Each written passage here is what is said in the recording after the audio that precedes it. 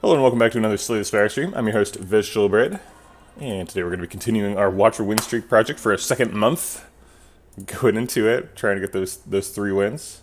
We lost on virtual yesterday, Friday, despite the fact that there was a stream on Saturday. It was an unplanned surprise stream. So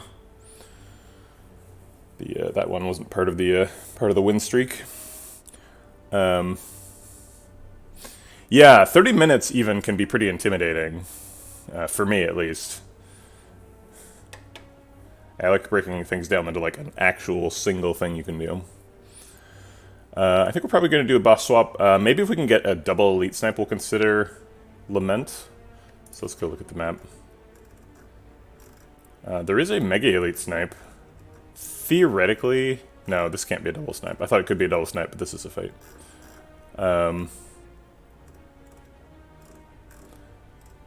The Mega Elite path only has 2 elites on it. I think we probably want to go right. Ooh, there's 4 elite path. You know, I like that it tells me what the boss is on the map, but I don't like it that it's in blinking red font. That's like, it's kind of intense. I kind of just want it like over here in like light gray like the rest of the map. I don't know why it's like got a little shadow box and it's in blinking red font in the middle of my screen. Like, kind of inelegant UI design there, guys. This is why I don't install mods, because this crap is bad. Alright, well, we're playing Watcher, so we probably want the 4 elite path. We can either take the question mark before the 3rd fight or after the 3rd fight. Probably want before, in case it's Golden Idol, get that extra gold. And I think we're definitely going to want a swap. Black Star with 4 elites. Oh boy. Here we go.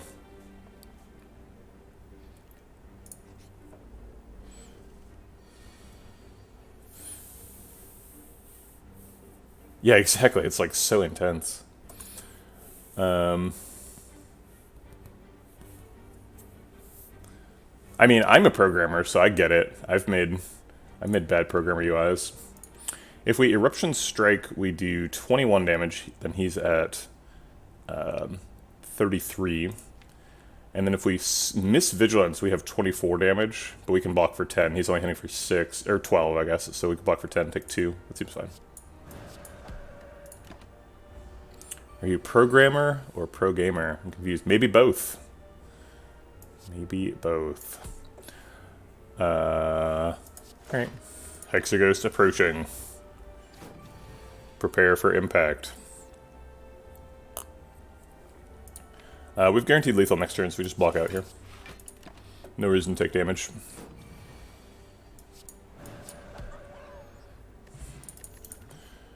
Alright, blockbot's good. We just have to be hyper-focused on what kills elites, because we have Black Star, so everything else is going to take care of itself. So that's Flurry of Blows here.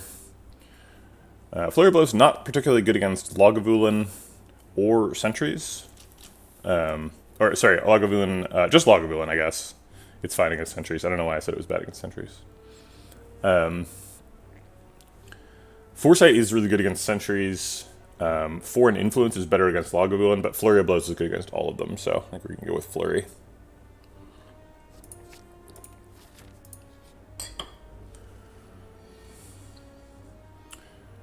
Vigilance is definitely happening. And then I think Defend over Strike. Ouch. Alright, I guess we're playing the whole hand.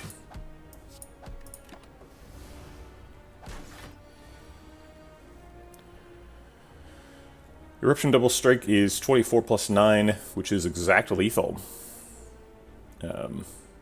Right? Yeah, because 24 is 4 less than 28, and 4 plus 5 is 9. Sweet. Occasionally on Twitter, somebody will post a thing like, what goes through your head when you do the math equation, like 13 times 12. or something, right? Which for me is 144 plus 12, obviously. And I feel like, for me, there's lots of people who know that answer about me specifically. They know like how I would do math in my head, because I do math in my head out loud in public. It seems like Empty Fist is what goes best with Flurry of Blows.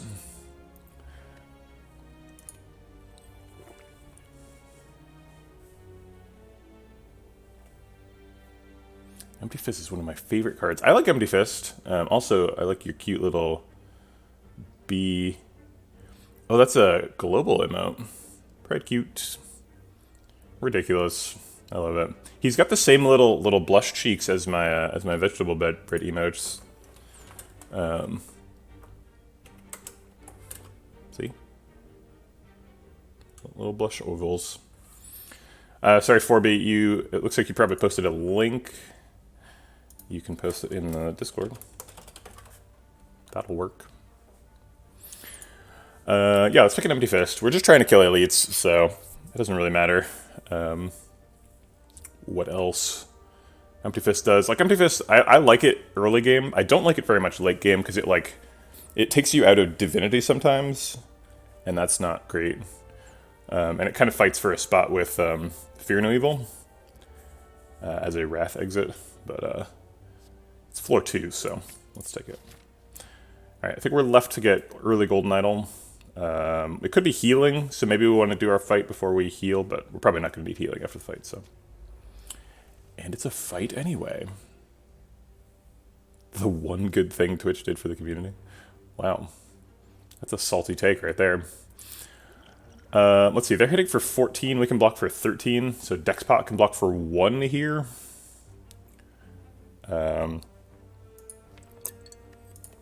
Might block for more later.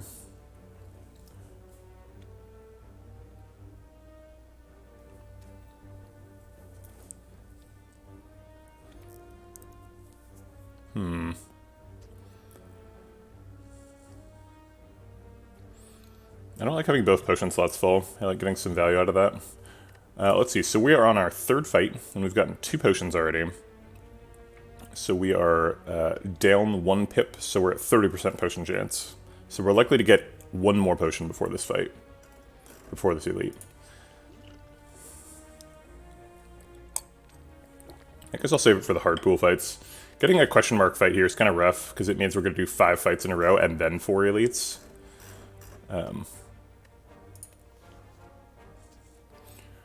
You know, a lot of better players don't like it, but I really like Signature Move. Empty Fist plus Signature Move equals Chaos and Sadness. I actually really like Signature Move. Whenever you can make Signature Move go, you should pick it. The problem is it's really frequently not pickable, right? Like, we're 3 floors in, we've already picked Empty Fist, and like Empty Fist is not a super big fan of Signature Move. Flurry of Blows is pretty good with Signature Move. But Empty Fist can be kind of hard to get out of hand. It can work, though. If you're in Calm, Empty Fist gets you energy, then you can use your Strike and Signature Move. Right, I think I'm just going to double block here with no pop. Save the potions for next floor. Empty Fist Strike kills a Spike Slime, and then we can triple defend. Seems great.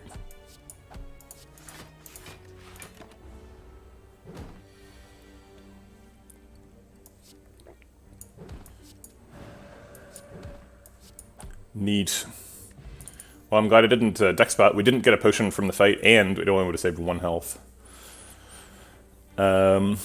Wheel Kick, Windmill Strike, or Like Water. Seems like Wheel Kick is the clear front runner here. We're still looking for damage. Windmill Strike is terrible. Like Water's nice, but we're still focused on finding damage, and Wheel Kick does it, Like Water doesn't. We also have a 0-cost attack. So we're looking to find ways to draw that, and Wheel Kick does. Okay. First hard pool fight. It's probably just like Flurry Vigilance, Flurry Defend. Does 8 damage. If we do 8 damage to this guy, he's at 16. A little bit inconvenient. That's 1 outside Wheel Kick, and it's also 1 outside Empty Fist Strike range. Do we ever Flurry Eruption, Flurry Defend? And then like Block Pot. So if we go into Flurry and get Vulnerable, he's hitting for 18, assuming that he's dead, which he isn't.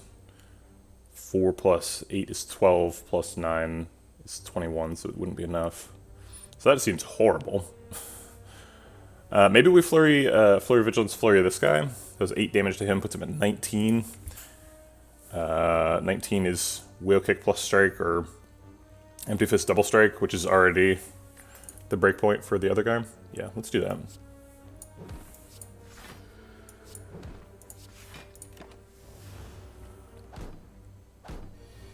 Right, they're both buffing.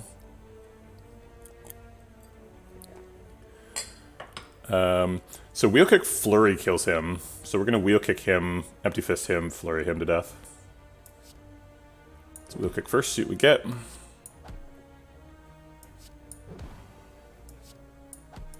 And we're trying to set him up for lethal. So we don't take damage. Oh, it was guaranteed. Great. I love guaranteed lethal. Second Flurry? Seems like a huge commitment. But maybe it's right. It's probably not right against Lagavulin. Unless we have like a Strength Pot, maybe?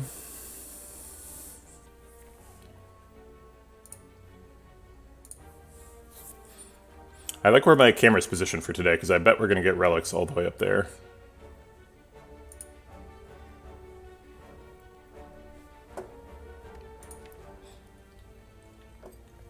I have thought to myself, why don't I just move it up to the top?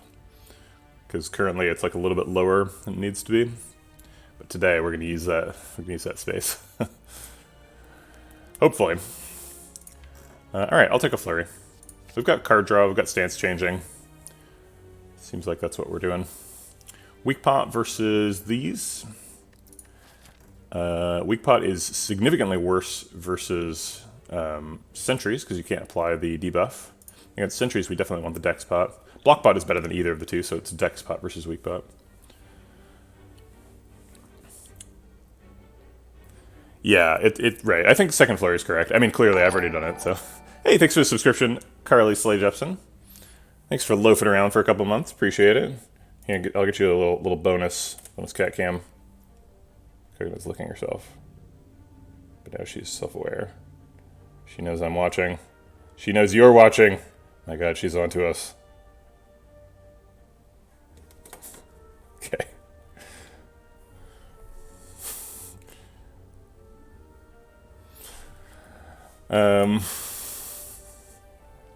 Hey, that jerk James. I'm surprised. So Twitch is like very very active about like content moderation, right? They've banned words like simp because they are insulting, and they removed the PogChamp emote after that guy was supportive of the Capitol riots. Is that what he did? But then they still have the Monk Ass. Oh wait, they removed Monk Ass, didn't they? And I'm only seeing it because it's better TV. Oops.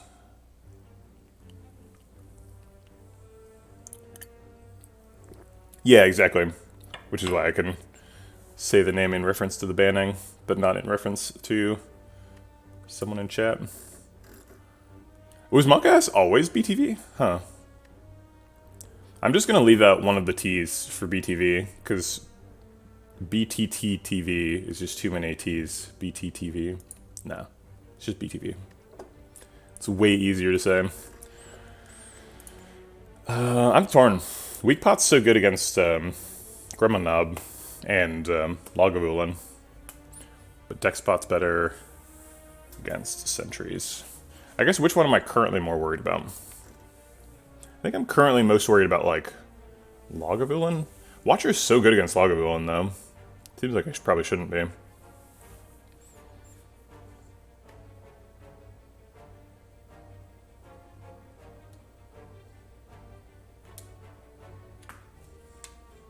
Huh, I did not read PogChamp's tweet.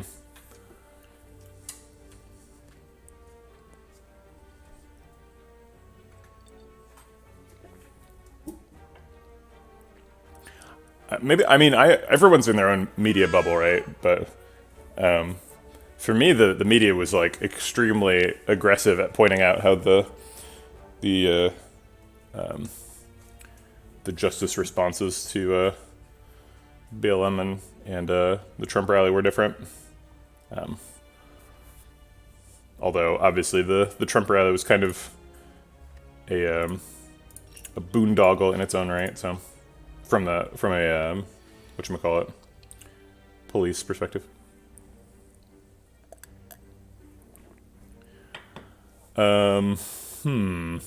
This is an awkward turn. Maybe we just like flurry, wheel kick, strike, block pot this turn.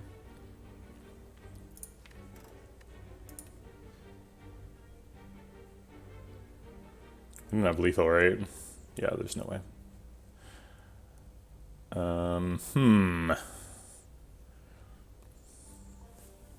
Could also double defend weak pot.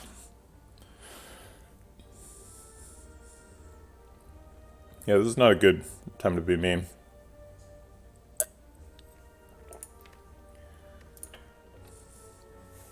Three energy watcher with a wheel kick is a little bit suspect. I guess I should just say sus. Because I'm a Twitch streamer. Got all the rad acronyms. I guess sus is not an acronym, but whatever. All the coolest words.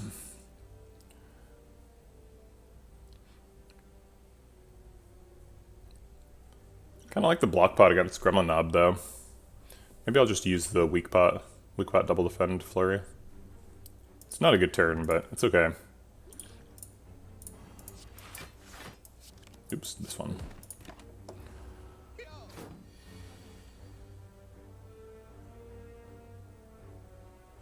Yeah. Yeah, I'm not really familiar with the PogChamp guy at all. So I can't really comment. Because, like, you have to evaluate people's statements in the context of their broader statements as well, right? If they're any kind of public figure.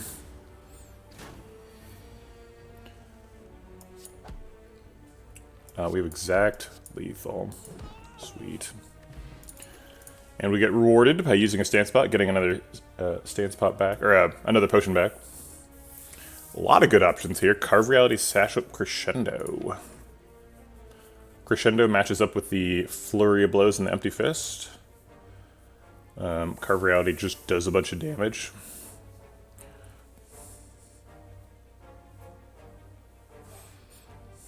I think it's probably Crescendo.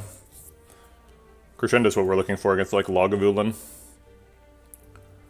Carve is good for Wrath, that's a good point.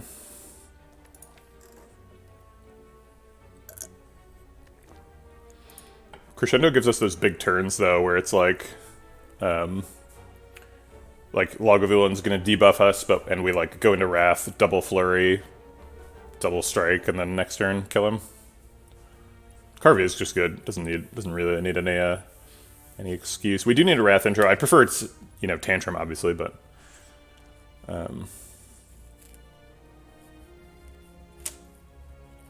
interesting. Did they say he was promoting violence? I don't. I really wasn't following. Although I am curious about who PogChamp is today.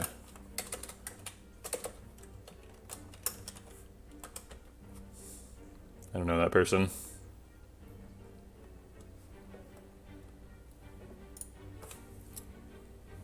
I'm sure we shouldn't bother sous chef about community moderations decisions. I don't know what his job is in Twitch. I was imagining that he was a software engineer, but I suppose I have no idea. We should find out. Well, I mean, I don't know. We should also respect sous chef's privacy when he's here. If he doesn't want to talk about it, he doesn't have to talk about it.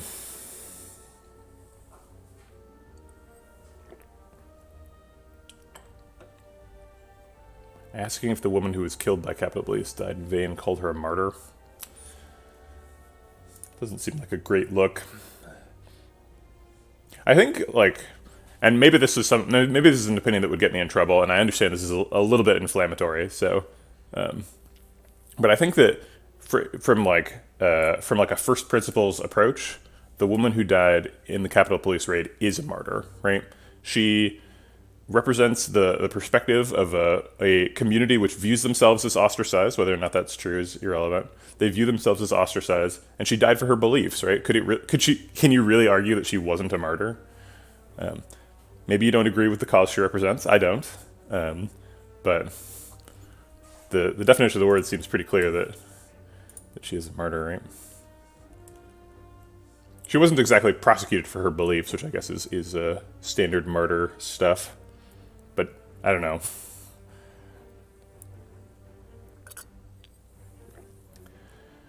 All right, we're gonna take the Wrath because it's good. All right, we're doing quad elites. We're mostly full health, just missing 12. Got some good potions. We've been bulking up our attacks for quad elites. I think we're ready. Lagavulin first. That's a good outcome. We could start this turn. Double flurry wheel kick strike is not a terrible start. Yeah, but wasn't she killed for political or religious beliefs? I mean, she's also killed for like breaking the law, but you know.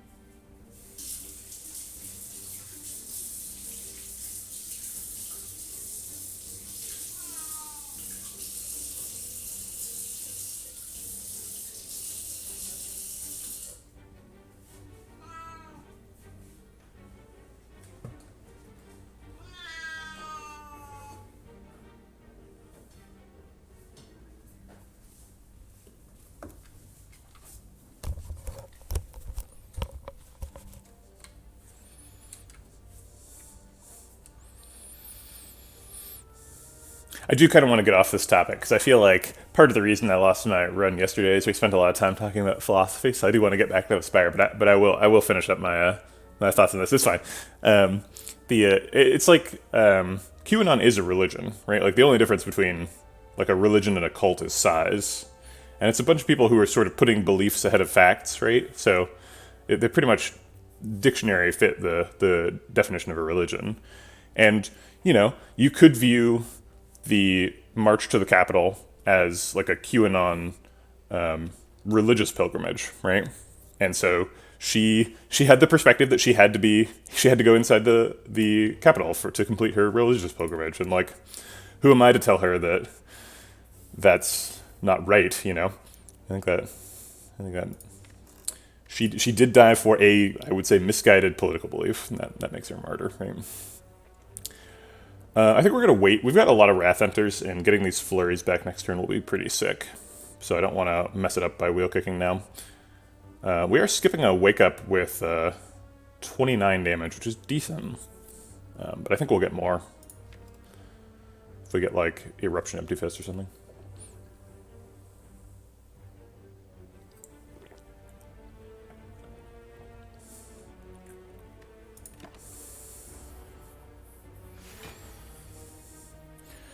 This is not the hand I had in mind. I guess we just go into Calm here and get extra energy next turn for the Wombo combo.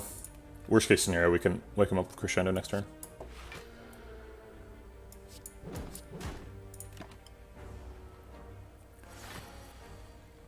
Wow. Rude. Alright.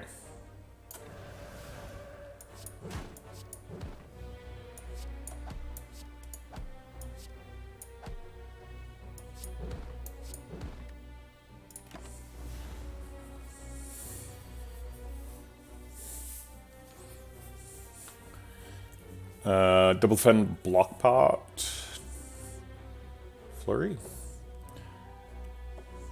Actually, we probably get lethal with stance pot here, right? If we stance pot to calm, we can flurry, stance pot to calm, flurry, eruption, flurry, wheel kick. Seems like a way to go here. 9. This will do a total of 16, so that's 25, and then this will do 30. Yep, that's exactly lethal. Sweet. Oh, can't do that. Do it this way.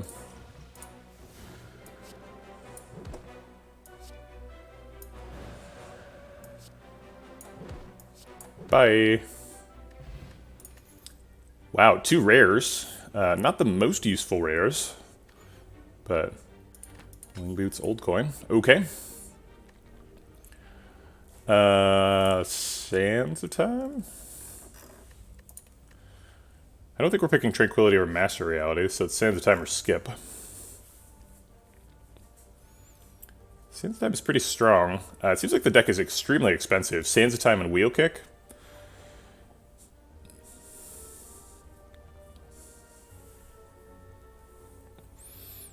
Yeah, I think we killed Lagavulin with like 3 cards the other day, which was gross. You don't love Sands of Time. It's so much damage though. It's so chonky. And Forby loves it. Don't you love Forby Labs? Does this Wing Boots change our pathing at all? We could go grab a Mega Elite. Do a 5 Elite Act 1. Bing bong.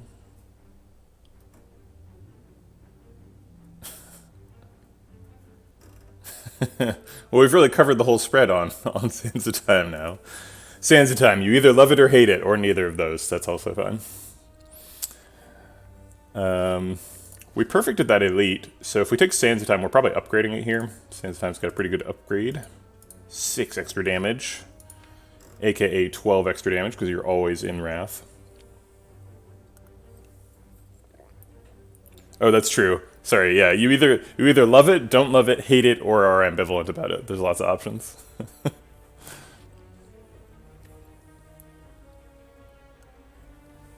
The problem with the Wing Boots is we don't get to upgrade. We'd have to do the Elite right now.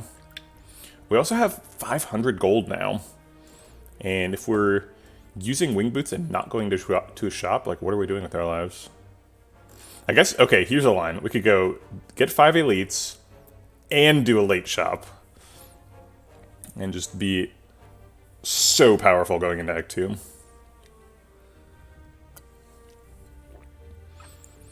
I feel like Wing Boots is a difficult resource to use, and as soon as you have a good way to use it, you should do it.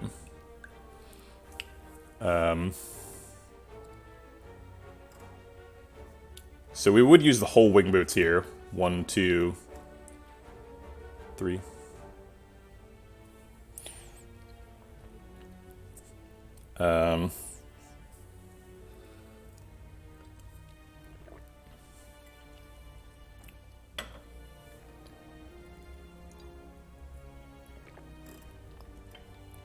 Alright, let's go.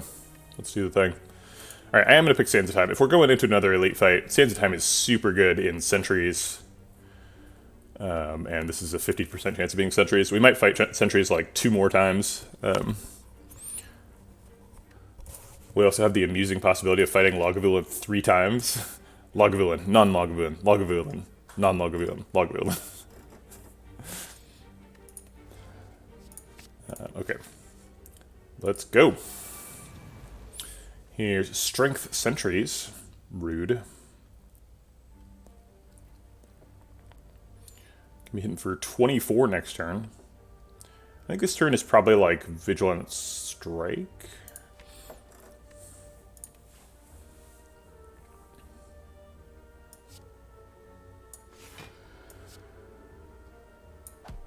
Okay. Yeah, so that that's due to Minty Spire.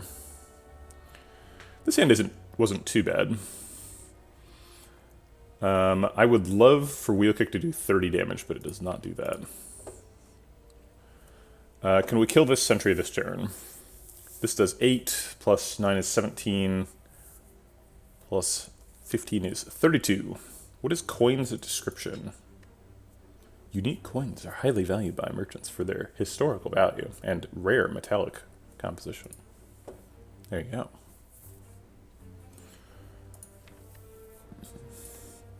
I didn't know the shopkeeper was a history buff. Today I learned.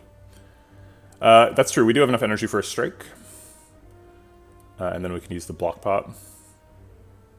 We actually have enough for double defend as well. No, that's not true. We have enough for single defend.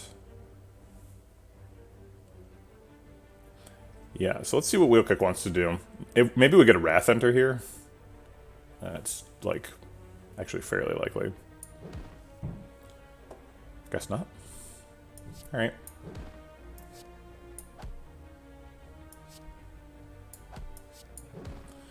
Do we use the block pot, or do we save it for a time when we would get full value out of it? I guess we can get full value out of it now by just striking.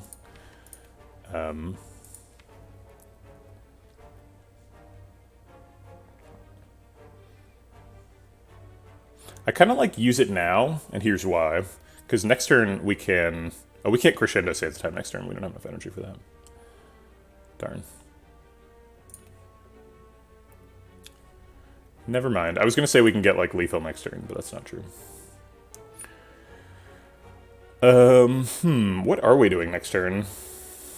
It's probably just, like, Flurry, Strike, Defend, right? Yeah, I think we're saving it until it gets us 12 health, right? We're not under any pressure to use it. Potion bar is not full.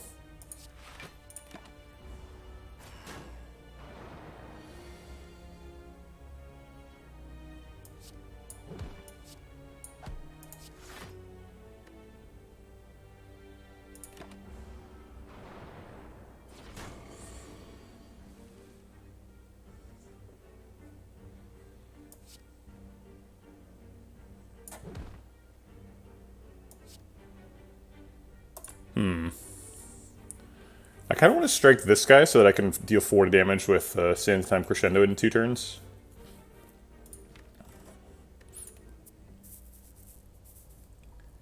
I need to do either 5 or 6 damage to him to enable that. Okay.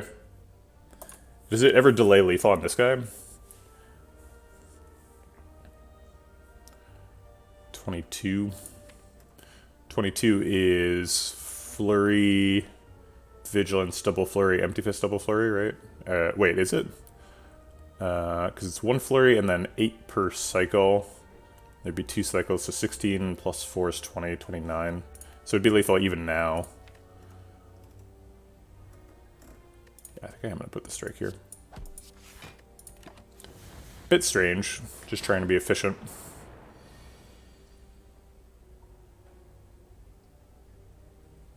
Darn. Taking a lot of 7s here.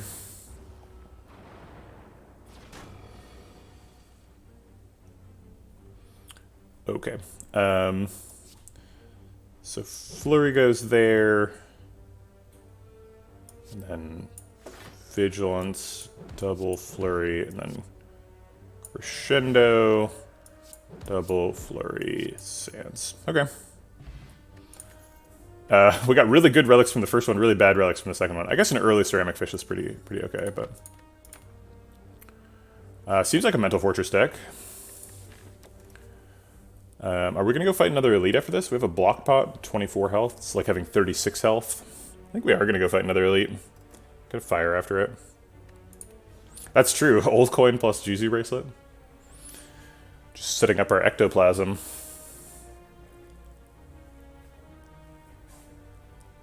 Get all the money right at the beginning. I think we are going to go do more Elites. Okay, so we just fought Sentries, so it's either Nob or Laga again. The Mental Fortress seems great against Nob. It's okay against Laga. Sure. This is a little bit dangerous, but I'm going to do it. It is Nob.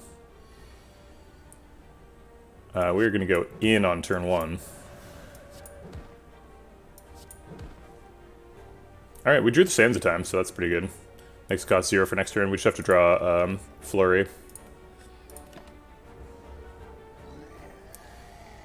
Yup. Get him. Mango Regal Pillow. So rewarded for taking the risk. Good God. We were going to have to rest either way, but getting a Mango Regal Pillow is like literally the max value rest. I guess it could have been Regal Pillow and Dreamcatcher, but like Mango makes resting super good. That's nuts. Yeah, seriously, this run should be pretty good. Although, I mean, to dial that back a little bit, we do have like a Juzu bracelet, right? Like that's not super impactful. Mango's not going to change the run in any major way. Ceramic Fish and Old Coin are just money, so they depend on the shop to be good. If the shop isn't good, these relics are kind of useless. So like, we have a lot of relics, but like, you know, it's not like an incense burner or like a pocket watch or something, you know? Omniscience can hit Mental Fortress or Sands of Time. We can't currently play it, which is a minor downside.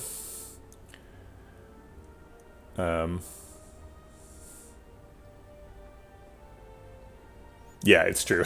Having 82 max HP and a pretty good deck for fighting elites. And this shot probably won't be a complete dud, so we should be pretty lit here. Simmering Fury is an option.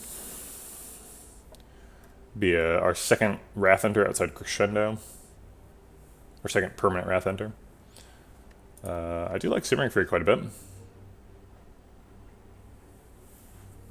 There's quite a few bad relics in the game. I mean, we do have a Black Star, so we're going to get a lot of relics, but... Also, hi, I Nostalgic. Thought you could just sneak on in there without me noticing. I see you.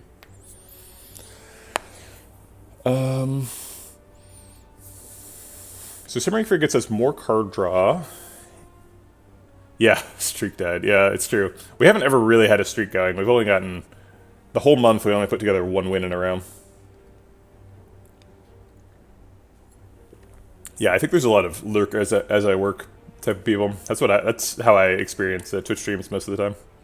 Just background stuff.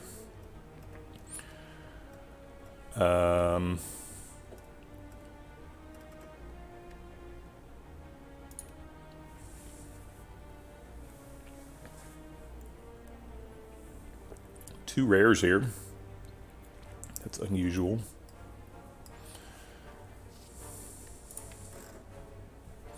Brilliance doesn't have any obvious value. Yeah, I think I'm going to take Simmering Fury just because I can't really take Omniscience yet. Bottled Lightning. Would we like to Simmering Fury on turn 1 for the rest of the game? I mean, probably. We could guarantee ourselves a Crescendo on turn 1.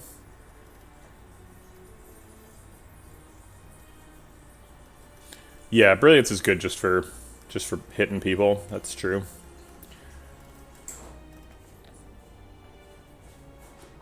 We could take a turn 1 Vigilance also. Always have access to some block and a setup.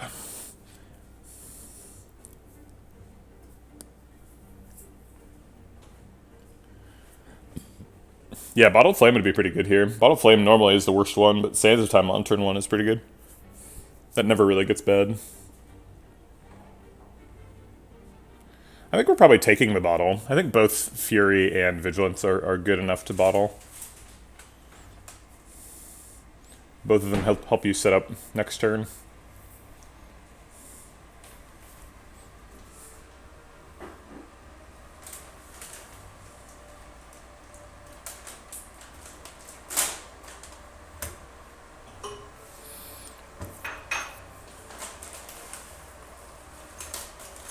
Bottled Vigilance can be bad though if we get that relic that causes us to start fights in calm. And that relic is not that uncommon. That's the Watcher common. So we could very easily see ourselves getting that, especially with Blackstar. We're going to get a lot of relics. So if we start fights in Calm, we'll be pretty upset with a starting Vigilance, unless we also get like a starting Empty Fist or something.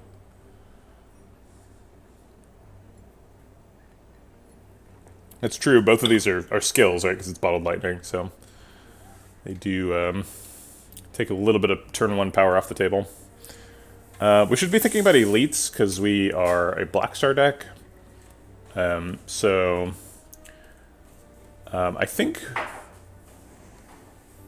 Yeah, Crescendo for 0 on 1.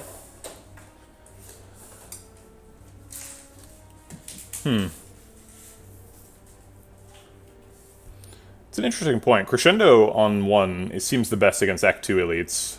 Because we want to, like, kill a Slaver on 1. And Simmering Fury and Vigilance are not helping us do that. Crescendo is.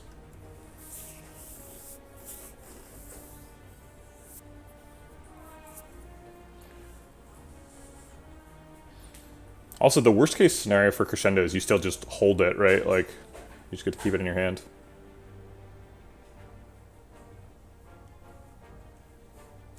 Yeah, I don't think we should pick Vigilance.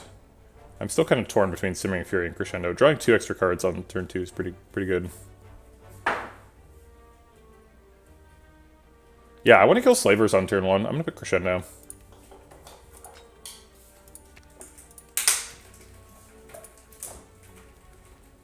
Yeah, that rest is insane. 77. Alright, let's fight more elites. Hey, here's Laga again.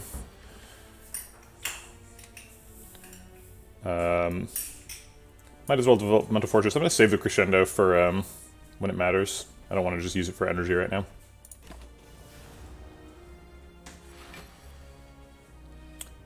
Sands of Time draw is really good. I think we just go into Vigilance and save some energy. And hopefully draw both Flurries next turn.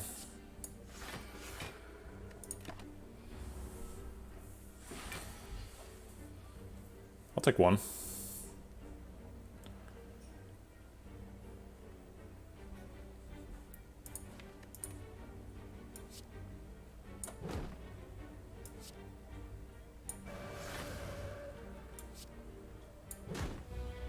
I think it's Sands of Time Simmering Fury. Oh wait, no, maybe it should be...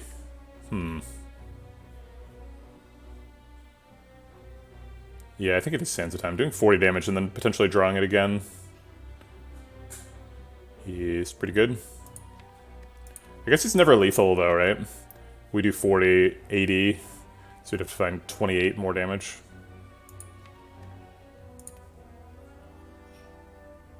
There's no other efficient way to use the energy though. We've got 4 energy left and these only cost 3. We could Sands of Time Empty Fist, and then we only have to Eruption if it's good.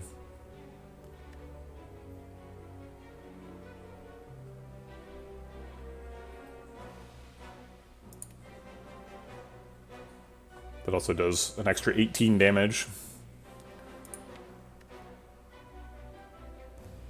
Let us block with Eruption.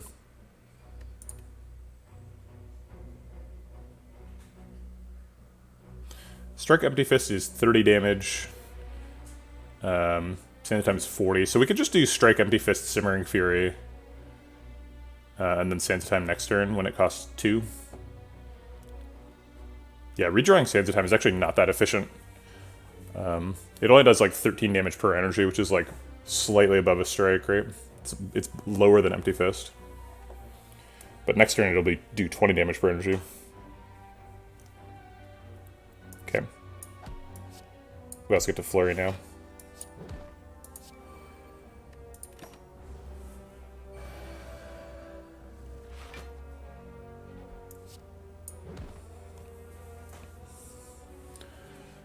I think it might be Vigilance here. I'm assuming we don't have lethal. Sands times Strike is max damage, yeah, it's only 52.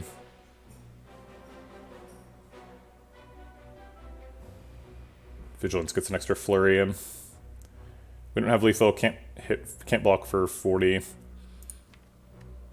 there any wheel kick draw that gets lethal? Wheel kick, flurry, empty fist, be the max damage. So 30 plus 8 plus 18. So 26, 56. So now we're off by 10. Okay.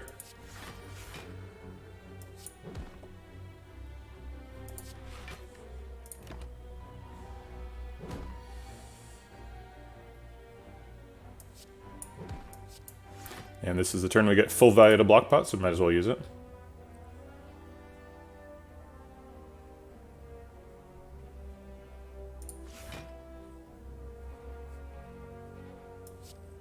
And this is guaranteed lethal next turn, I believe. Yeah.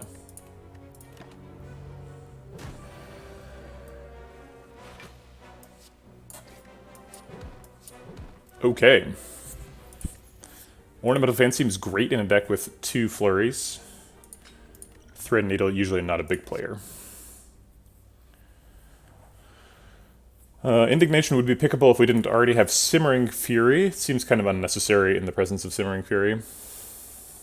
Although we do have a Mental Fortress, 2 Flurry Blows, and an Empty Fist.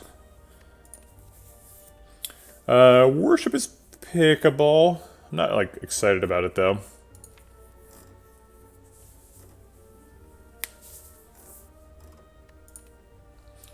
We have a... Oh, I thought we had a Fire next, but we don't. We have a question mark next. I was starting to think about what I was going to upgrade. I don't have to think about that.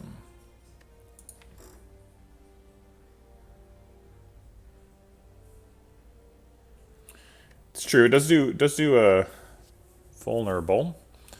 But yeah, I think I'm with Praise Neko here. I don't think I want Indignation.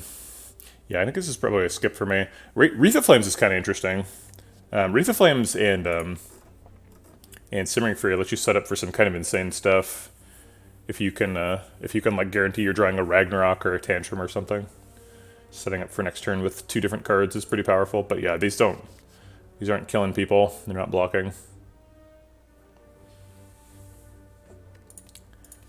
Okay, we could take a fight, extra fight over question mark.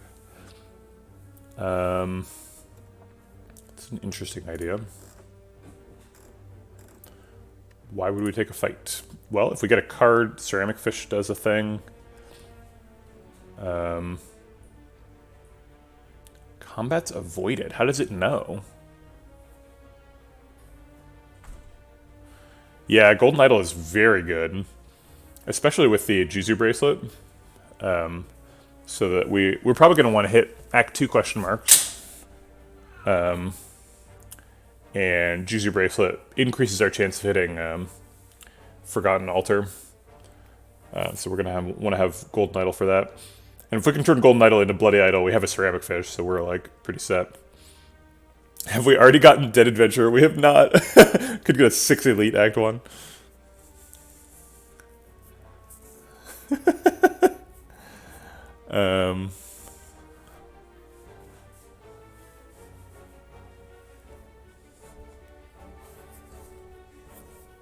Alright, so I think we're skipping this and going to the question mark. I don't see any reason to go to a hallway fight.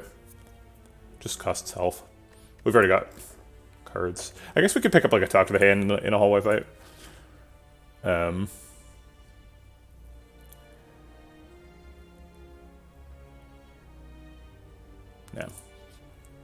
Oh, okay. So we get to save a Wing Boots charge for Act 2, because we don't have to fly over here anymore. Second Mental Fortress, Smooth Stone. These are kind of weak. Pretty disappointing with 600 gold. There's a waffle, that's true. Waffles are delicious. Yeah, Cut Through Fate's kind of okay. We're a 3 energy deck, so Cut Through Fate is a little bit sus.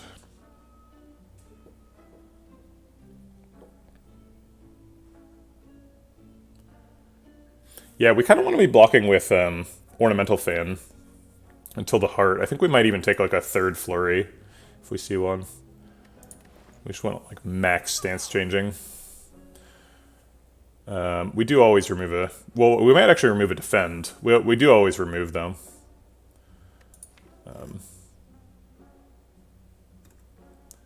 We've got a plan for blocking that isn't defends. Actually, we've got 2 plans, Mental Fortress and Ornamental Fan, and Thread and Needle. Yeah, I think it's probably defend gets removed. Yeah,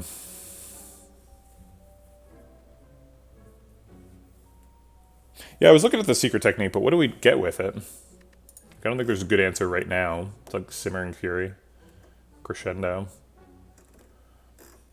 But later on, it's probably good. Get our Panacea or whatever for the heart.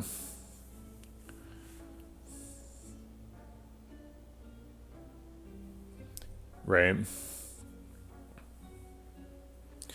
Yeah, since this store is bad and we do have 600 gold, we could go to the other store. It's true. I'm surprised nobody's talking about Mental Fortress. Don't we want a second Mental Fortress? Oh, that's true. It won't be Crescendo.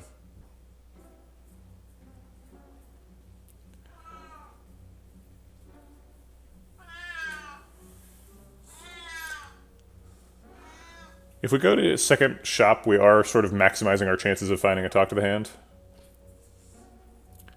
You think it's a waste for 87 gold? Interesting.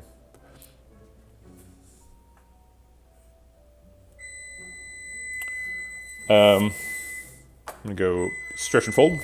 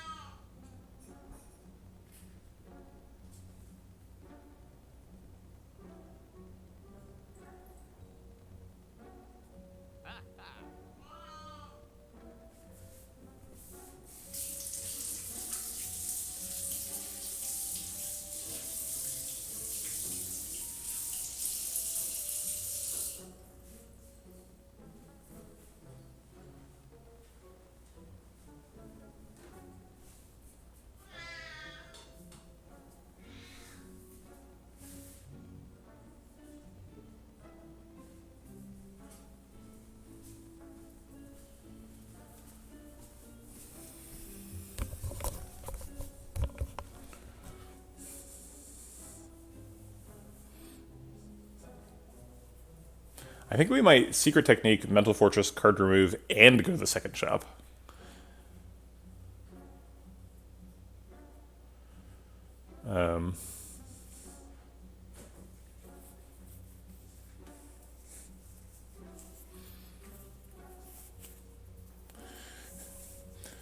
It's a good point. We could get career. Imagine if this shop had a whatchamacallit, membership card. Is Deep Breath bad? Why is Deep Breath bad? I mean, it's not amazing. Deep Breath helps you shuffle with flurries in hand. It's pretty good use for Deep Breath. Change stances, Deep Breath with the flurries. I mean, Deep Breath upgrade. Deep Breath Plus is 0 cost. Draw 2 cards. I'm pretty persuaded by the secret technique to go find like crescendos or tranquilities later. Argument. It's not amazing now.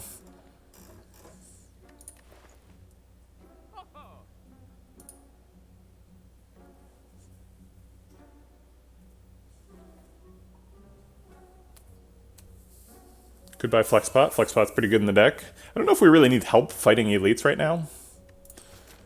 I feel like we kind of just stomp whoever this is. Yeah, we'd have to pick a second crescendo for secret technique. That's correct, Animal.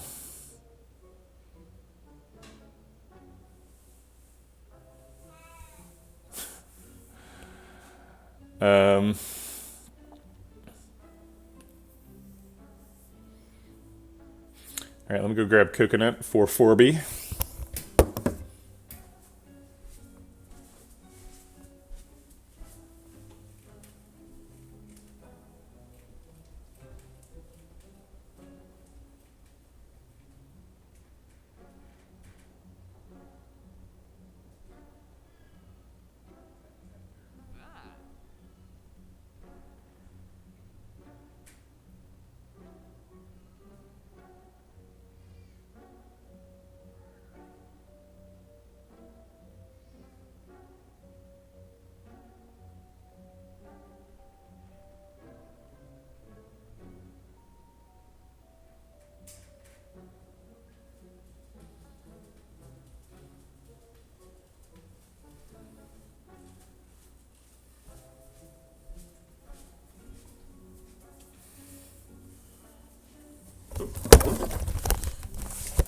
Okay, alright. Let's calm down a little bit. Okay, alright, here we go. Yeah, we know how to do this. It's fine. Coconut was, when I picked her up, standing in a sunbeam on a pile of pillows, complaining as loud as she could to anyone who could hear that the pile of pillows was too steep and that she couldn't lay down on it. At least that was my analysis.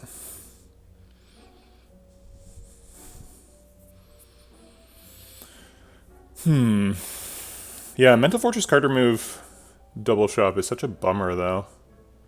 We spend 150. Still have 500 for the next shop. I hate spending a floor and a wing boots charge to get a second shop. Maybe we just do Mental Fortress Carter move, save the money for Act 2, save the wing boots charge.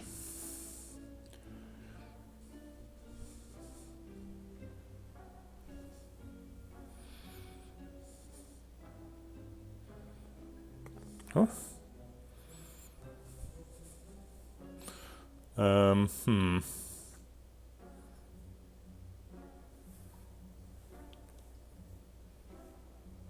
Look at that.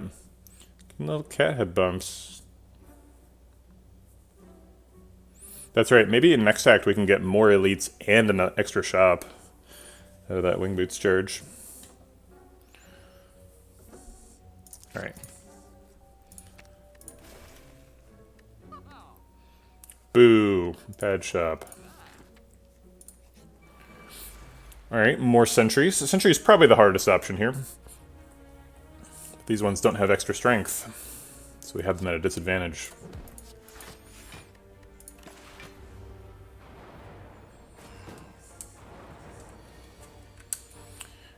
This is a pretty good forge pot turn.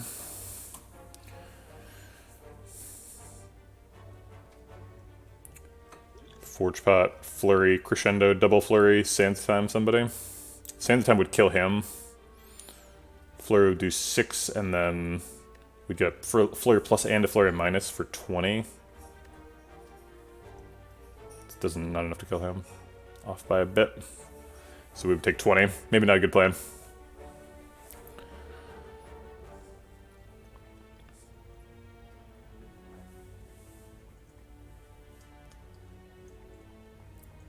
Alright, so I think it's just like Flurry, Mental Fortress, Defend, Simmering Fury here.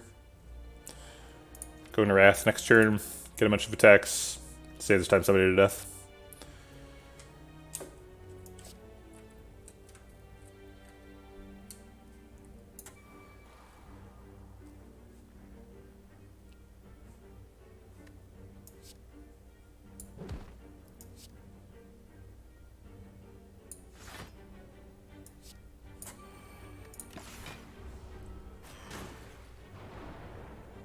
It sucks to lose plated armor because it's so good in this fight.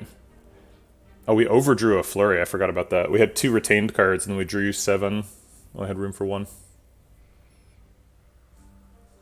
It's okay, Irrigan. Maybe we'll still be going when you get back. I don't know how long this run will be.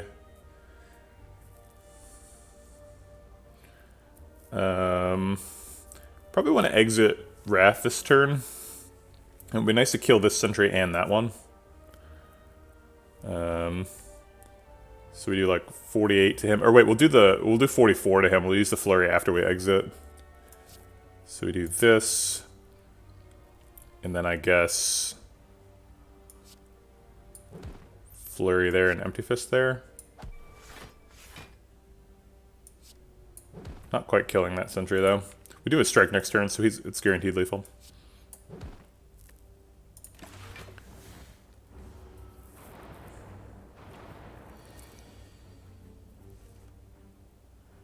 Ooh. Second Mental Fortress. Unfortunately, it looks like we can't play it.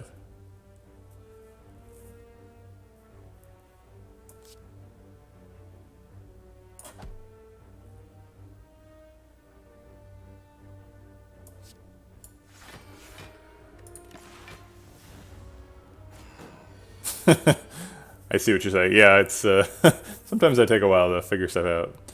That is for sure. Let's wheel kick, see what we get. Darn. I guess we get an Empty Fist Simmering Fury for, I think, guaranteed lethal? It's not. We need one more attack for it to be guaranteed, but we'll probably get it. Oh, wait. No, we don't. Omamori Smiling Mask. Hey, there's Talk to the Hand. That seems like an excellent card. Okay. Fits right into my Flurry of Blows deck. Could go to a shop. I feel like I need the shop less now that I have a Talk to the Hand. And I was already thinking on skipping it. Upgrade 2 random cards for 25 HP. It seems like 25 HP is pretty free here. We're up against Hexaghost. We're currently just above the 60 health breakpoint for 6x6 on turn 2. If we lose 25 health, we go to 38, which is just above the 36 health breakpoint for 4x6. So we're kind of saving 12 health. So this only really costs us 13 health. And we have a couple of really good upgrades. Talk to the Hand, Mental Fortress, Sands of Time, Crescendo, Eruption, Empty Fist, Simmering Fury. All of the cards we've added have excellent upgrades. Wheel Kick is probably the weakest, and that's insane. Wheel Kick is 5 extra damage.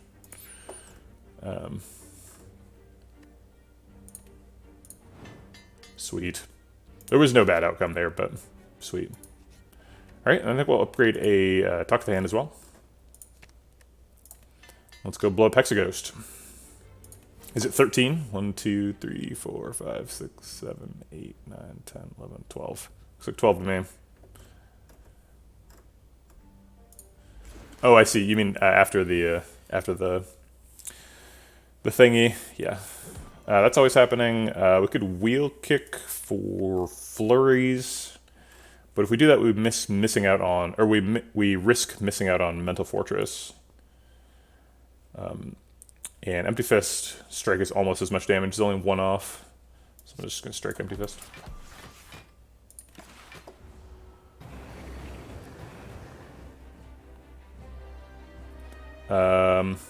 Forge triple defend blocks all the way out. Upgrade Sands of Time and Eruption. Some pretty good hits.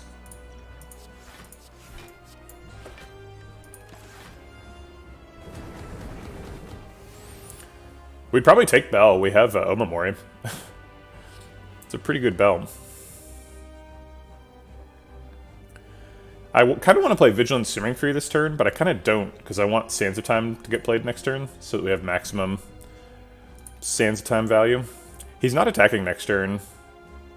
Or wait, no, next turn is the 2x attack, right? Oh, wait, I don't need the wiki anymore. Right? See your tackle. So tackle is next turn. Yeah, it's the 2x attack next turn. What plugin are you using? So that is Infomod. Bestiary is the current name of it. It used to be called Infomod, I think.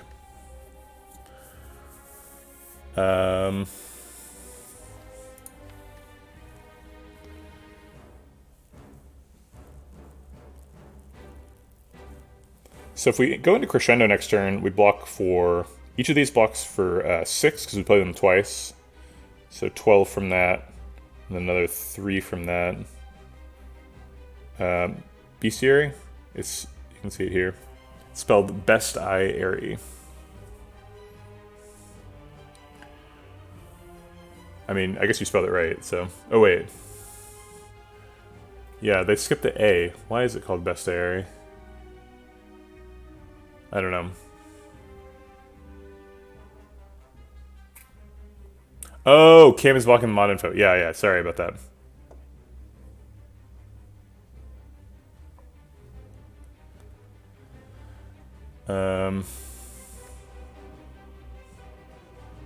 Being tackled by a ghost would be either horrifying or very pleasant. How are you imagining that being pleasant? Any interaction with a ghost seems strictly negative. So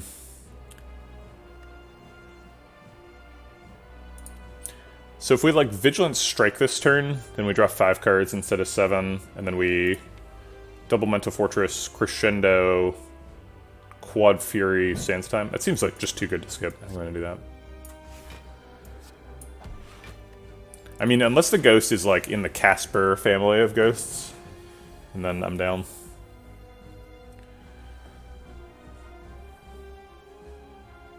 Ghosts are chill. Are they? I don't know. I feel like most ghosts are like pretty aggro. Alright, so does this block out? If we go into the thing, it costs 24. We get 10 from this. These are always happening first. So we're getting 6 more from those, so we'll be up to 12, 22, 25. Yeah, so we do block out. Okay.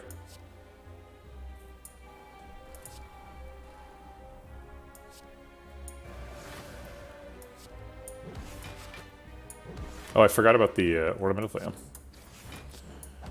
What if the ghost is Patrick Swayze? I don't understand. You're saying Patrick Swayze is dead?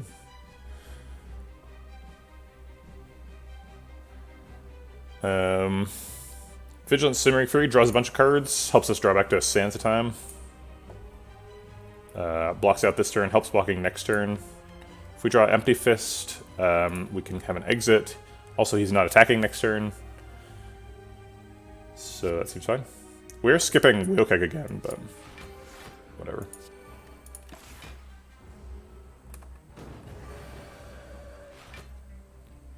I think I'm just mostly bad at Hollywood trivia, so I don't know who Patrick Swayze is. I'm sure that I would recognize him if I saw him, but... Yeah, I've seen the Pottery Studio reference, but I did not understand it because I haven't seen the movie.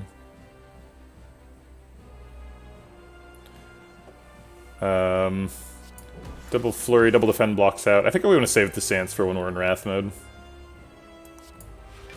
Although we are currently blocked out, so we could just use it. I mean, we're about to shuffle, right? Does some pretty significant damage. Alright.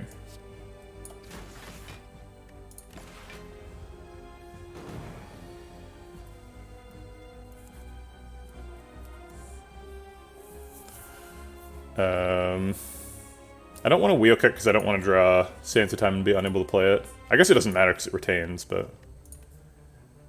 I'm not sure if you can post links, but I saw a meme of the ghost clip, but it's Bernie Sanders. Amazing. You can post memes in the Discord. Links won't work here. Your links have no power here. Let's see, if we Wheel Kick, Flurry, Defend, we block out because of the top of the hand, unless we draw 2 burns? No, even if we draw 2 burns, because we have Defend. Okay. In fact, even if we just strike, we block out. So I'll strike.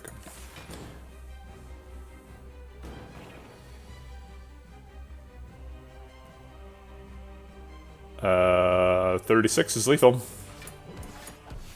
Take it. Little slow, but we got there. That ended up being perfect, right? Or wait, maybe we took damage on 2? No, I think it was perfect.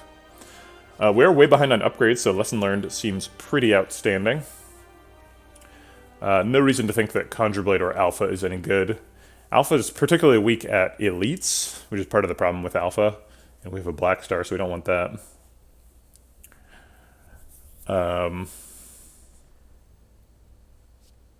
Let's pick the good card. Okay. There's the calling bell. Who called that? Somebody called the calling bell in chat. We just get max relics. I called the ectoplasm. 600 gold ectoplasm is not terrible. It does turn off ceramic fish, though, which is not great. Dude, if we bell, we're going to have so many relics. We're going to have every single relic. I don't think anybody predicted Snecko Eye, though. We just predicted Ecto and Bell. I don't think Snecko Eye is very good here. This is like the rare bad Snecko. Yeah, this seems like almost an obvious calling bell.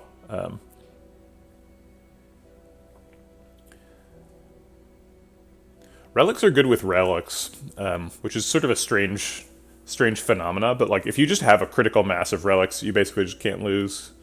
You're like, oh, this is my Horncleat turn, and now I have Incense Burner active, and you know, this relic put me into Divinity, and like you can just sort of overwhelm people with it. So I think that's what we're going to be trying to do here. The bell tolls. Strawberry, Pantograph, Captain's Wheel. All defensive stuff. Pantograph and Captain's Wheel particularly shiny. And Strawberry's fine too. 89 max HP. Watcher. Not a super impactful bell. The Pantograph's definitely the biggest contributor here. But that means we get to take risky paths, fight all the elites, and then heal up before the boss fight. Okay. We have one Wing Boot charge. We want to fight as many elites as possible, ideally with a shop. Looks like the max elites is this path, this 3 elite path, with one of these two first, and then we jump over. Doesn't seem like super worth Wing Boot's charge to trade a fire for an elite.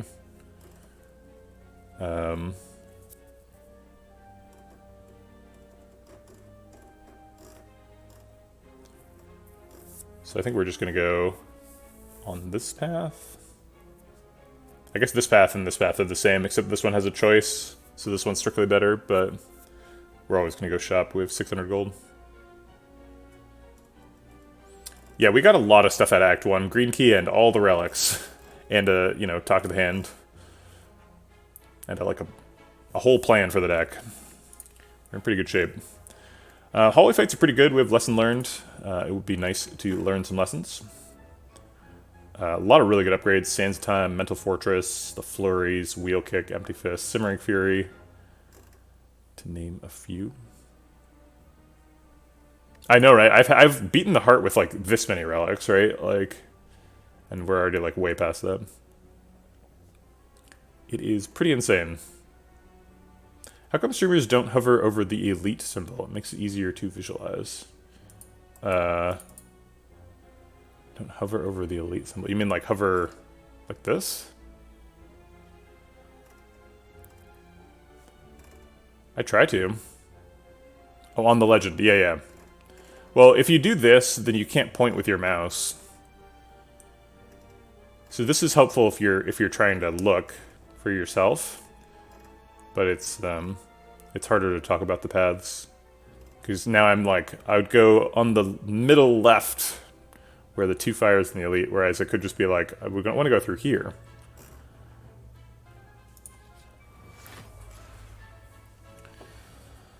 Okay. Unfortunate early lesson learned. We're going to have to draw back to that if we want to kill him with it, and we do. Mental Fortress Vigilance seems like a good start. Talk to the Hand is not going to land. I would like to do Eruption Wheel Kick, but I don't want to take 22, so we'd have to draw Empty Fist. It's the only exit. 3 attacks also blocks for 4, so we'd block for 8 total and take 3. It's not too bad. Have Wheel. Am I missing something? You're talking about next turn, right? Because this is the Horncleat turn.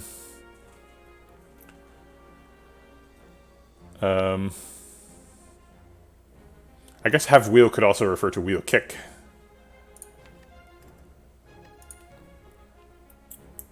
Eruption wheel kick strike is also not a terrible turn. He hits for 22, but we block for an additional 6.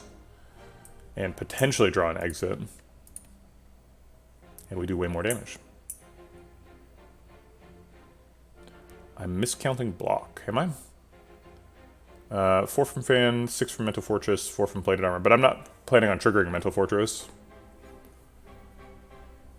I'm planning on just playing Talk, Strike, Strike.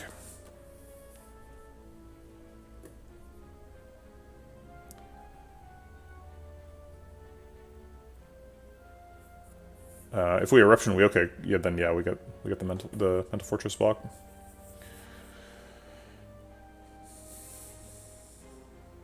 So we would block for 14 that way, but then we would take 22.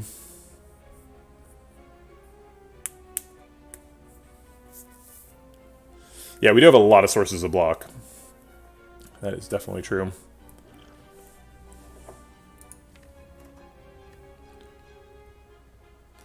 The wheel kick line does also potentially draw Sands of Time, which is valuable.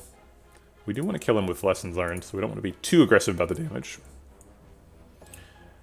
Could we draw into block? Like, what's the block plan? Like a defend? Really just Empty Fist is good. I think I'm just going to triple attack.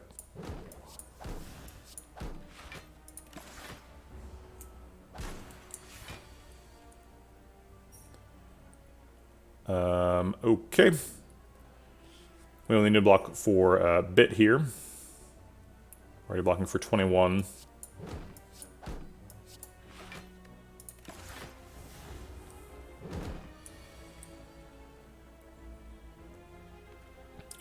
Mental Fortress, Crescendo, Empty Fist does most of the blocking here. We can fit in a Sands of Time. Right? Because Crescendo is +2 energy. Yeah. So we go 2, 4, bang. Although if we don't Empty Fist, we'd get hit for 22. So maybe we just hold the Sands of Time.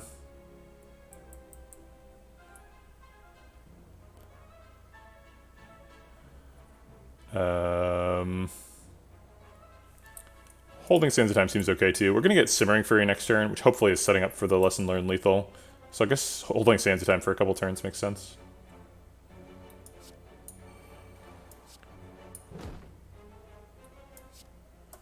Wait, why would I play Crescendo here? That doesn't seem like it pays off. Yeah, we'll just wait on Crescendo.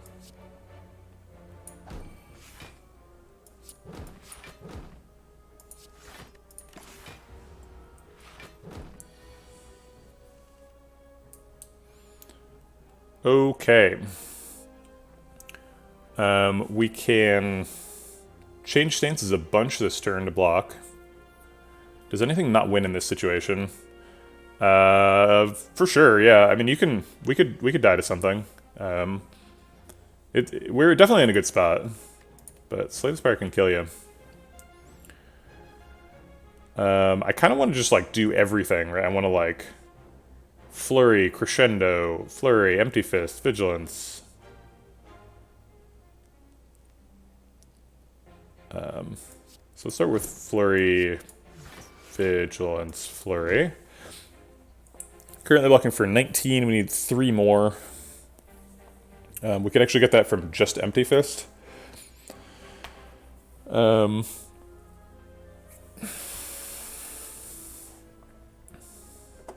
fine. And Simmering Fury for next turn. Where we get a Lesson Learned. No, it's the bottom of the deck. Come on, Lesson Learned. What is the deal?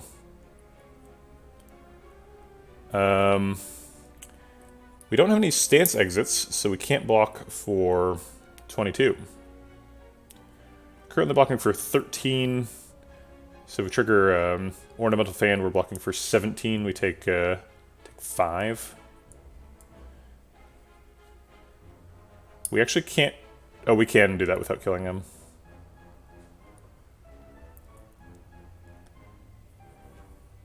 So it'd be Flurry, double strike. Oh, if we defend, do we get there? Blocks for 6. That's a good point. Actually, we're short by a little bit because we're frail, but... so I would do strike... Flurry double strike defend, because Flurry double strike blocks for 4, which is more than the 3. Yeah, we could kill him. Sands would kill him. We're trying to keep him alive for lesson learned.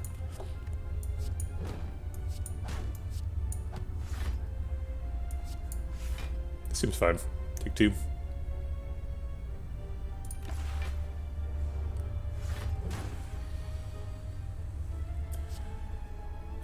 Pretty sure Flurry lesson learns a lesson. Great. Get a strike plus. What I've always wanted. Seems like a pretty insane pressure point stack, right? No. This looks like a skip to maim. Sash Whip is probably the closest. An additional way to block a little bit. Helps out our Mental Fortress Talk to the Hand thing. It seems like the Mental Fortress Talk to the Hand thing is kind of fun on its own. Weak is nice against the heart, but I'm holding out for a... whatchamacallit? Wave of the Hand at this point. Alright, this is the shop. You'd have collected. Yeah, I think collect is pretty clearly wrong there. I think that's a bad idea. Could take Apotheosis. It's kind of an interesting idea. Huh. I need to go look at my bread. It's probably time to do the initial shaping.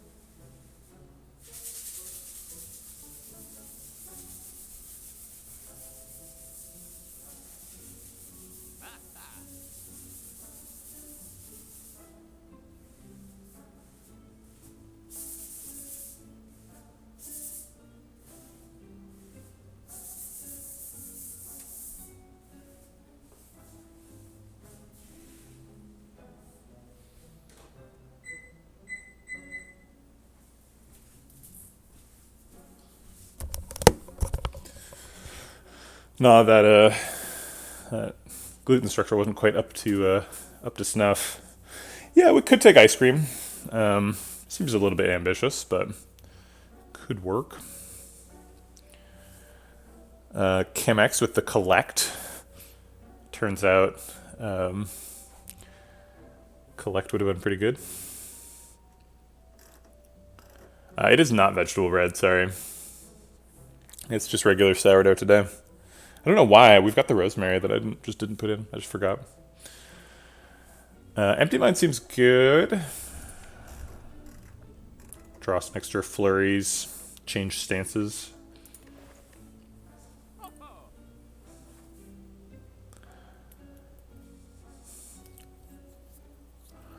don't think we're taking an empty fist. It's hard to turn down the Apotheosis, but we do have a lesson learned. So we've already got a pathway towards upgrading everything. We're definitely going to remove. At what price would you take Strike Dummy? That's a great question, actually. I think I'd pay I might even pay 200 for Strike Dummy. Strike Dummy's not far off. Could pick Strike Dummy. We have all of our strikes, right? Putting extra damage on them. It's pretty valuable. This strike would hit for 24 in Wrath. That's a lot of damage. If it was 173, so you want 110 gold discount? Yeah. I mean, like, strikes kill slavers. We still need our strikes. Maybe a fire pot here? No, we've got too many hallway fights to get through before the elites. I don't want to put myself in a situation where I have to use a fire pot. Do we ever just pick Chemax and then, like, pick a Conjure Blade at some point? Conjure Blade is super good with Talk to the Hand. Speculative Chemax is not amazing on Watcher. Chemax is probably best on Defect. Pretty good on Ironclad, too. Hey, Look Checker. Yeah, we're trying to do a Watcher win streak. Been trying all January to get a 3-win streak going. No luck. Been averaging about a 50% win rate, which you would expect to get a 3-win streak after, like, I don't know, 8 to 12 games, but I've done, like, 30 games. No luck yet. Haven't even gotten to 2. Just been win one, lose one, win one, lose one. The whole month. Is Speculative Chemax better than Apotheosis? Apotheosis seems way too good to compare. But if we lessons learned and upgrade the whole deck, then, like, what is the Apotheosis doing? And we have lesson learned. So, like, probably shouldn't spend money on Apotheosis. Despite it being, like, fairly good now.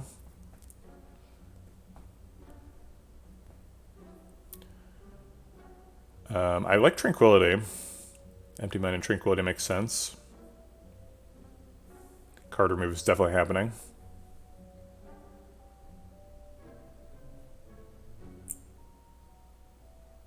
Yeah, this is a good lesson learned deck. We can just, like, dirt hole with Ornamental Fan and stance changing until lesson time.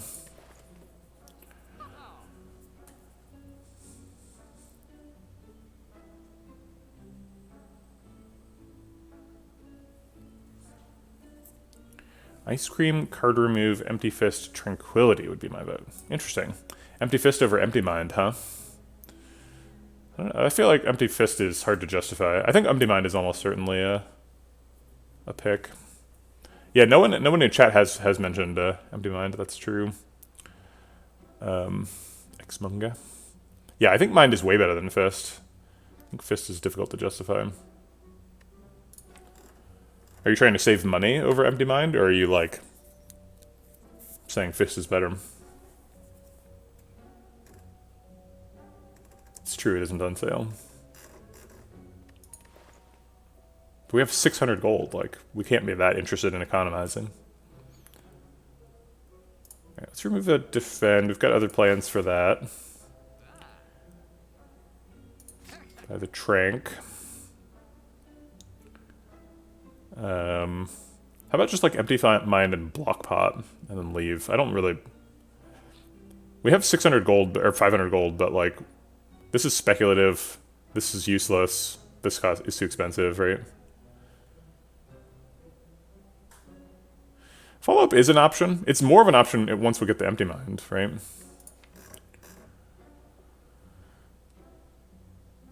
Yeah, I don't like Mental Fortress, relying on Mental Fortress. I want to rely on Talk to the Hand. Talk to the Hand is really good. But Mental Fortress, like... Mental Fortress is pretty sketch. I really don't like relying on it. We need a permanent Call Mentor outside of Vigilance. We need a Fear No Evil or an Inner Peace at some point. Take the Empty Mind, and I am going to take the Block Pot. Probably just for a hallway fight. Alright, and then I think we're done. Oh, somebody asked, why is Ice Cream useless? We have a 3 energy. We have Black Star and Calling Bell. And despite having a million relics, none of these are energy relics. So it's very difficult to use Ice Cream, and it's very expensive.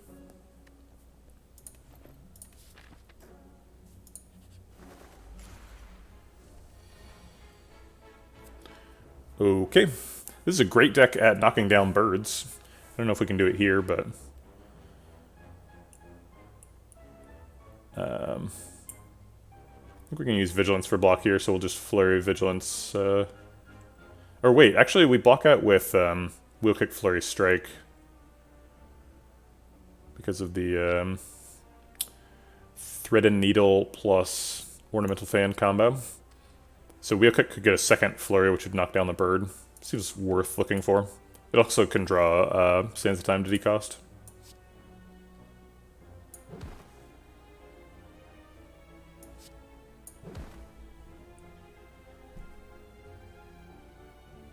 Okay.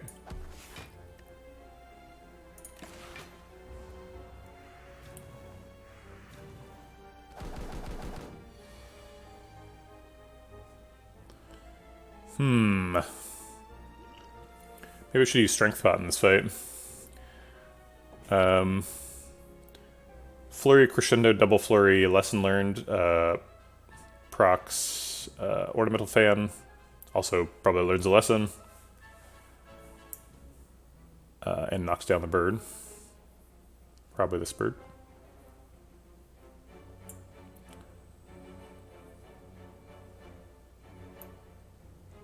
What are we doing here?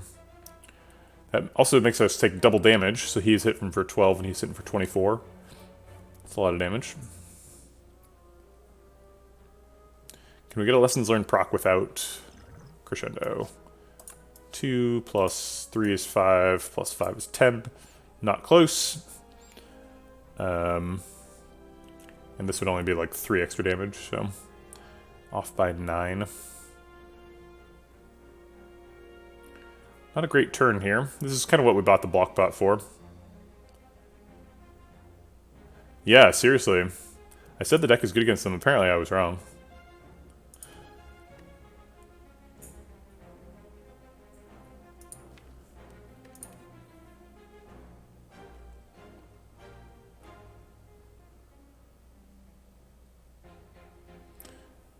Might end up using both potions this turn. Nah, I think we probably just like... I'm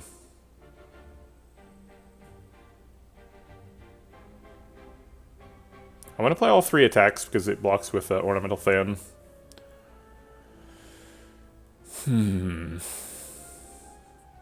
Which I think locks me into the Crescendo.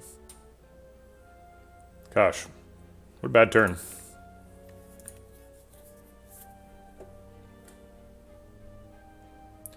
I'm not too worried about being in Crescendo next turn because we have Captain's Wheel. We're going to lose some health here. And all of our plated armor because he's multi-attacking. Alright, I don't see a good alternative, so I'm going to go for it. Wait a minute. This uses all the energy too, I don't even get to defend. Ugh.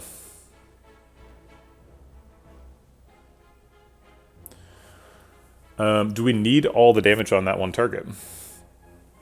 If we want to Lesson Learn him. So Lesson Learn is going to do 10 damage. So actually no, the first flurry can go on anybody. So we'll do first flurry on him. And then Crescendo.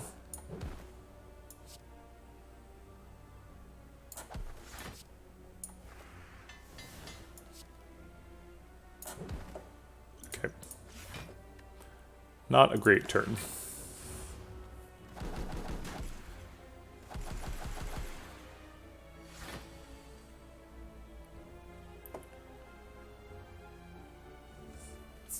Alright, so now we try and knock down this bird and end in Calm so that we block out this. That seems perfectly reasonable.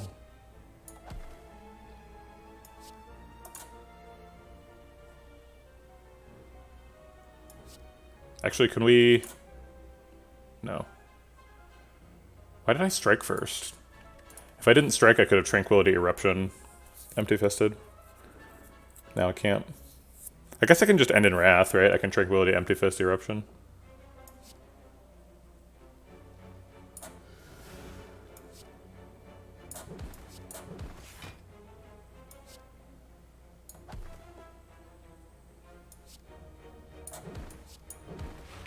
Knock down all the birds.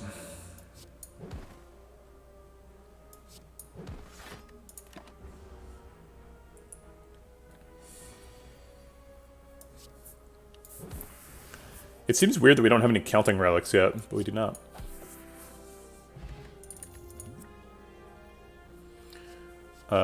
Bowling bash could be good. We've got talk to the hand.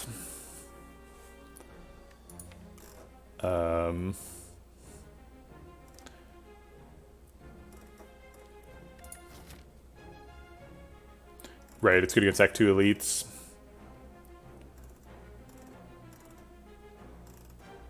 Not that good against Act 3 elites, although still good against Reptomancer.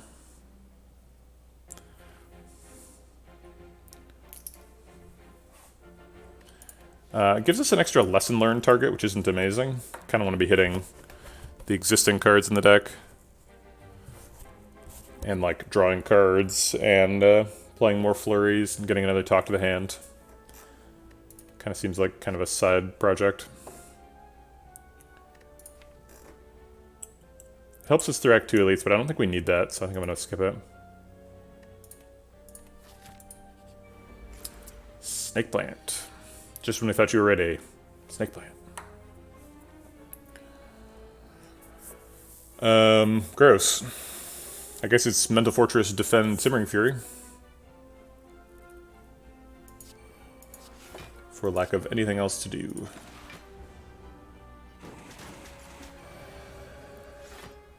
Blocking for 9 is pretty good when you're claiming you have nothing to do.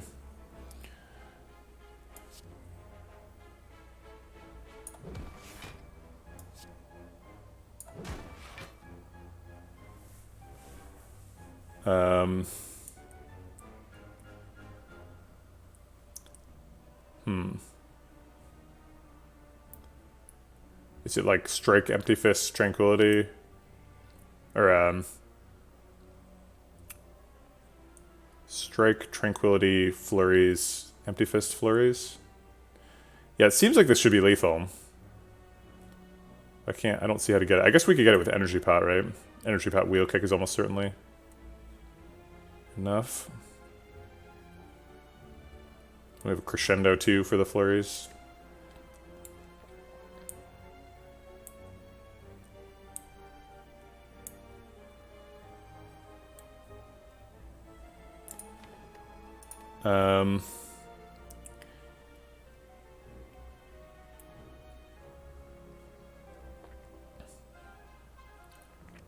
If we wheel kick now, we're down to 1 energy, so we can like Tranquility Crescendo to get more energy. And then lesson learned. So it's 30, which puts him down to let's see, 35 with 5 armor.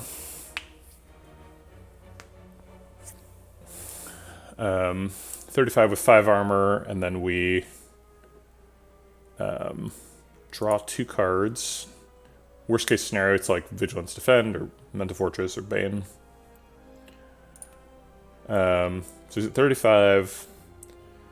We Tranquility. First Flurry, he's down to 35 with 1 armor. Is it 35? Is it 45? Wait. So he's currently at 73. How is he going to...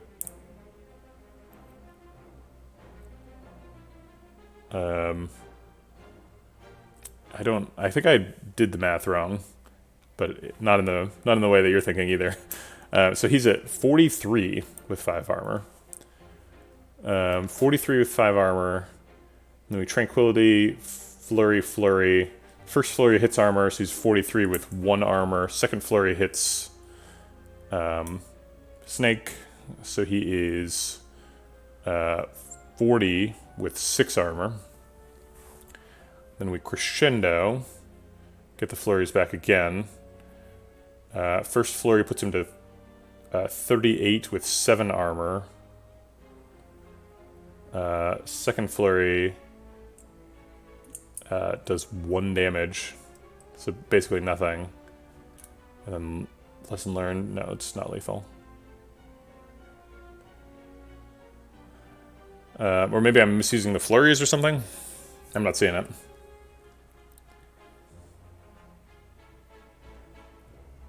Maybe with strength pot.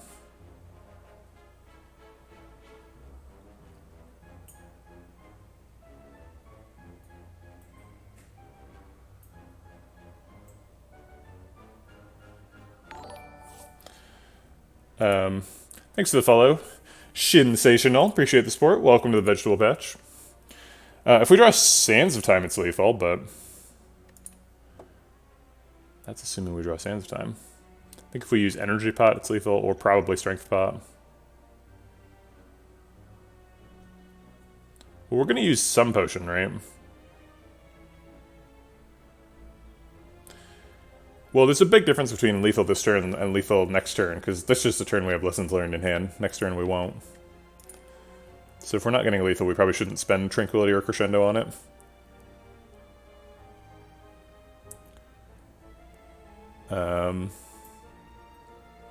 He's hitting for 24, we're blocking for 8. Assuming we exit.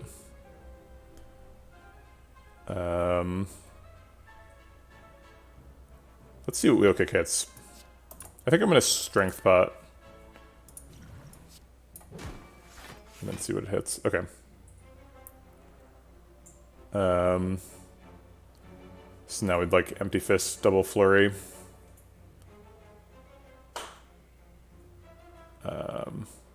To block for 4 more, so we end up blocking for 16.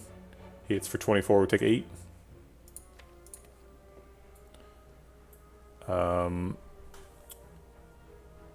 Can't afford Tranquility Empty Fist. We could afford Tranquility Crescendo Empty Fist, but that's using a lot of resources.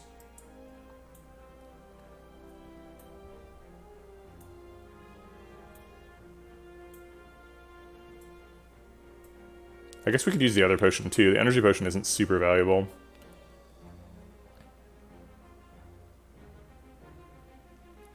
How do we not kill? He's at 44. I guess we could like Empty Fist, Crescendo, Energy Pot, and that probably kills, right? 32 plus 24 is 56, yeah. Well, I think we just wasted the Strength Pot, but I guess I'll take it.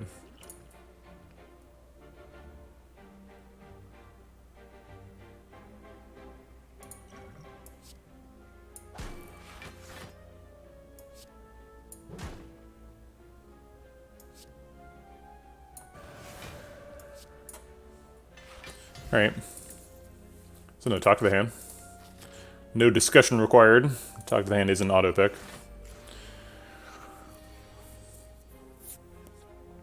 Okay. Strict Vigilance seems like the line. Let's see any alternatives.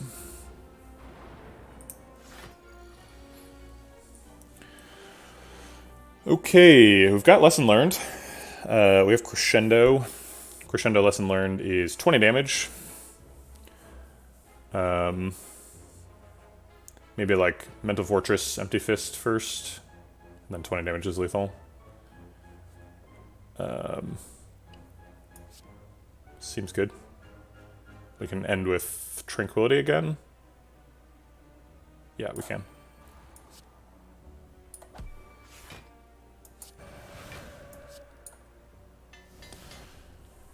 Okay.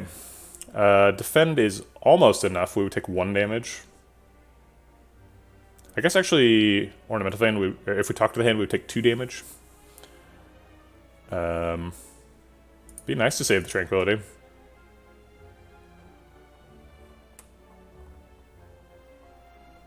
Yeah, I'll take 1 to save Tranquility. And still be in Wrath.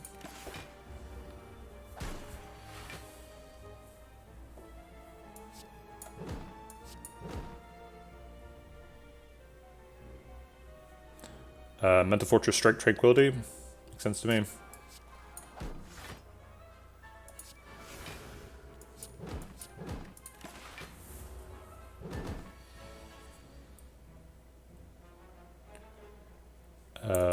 We need a block card. Empty Mind's the only one we've got access to. Didn't draw it.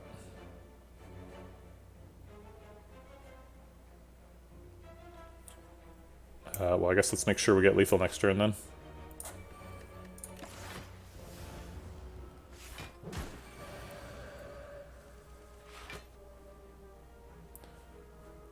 40 plus a lot. Seems like a lot.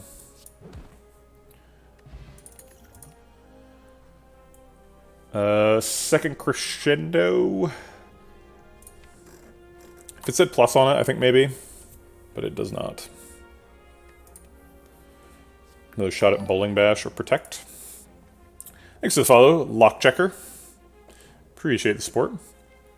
And welcome to the Vegetable Badge. I think this is probably a skip. I think we're probably resting here. Get a big value out of the Regal Pillow. Pay off the mango and the strawberry again. Yeah.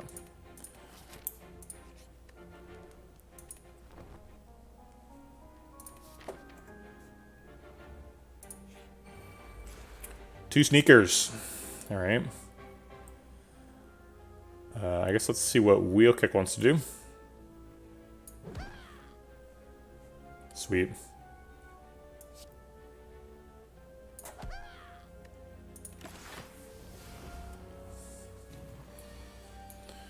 He is hitting for 33.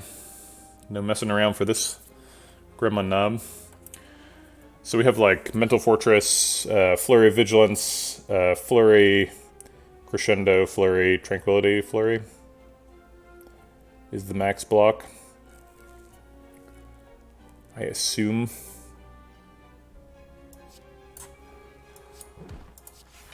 It seems like we need it, so I'll just go for it. We can fit in a strike while we're here.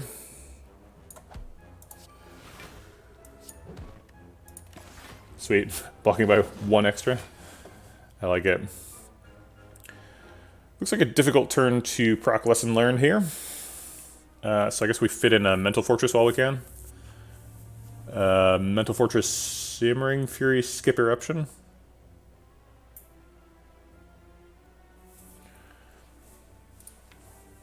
Simmering Fury causes us to overdraw next turn, but it also puts a Flurry in hand.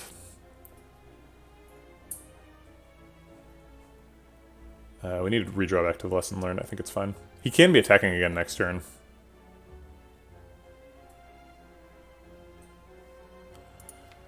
Yeah, we have no exit. We do have a kill with Sands of Time, I would imagine, next turn. And this stuff. But it is a little spooky.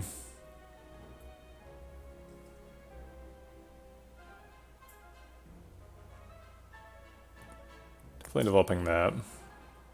So if we Simmering Fury, we get 10 extra block next turn.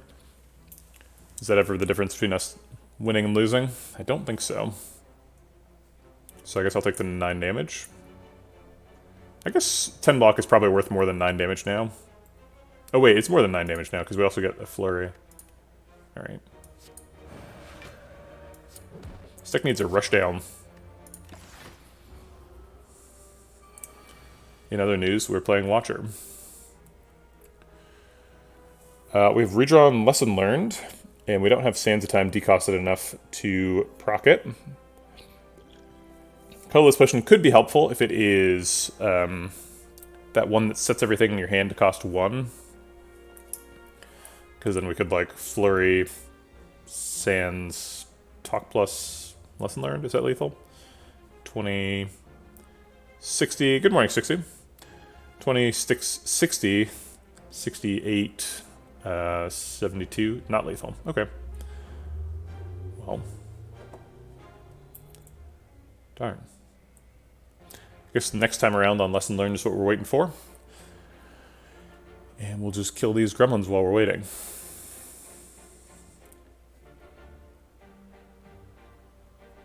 One of them's taking a Talk to the hand, unfortunately.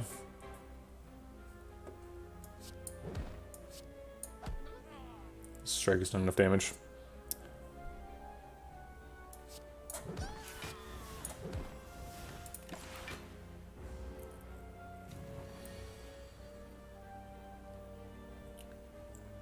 Empty Mind, Simmering Fury helps us burn through the deck, get back to the lesson learned.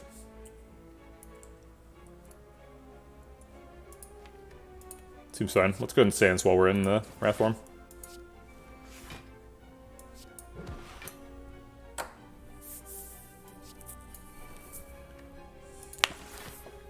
Alright, lesson learned.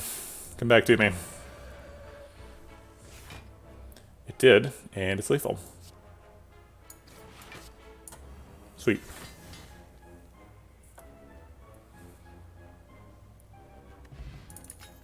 Ink Bottle is insane in the deck. We also have like every fruit now. Mango, pear, and strawberry. Got the whole set. Huh.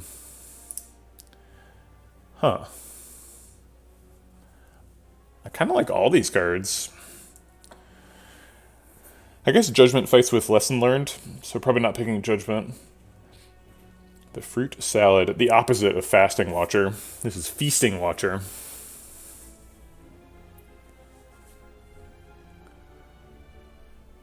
Actually, it would hurt you if collecting all the fruits turned it into Fruit Salad, because then Naloth would take the Fruit Salad from you rather than the fruit. Right now, Naloth would be... We have 3 options for do nothing, as well as the Bell. We've got a lot of Naloth options here. The Old Coin, almost the Wing Boots, once the Wing Boots are used up. So we'd have 1, 2, 3, 4 once Omen War is used up. 5, 6, 7 useless energies. You want the Evaluate? Yeah, it says plus on it. Lets us draw cards. We do need some more block. Been having a little bit of trouble with that. Evaluate is just a nice, solid, stalwart 10 block. Consecrate helps us proc Ornamental Fan, but being 1/3 of 4 block means you're about 1 block, and Evaluate blocks for 10. That's more than 1. We're taking an upgrade here. We could fly, but why? This is where we want to be. Alright, who gets it? Probably talk to the hand. That's true, we could get rid of it. Yeah, I almost mentioned Juicy Bracelet and Ceramic Fish, because they are not super valuable. But they're not useless either. They have their uses.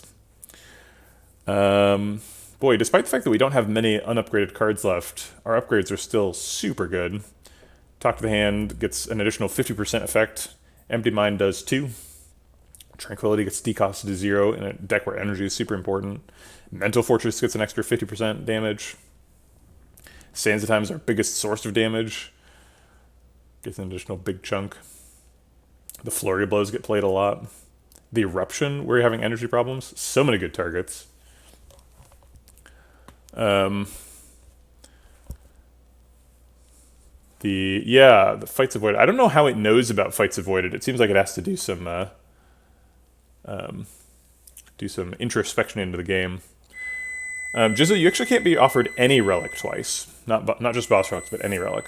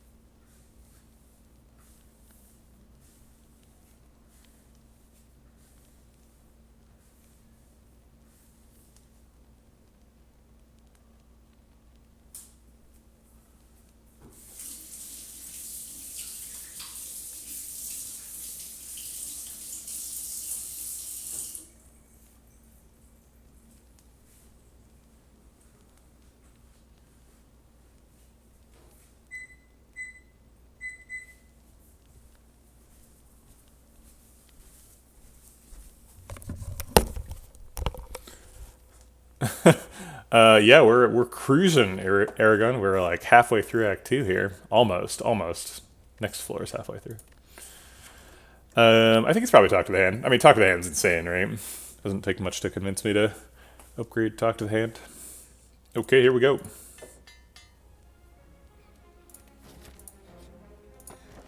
Matryoshka. Get even more relics. Hype. Also, another useless relic we can hand to Naloth once we encounter 2 chests. Something that, for some reason, we're optimizing for now. Could take a Sapphire Key. Sapphire Key makes us a little bit better at taking Curse Key, but it reduces the total number of relics that we will ever see, which seems like is the goal here. I think if we're win rate optimizing, though, and we are, we take Sapphire Key here, because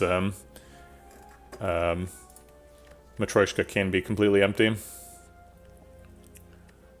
I guess it can't be completely empty, but it can only hit once. Alright, I guess I'll take it.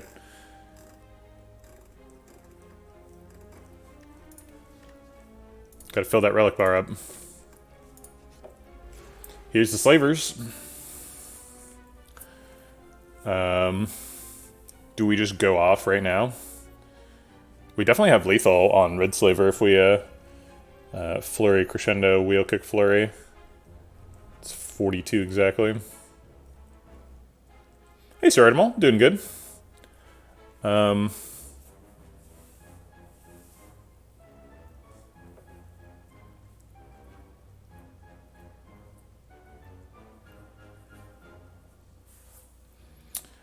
Yeah, it kind of depends on what Wheel Kick hits, because we're not going to have much energy left. Just one. I guess let's see what this is first.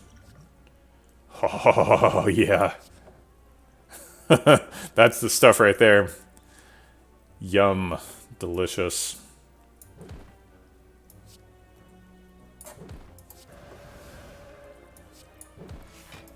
Get out of here, Red Slaver. Nobody likes you.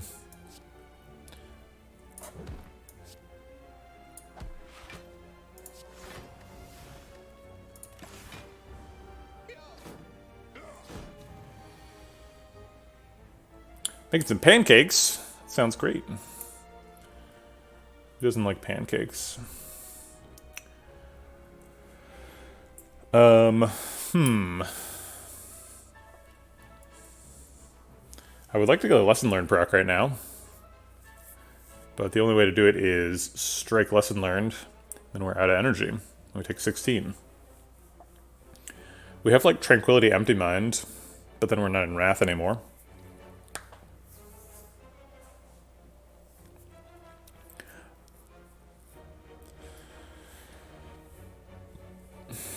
I guess we draw an ink bottle card.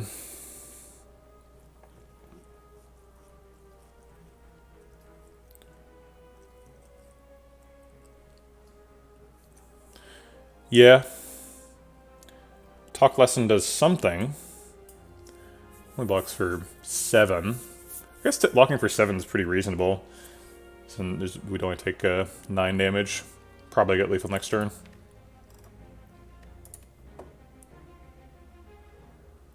Alright.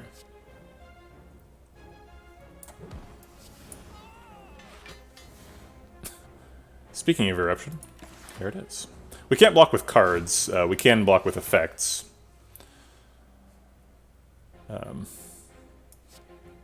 Like Talk to the Hand. Or Captain's Wheel. This is guaranteed lethal next turn. And it blocks out. Neato.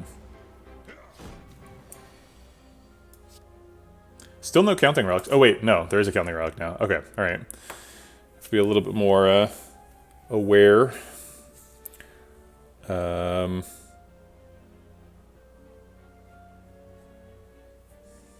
I guess we can just, like, Mental Fortress Vigilance. We still have guaranteed lethal next turn. Yeah, let's just get Ink Bottle set up. No reason not to.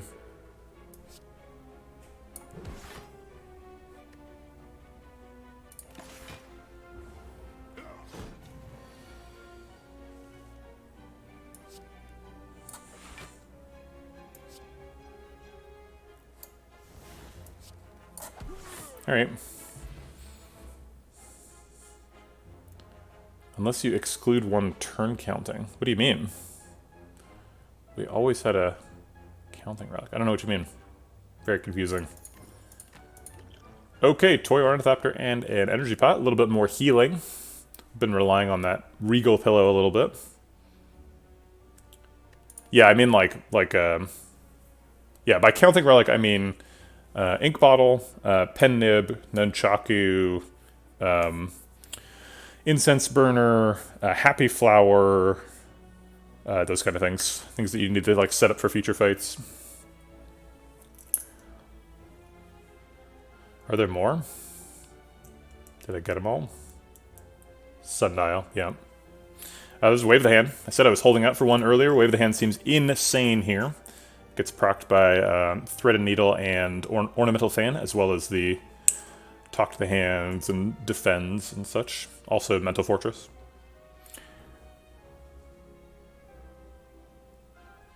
Inserter, sure. Yeah, I wasn't considering ones from other classes, but is Inserter the only class-specific one? I think it probably is. Yeah. I still think that it is after thinking about it for a second. We could go fly to a shop. We have 500 gold. I'm getting a little bit uncomfortable. I've seen myself die occasionally after being like with a bunch of gold, and I always feel like, oh, I should have spent my gold. But yeah, missing an elite seems really bad. We have Black Star and a bunch of health, so I think we'll be fine. Also, these fights are pretty good. We still have a lot of lessons to learn, so let's go do that. Oof. This fight. Gross. Mark of Pain.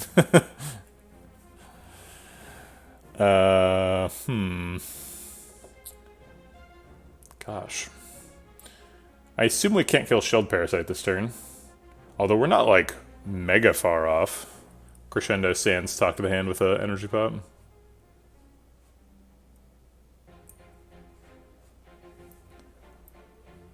We could kill Fungi Beast, but that's bad for us. I guess let's Wheel Kick and see what we draw.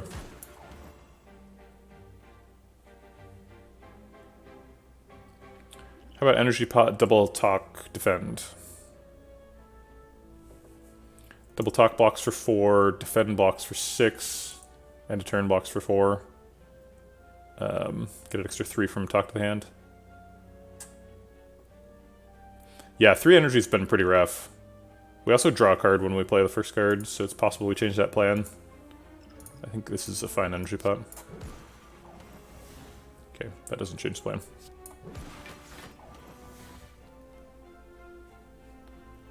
I guess strike blocks for the same amount as defend. Oh no, defend blocks for more because of duality. Haven't had that in the fight yet. Still getting used to it. I guess technically we could Tranquility Crescendo, do more stuff. No, that's crazy.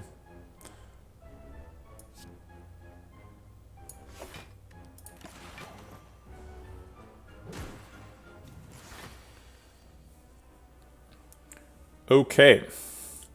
We can learn a lesson on Fungi Beast with Eruption Lesson Learned. Only wasting 4 damage.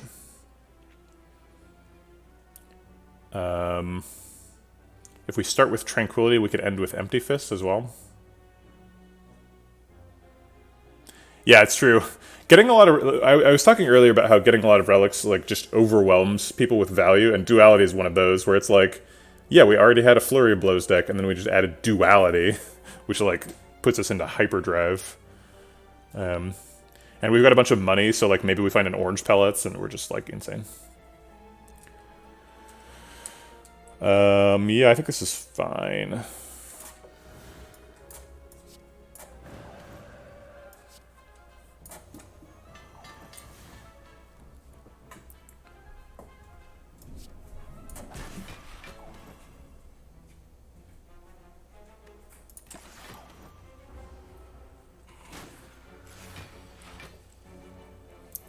Okay. All the Mental Fortresses are at the bottom of the deck. That's awkward. Vigilance, Empty Mind, blocks out and costs only 1. We have lethal though, so let's do that.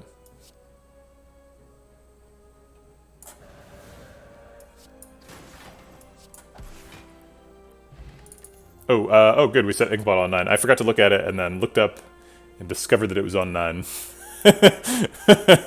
Always a good feeling. 10% chance. Works every time. Flurry? Third Flurry? Flurries seem absolutely busted in this deck. Thanks for the follow. Stranger to you? Is that what is that how I'm supposed to read this? Stranger to you? It's true you are. I don't know you from nobody.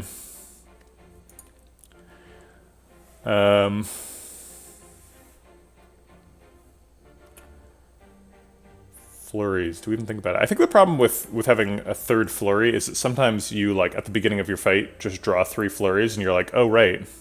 When this happens, I don't get to block or do anything, and then I die. This deck needs more card draw.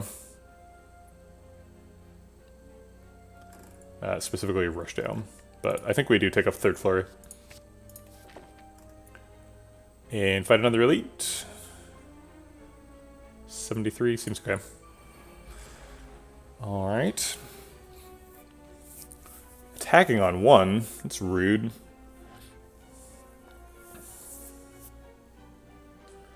I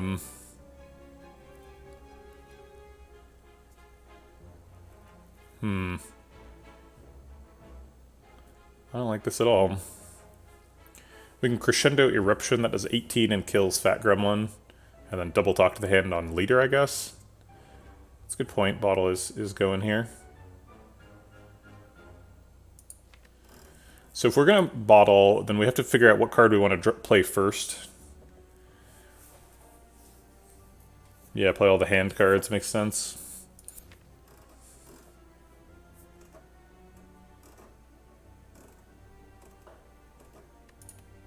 Alright, let's play Wave and see what we get. Flurry's actually pretty good. Double talk Flurry. Bag of Prep would be nice. I think Rushdown is the main thing we're missing. Talk Flurry is always happening. Do we ever Crescendo? No. So we're getting debuffed here.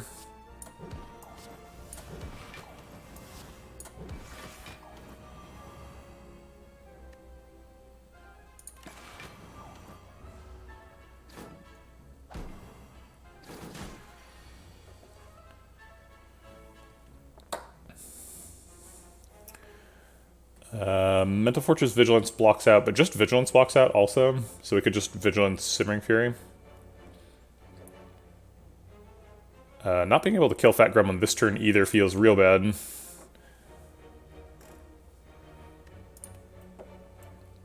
I guess we actually can kill him this turn, because we have a Flurry. So we could, like, Vigilance, Flurry, Crescendo, Flurry, Tranquility, Flurry.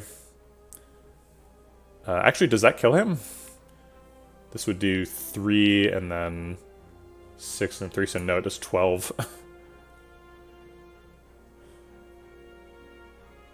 Gross.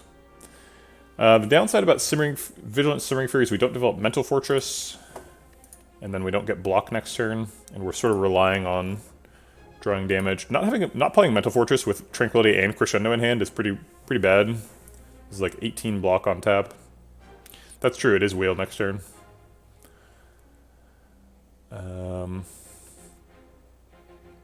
Alright, this blocks out, gives us extra energy next turn. Seems fine. Maybe we Flurry on this guy. It's 14 of our breakpoint. 14 in Wrath. Seems like it might matter. Strike in Wrath is 18, which gets -4, so yeah, that's breakpoint. There's 2 strike pluses, so that matters.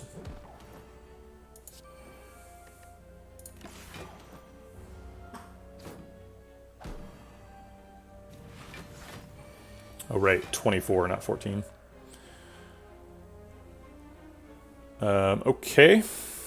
More attacks coming in. Be good to kill a Gremlin this turn. Need to do 24 damage to do that. Strike Flurry is 19, and then the 2 flurries from the graveyard would be another 6, so that'd be 25. It's pretty close.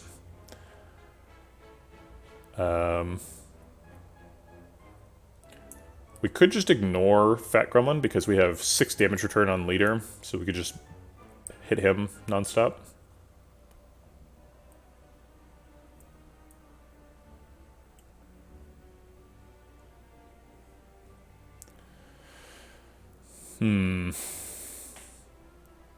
No, I think we're gonna kill Fat Gremlin. 5 energy here.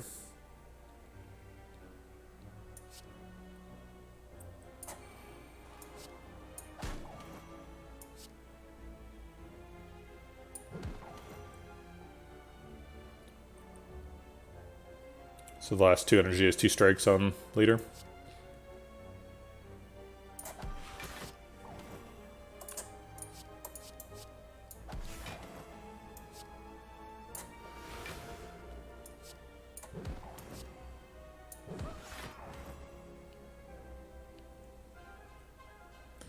.42 block and 6 decks in a turn with in a deck with like no defense. Ridiculous. How does he have so many relics?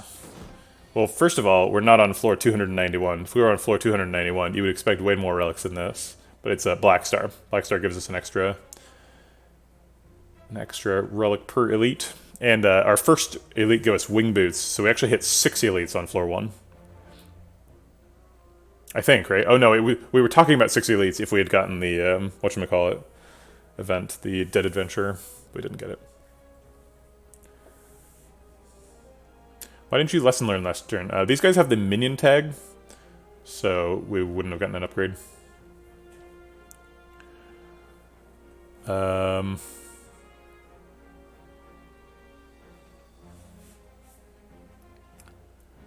see. Do we bother with Mad Gremlin? Maybe we just leave him alone. We can empty mine to shuffle with a flurry in hand, but that's also changing stances. I guess we can wheel kick to shuffle with a flurry in hand. Sure, let's do that. Oh wait, we can empty fist to draw the other flurry. So we'll flurry, empty fist, get both flurries, or all flurries, then shuffle with them in hand. Yes, this is the way. Okay. And then play them all. And double strike seems fine. This deck is ridiculous.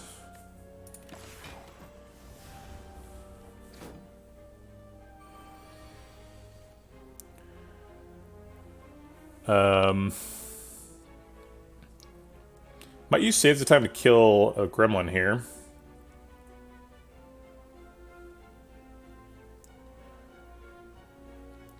So we could like Crescendo Eruption to kill one gremlin.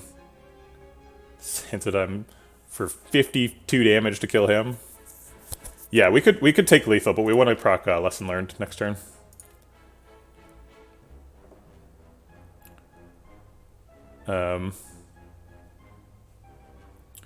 Yeah, Mental Fortress Vigilance does block out, which is absurd on its face.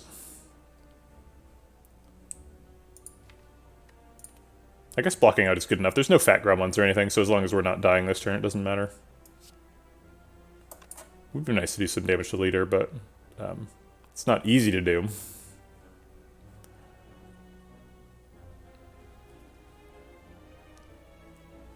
And Sands goes down to costing 1 next turn. But we could fit the strike in, right? Oh, I guess we don't have enough energy for that line. Never mind. I was thinking Crescendo, Eruption, Sands Time, Double Strike. I want to be a little bit careful that Sands is not lethal. Okay. So then Sands Lesson Learned is lethal next turn.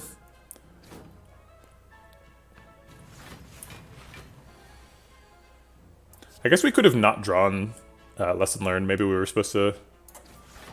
maybe we were supposed to kill gremlins to hedge against that. Another perfect ink bottle setup. 0 planning. You love to see it. Our first energy relic, Lantern. Not exactly the strongest one, but it'll do. We have to be aware of the Mercury Hourglass. We don't want that to mess us up. Why does Mercury Hourglass have a per turn? Oh, I guess it's because it's AoE, huh?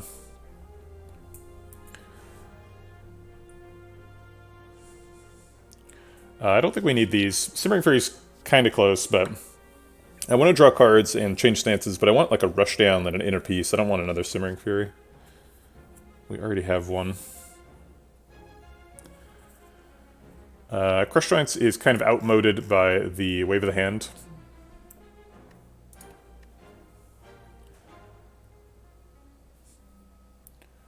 It was, I mean, Watcher's so strong in Act 1 that, like, if you get a floor 0 Black Star, you just have, there's no period in the game when you're weak.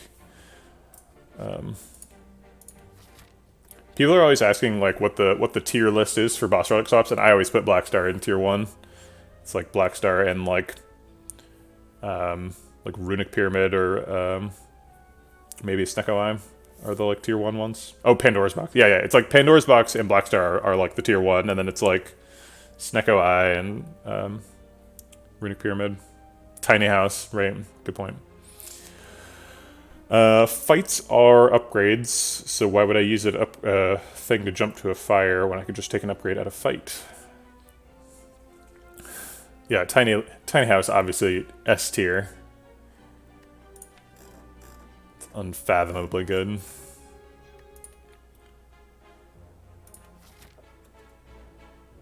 Good to get an Act 2 question mark. Act 2 question marks are quite good. I don't think we're taking bites. Adding a card to the deck and removing 2 strike pluses is not amazing. I guess we'd probably still take it because of the max HP. Apparitions would be okay, but not amazing. Ancient Writing would be really good. Ancient Writing would get a couple of upgrades out of the way of Lesson Learned, so we can hit the good stuff. What do you think about a Dead Stick? I love that swap. That's not eligible for a swap. Dead Branch is a rare relic, not a boss relic. So you would get it in addition to your...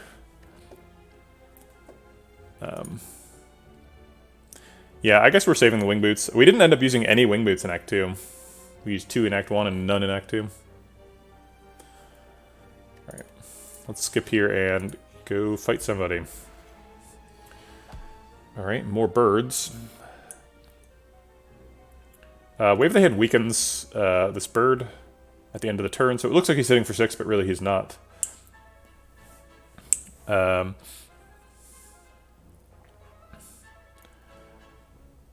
Flurry Double Strike blocks with Ornamental Fan. There's not really any point in putting that on bird.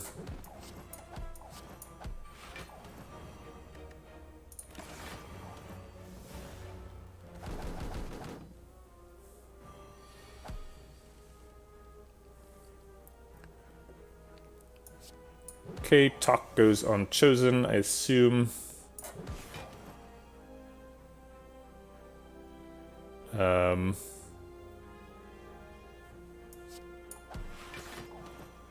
we stop there. I don't really want to take extra damage. Also, that would make him hit for 6. We'll just chill with the Sands Time. Sands Time, Crescendo Sands Time is actually lethal on Chosen here if we want it. Because we get a flurry back. Oh wait, we don't have energy for that. What am I talking about?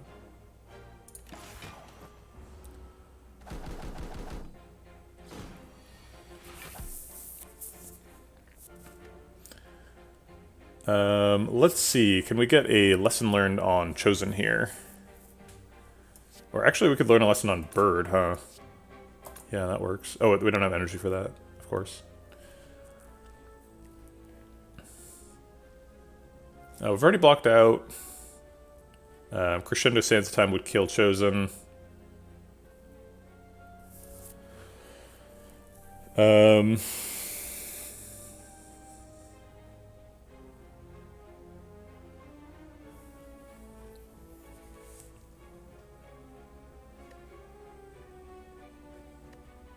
we crescendo, we do draw 2 flurries back. It's weird that none of the flurries have gotten upgraded so far. I would really like those to be upgraded.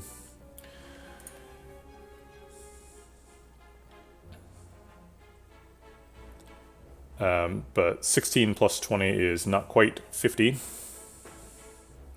Maybe some Vigilance Emoti Fist Crescendo shenanigans? I don't... Oh, you mean...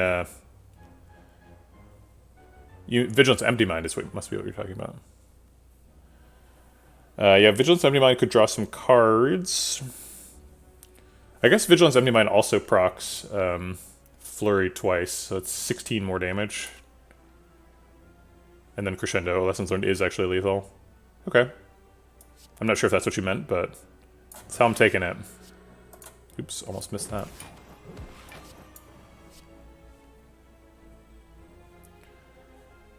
So we can put these flurries on the bird, because 20 plus 16 is 36, just kidding.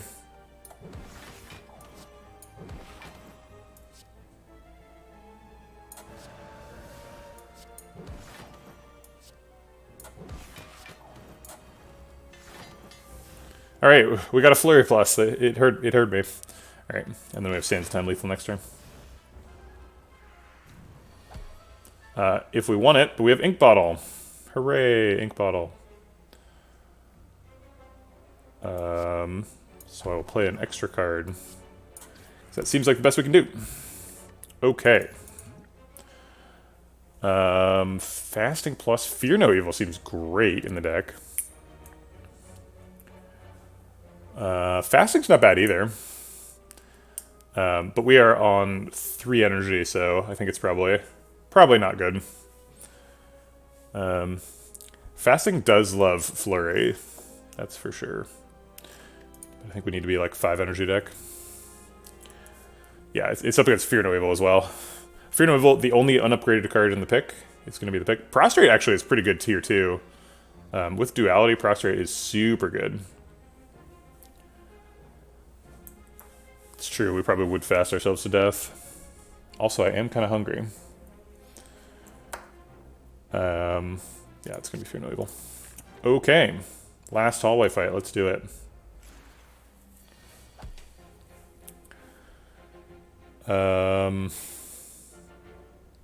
This turn's kind of crap, so let's Vigilance Empty Minds, see if we can make it any better. That looks better. I think we're going to go in pretty hard this turn. We've got an Empty Fist and a Fear No Evil to get us out. And this is a very scary effect for this deck.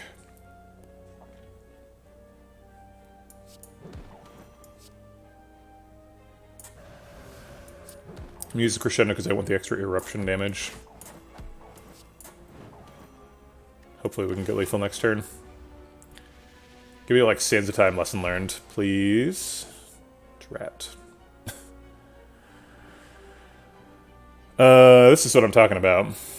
This is why I was afraid of this fight. I guess it's just Tranquility. Ew.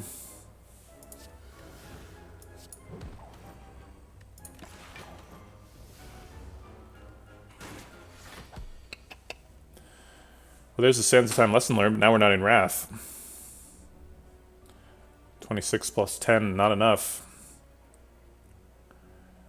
This is a Strength Pot, not a Gambler's Brew.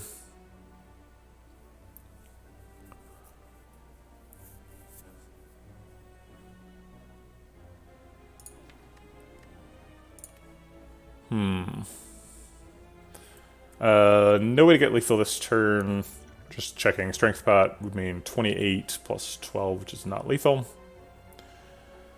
Yeah, developing Mental Fortress seems good. I guess I'll hold Sands of Time for a Wrath Enter. Oh, there's no Wrath Enters. Just kidding. Alright, I'll just hold it to decost it, I guess. My bread is done resting, so I need to go put them in the Banatons. Be right back.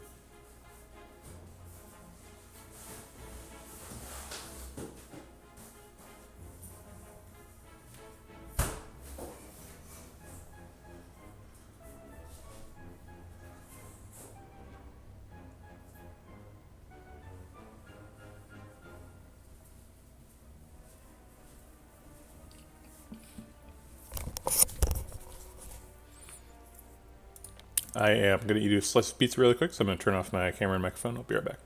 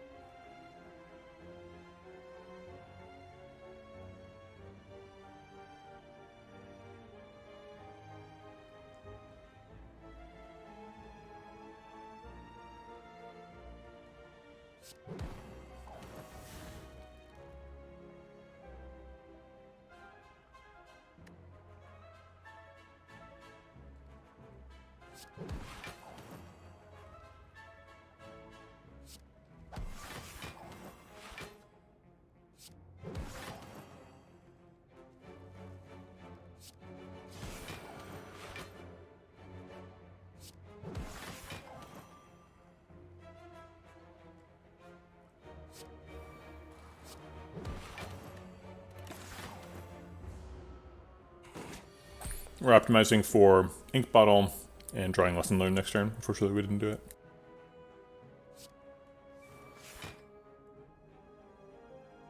Or did we?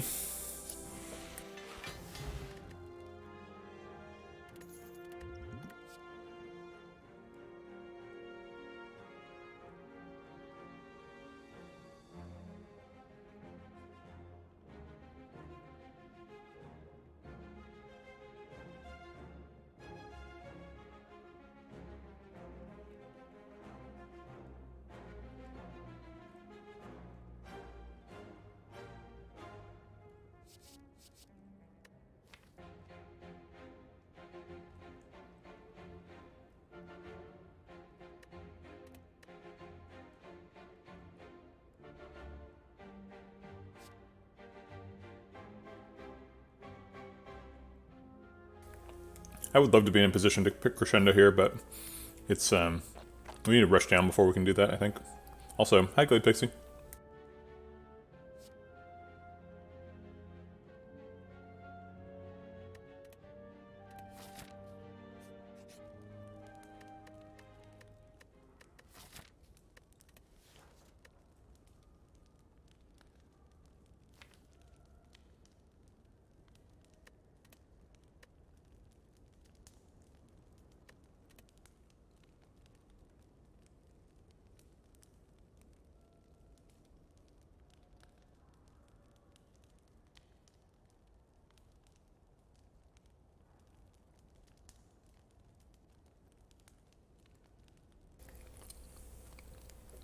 Yeah, we're mostly relying on Pantograph here for healing. Seems like we're going to smith up the Empty Mind, get us an extra card. Wave of the Hand is nice too, but we have so many sources of block, we kind of don't care about the Wave of the Hand upgrade. Like, we want to get it eventually with Lesson Learned, but I think drawing cards is more important. It's what the deck needs more of. Glade Pixie, we have not made it to 2 yet. We keep alternating. Very frustrating.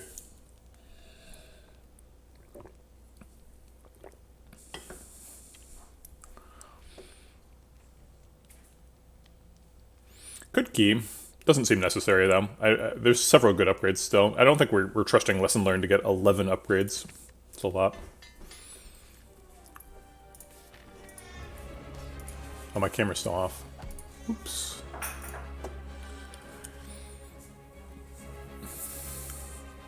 Well, this is not the turn we were hoping for on turn 1. Got a Lantern. I guess we can draw Talk of the Hands here. No.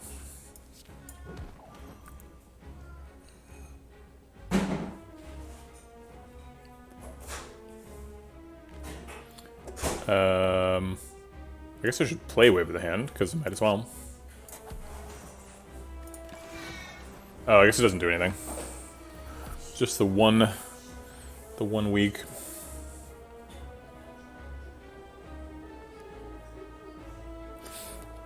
Talk to the Hand's always happening. We're probably going to play like Tranquility Empty Mind as well. Thinking you'll get Pipe or Strength things. You're talking about Gira and Peace Pipe. The extra ways to do the use campsites. Yeah, strength pot makes sense. We're definitely not trying to save both pots, but we might be trying to save one of them. I was kind of waiting to see which one. I think we're going to use Power Pot and look for Rushdown. We need that really badly in this fight. Devotion works.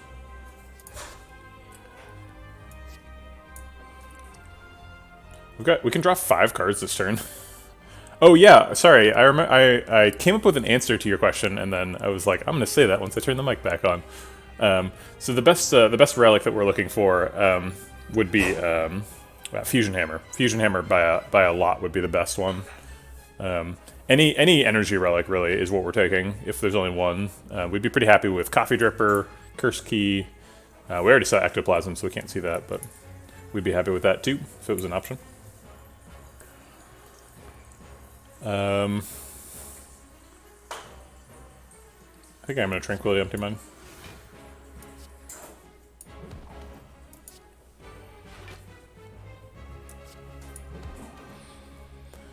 Okay, so now we can use Evaluate for most of the block. For the rare card, what do we want? Rare card's probably a Scrawl. Scrawl would be pretty good. Violet Lotus would be okay.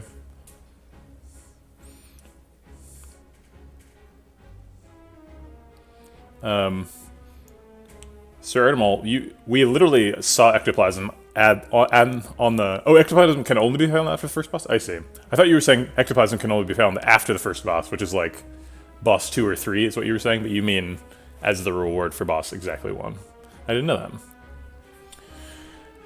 Why is Tiny House so bad? Tiny House does a lot of things that are good. The problem with Tiny House is it's very low impact. So none of the things that Tiny House does are like super powerful. Man, that Evaluate is pulling a lot of weight here. This deck needs a halt. I was offered a halt, but I think it was up against Fear No Evil or something.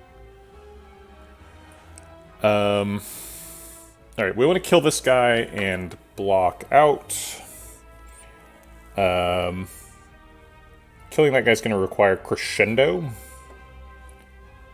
Crescendo Empty Fist would kill him, for example. Crescendo also gets back a Flurry. Makes Talk do more damage.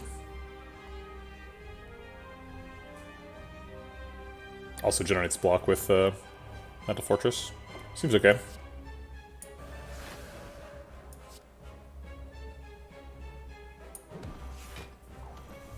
Ooh, the other Talk to the Hand.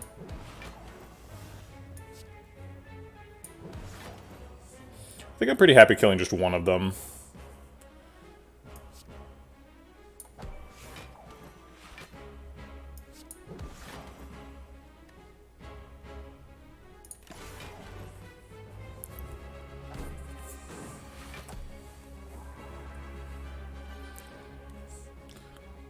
See, this is what I'm talking about. Now we can, like, Eruption, Fear No Evil. We're, like, going off now. Sorry, I think I missed something. Not quite following what's happening in chat. It doesn't look like we need the Defend, so we can fit in a Strike. Oh my god. All the flurries. Yeah, seriously. Calipers would be good here.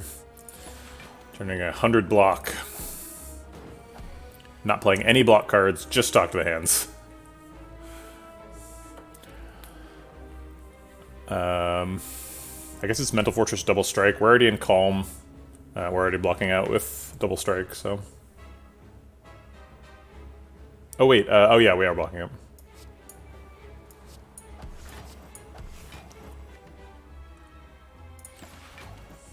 Maybe we should put one of the strikes on Torchhead so that the Sands of Time would kill him.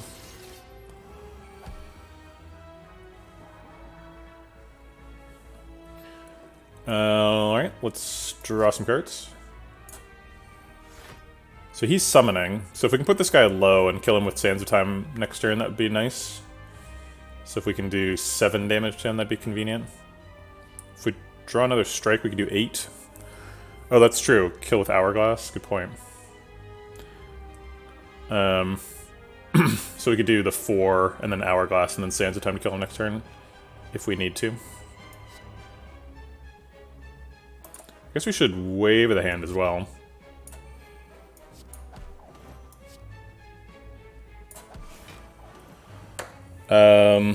Strike or Simmering Fury.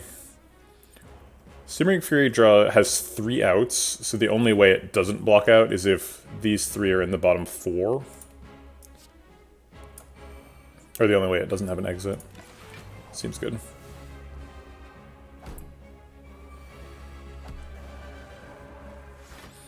We got our lessons learned. Do we have lethal?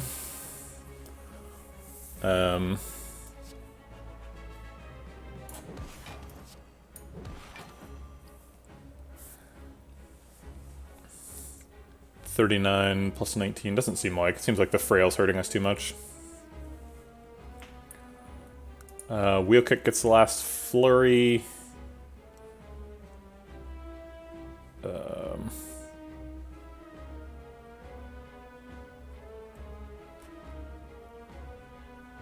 think we're just gonna like Vigilance Empty Fist. Do we have Divinity next to it? Oh my god. That's silly. I just want to draw back to Lessons Learned. I want to learn a lesson in this fight if we can. We're like easily winning, right? Like, it's just a question of, do we get the little bonus? This Evaluate actually draws us a card. Or we could Wheel Kick and draw the rest of the deck. I guess that seems reasonable. Wheel Kick and then an extra Flurry.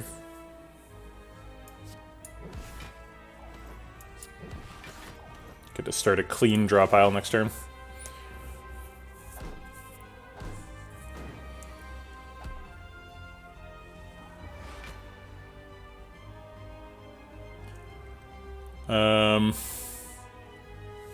So we have lethal.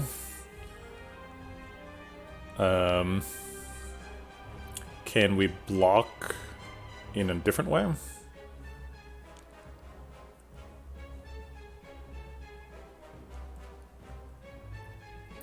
Nobody's weak, so if we Wave of the Hand, that's helpful. I guess we have 6 energy, so we're always using Wave of the Hand. And defend.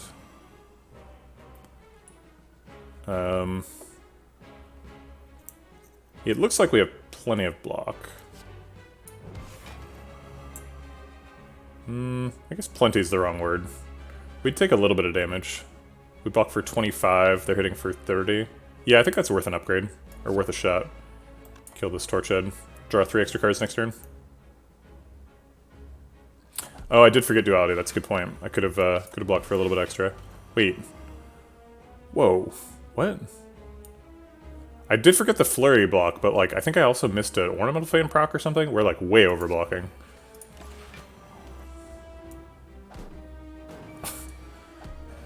There are a lot of relics to keep track of here. I apologize for losing track of them, but like... Okay, so we want to play 2 cards. That's Sans Lesson Learn. Sweet. Oh, from the stance swap, right. Good point. There's a scroll, that's what I said I wanted. Is it true?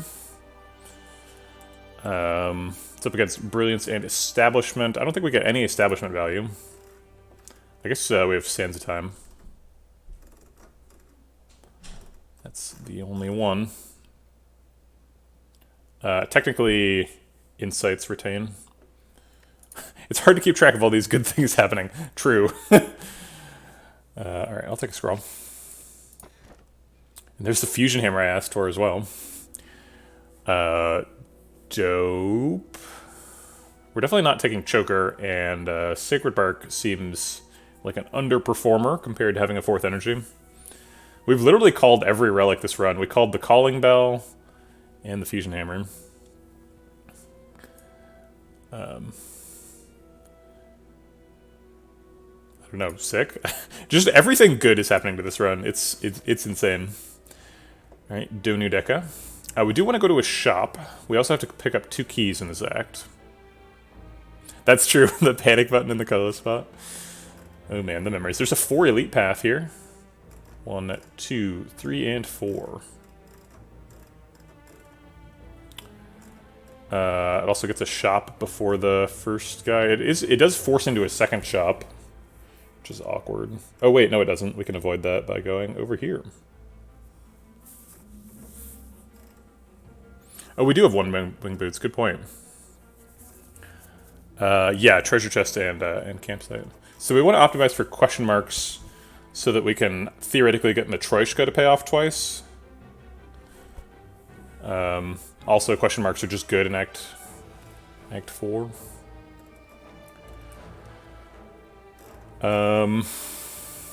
So we can get 2 question marks in a shop early, and then how do we get an extra elite with that? Somebody said you can get 5 elites. Don't you want 2 shops with 700 gold? No. We're going to be forced into an Act 4 shop, so we might as well save some money with that. Praise Neko, that's actually a misconception. With Juzu, we have the same chance for chests as normal. I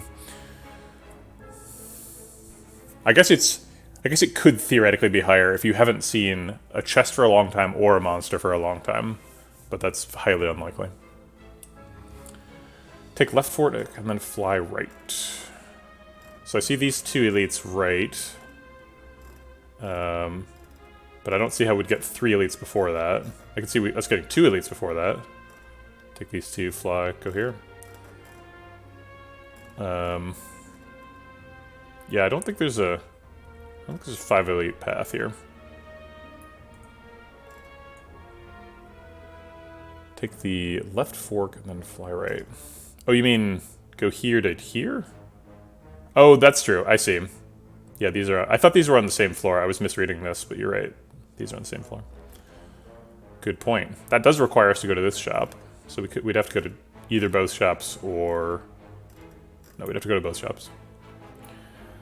I'm not, like, against going to 2 shops. I guess let's go here and decide if we want to go to a second shop, and then we can theoretically do this shenanigans.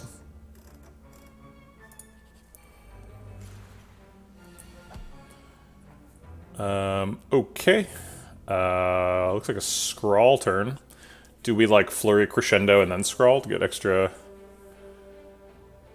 Yeah, it's true, we could get rich. We still have 1 charge left on Omamori, too. Speaking of things that are difficult to keep track of.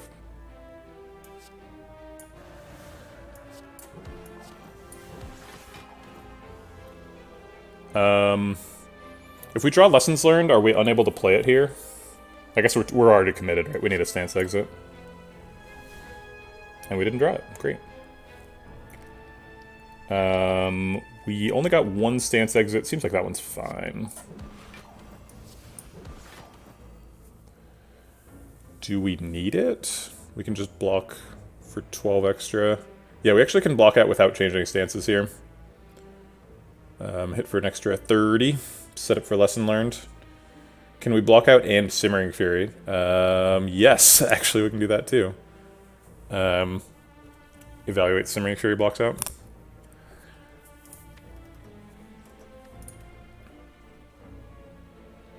Well, alright then, sign me up.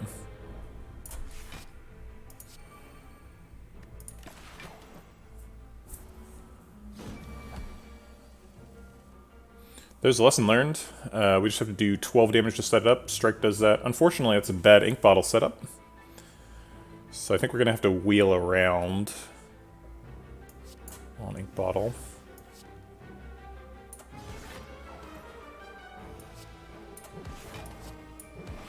And it looks like that's as far as we can get. Back up to 3. Not terrible. Wallop versus Empty Mind versus Prostrate. Actually, surprisingly, these are all pickable. I didn't think they were going to be, but they were. Wallop's probably the weakest one, which is surprising, because Wallop is insane. Could have got to 4. Did I miss something? Was there... Oh, I had an extra energy, huh? Yeah, that's a good point. Empty Mind is super duper good. Hard to imagine skipping that. We should probably think about Time Lord a little bit. We're not great against Time Eater.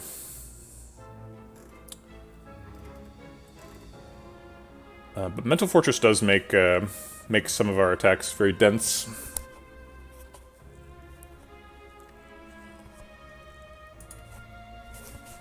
I feel like Wallop is kind of an afterthought. It's like, it's nice to have a Wallop because it blocks and does damage, and like you can use it with Divinity and silly things. But like we don't do any Divinity stuff, and we're spending all of our energy generating a tremendous amount of block already. So I think Empty Mind to draw the Talk to the Hands is more important.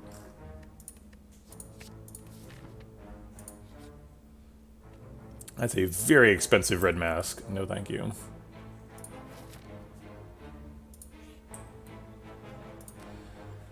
Tesseract, I would imagine, is 3 cards.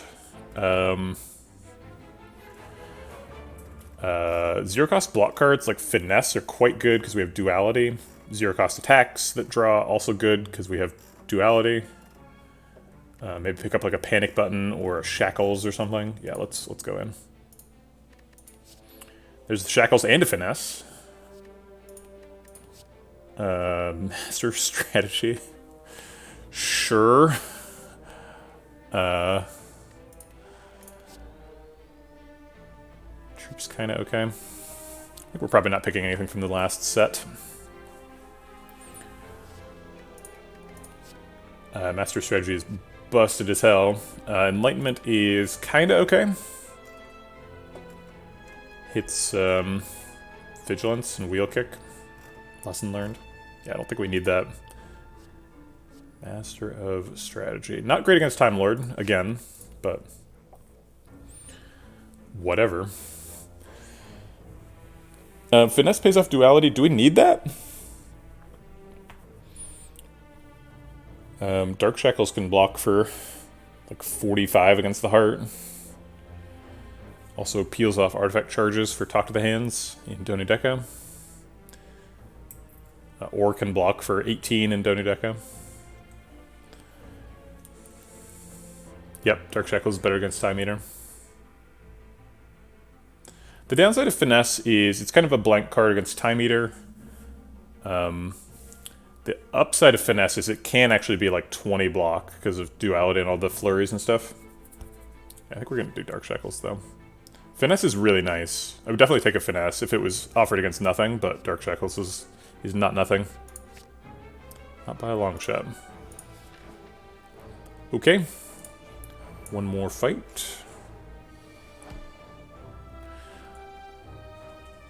I'm not, like, mega scared of Time Eater. I think we just, like, Sands of Time him to death. Like, we've got lots of ways to block, so... it's not super scary. We have 2 Strength Pots. We should probably use one. Considering we have Toy Ornithopter. What is our damage plan here? Flurry of Blows? Oh, you mean for Time Lord?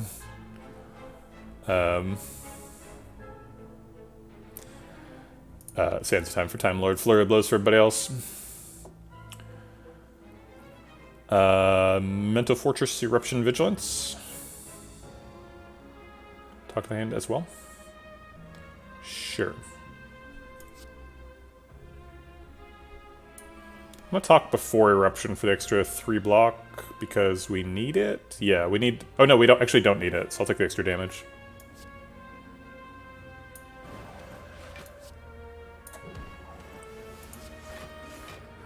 Yeah, I'm aware of who Time Lord is.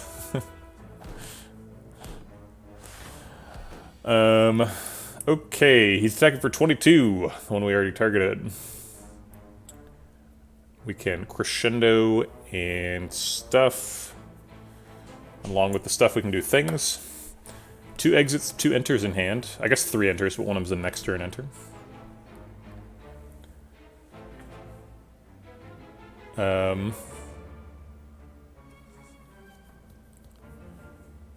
Let's see what we're drawing first.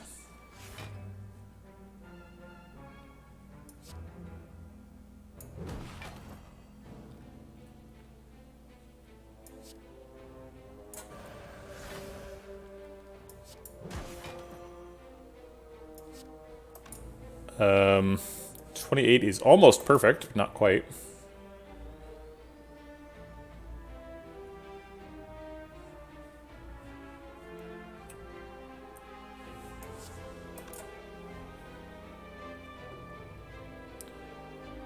I think we're gonna not play Scrawl this turn.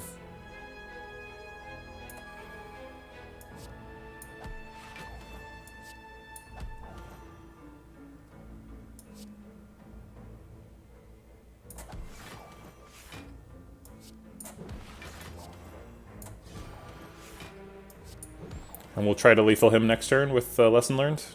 That's the plan.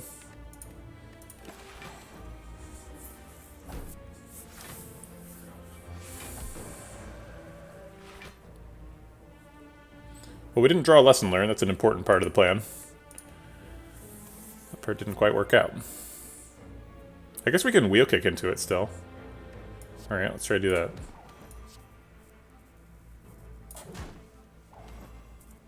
Empty Mind can still hit it.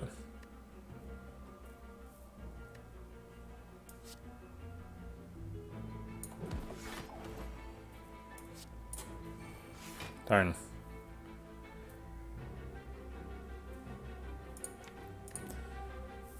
Bottle on 8. I see it on 2. Maybe I'm late seeing your comment. Almost certainly. Okay, so we're drawing these next turn. He's going to be back up next turn. But I think we should be fine. I guess I'll put him to 2. Oh, wait. Putting him to 2 would end the fight because of Hourglass? No, it would just guarantee that he's already dead next turn, which is convenient. Okay.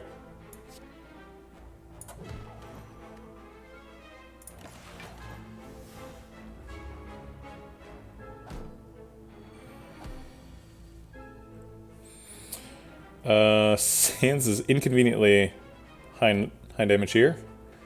We have 20 damage, need a little bit more. That should do it. Yeah, that's enough.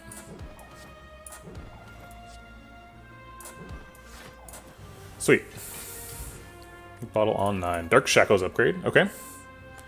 Great. These are bad. Perseverance is probably kind of close to being pickable. Helps pay off duality. Helps even out dangerous turns. Maybe if we take an Establishment, we take Meditate. Meditate kind of fights with... oh wait, I almost said Meditate fights with... Simmering Fury, but it really doesn't, right? Because you can Simmering Fury and then Meditate, and then you just change stances twice. So I guess Meditate is actually our only end of turn effect so far.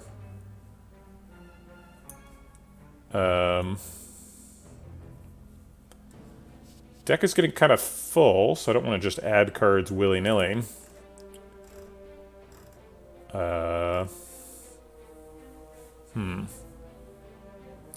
It does seem good, though. We can Meditate back like an Empty Mind plus. Or a Lesson Learned. Sands of Time. Yeah, it's a good card. Okay.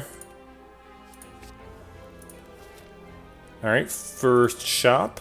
Let's see it. There's a Panacea. Could be useful against the Heart. I don't have any other self-debuffs.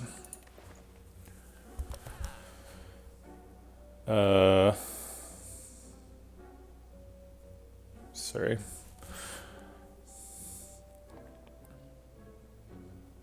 Probably doing card remove. Doesn't look like anything we can spend 700 gold on here. Bronze Scales is okay. You want to take the Damaru? We don't have any mantra currently. Be our first mantra.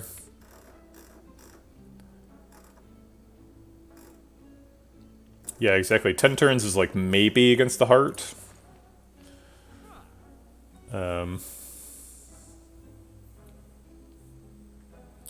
Yeah. I mean, Bronze Scales is probably like 90 damage total against the Heart. Which is something. I don't really think we need it.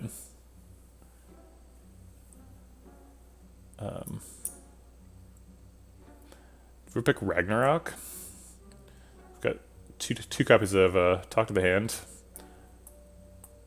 Blocks for 30.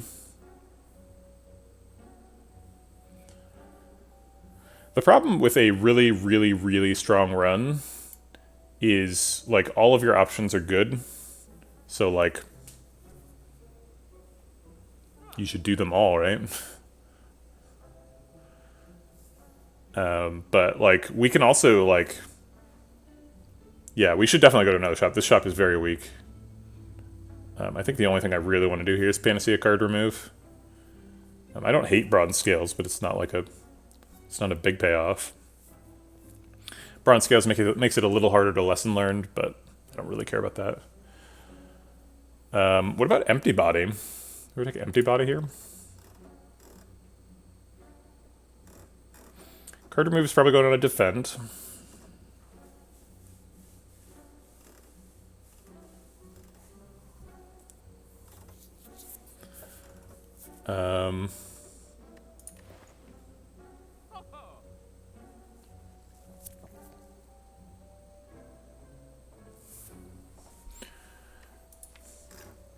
Empty body kind of steps into the same slot as, like, evaluate is in. I mean, it's more stance changing, right? Which is how the deck works. Yeah, I think we actually do buy an empty body here. I can't remember the last time I bought an empty body at a shop.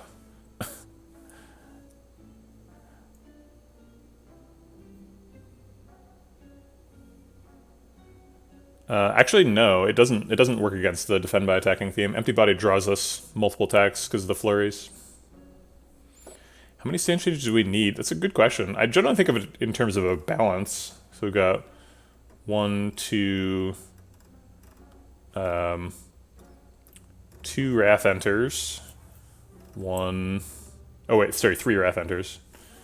1, 2, 3 Calm Enters, and then what is it, 3 Exits? 1, 2, 3 Exits. I guess there's 4 Calm Enters, huh? Yeah, meditate. So we'd go 3, 4, and 4. Could pick up a crescendo to go 4, 4, 4. Where is that rush down? Right, I'm buying this and removing a defend.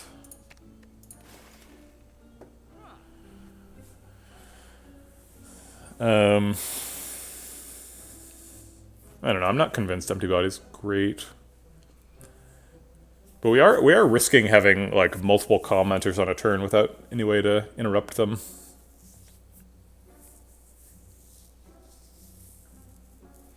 Yeah, crescendo is not great.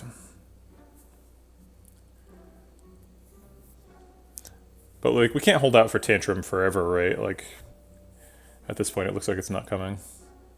It's an uncommon.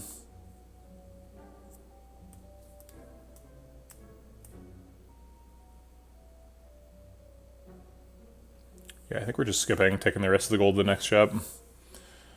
Boo.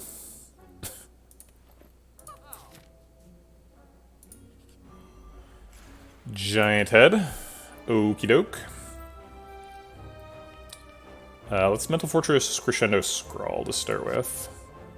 Also, this is definitely going to be at least a potion.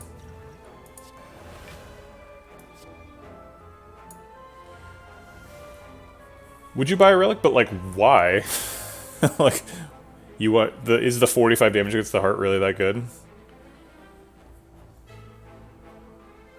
I'm fine if we end the gold with if we end the run with 400 gold. If all the shops are terrible, it's like, well, whatever.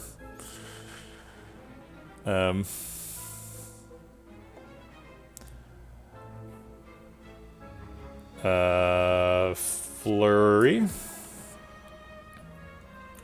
And then, like, wheel kick. Yeah, let's see what we can get.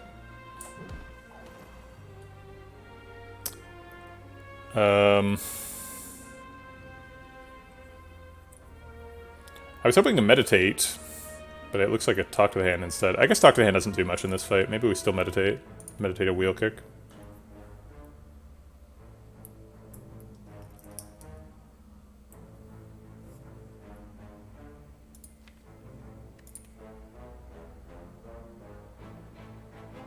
Or maybe we just empty fist for 48 damage. Yeah, let's just get him. The Meditate's not doing anything super great here. We have a Tranquility in hand for if we want Calm Mentor.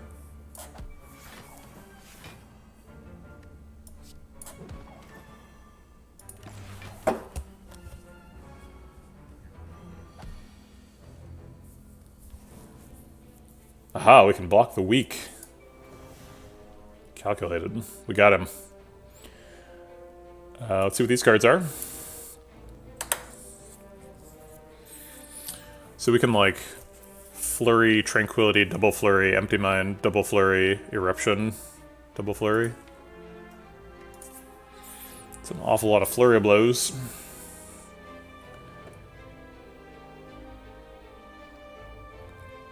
Seems great. I'll put a Wave of the Hand in there too. This draws a card. And the card is Talk to the Hand. Alright, we can just play that after Eruption.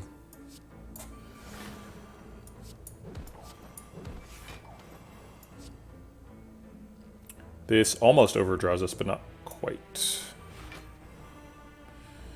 Dark Shackles doesn't do much in the fight. We could just play it now for a slow proc.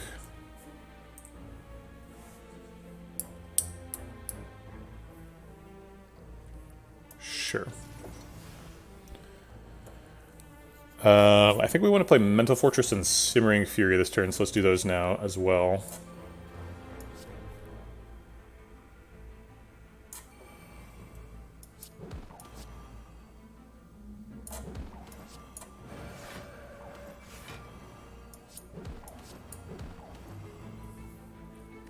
Okay. I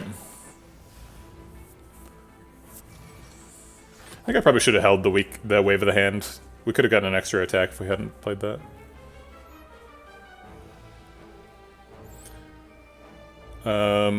So we can, like, Flurry, Fear No Evil, Empty Mind to draw some cards. Let's go ahead and fit in Talk to the Hand first, just for fun.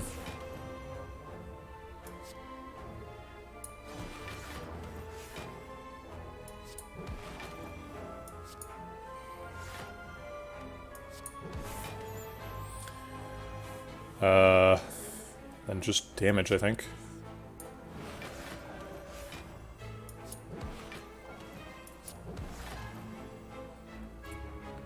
Maybe we Empty Mind now, and then Simmering Fury next turn to redraw the Flurries again.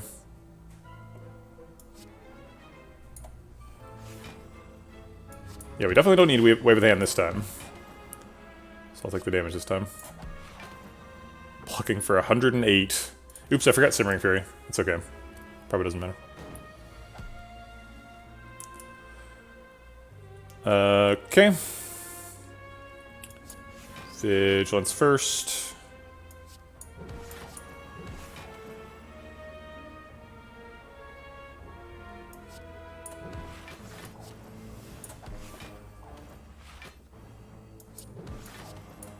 Oh, we dropped in frames. I see that we dropped a bunch, but now it looks like it's stabilized. Don't see any dropping right now. Sorry about that. Is it time to meditate for a lesson learned? We can't because that is in the draw pile. Okay.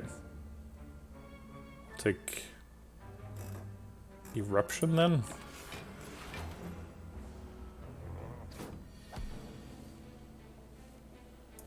Okay, we want to play 5 cards. Eruption seems like it's usually part of playing 5 cards.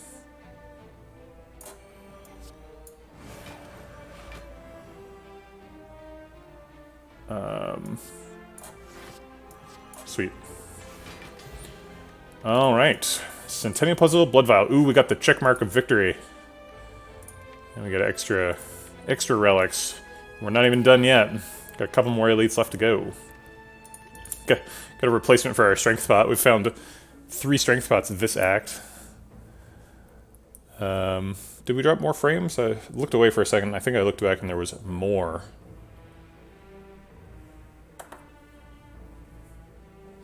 Halt seems insane in the deck. We still need more card draw, but Halt with Duality is nuts, especially in a stance-changing deck. Yeah, I'm not seeing any dropping right now.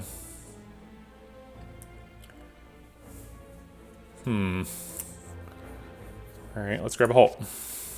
Definitely worth the inclusion. Okay, so we're on our way to the second shop here. Triple Jawworm.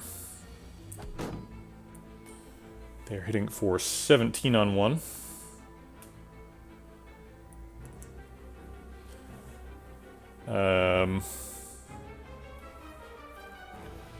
Let's start with Talk to the Hand Wheel Kick and see if the crescendo is warranted. Drops a lot when you play stuff. I don't think that's related, but I appreciate the perspective. Okay, with Flurry of Blows, I think we probably are going to play crescendo. So we can play like Mental Fortress, Flurry Crescendo, Flurry of Wheel Kick. That is... You say 5 energy, though. My computer can't handle all the flurries. That seems likely. It seems like what's happening. Almost certainly. I guess if I drink this strength pot, I get full value out of it. Okay, so we need to block for 34 if we're going to end in Wrath. So that would be playing 11 attacks. Looks like we're only playing like 5 attacks. So that is a pathway to taking a bunch of damage. So I'm going to let Wheel Kick draw the stance exit. I guess we would block for an additional 6, but...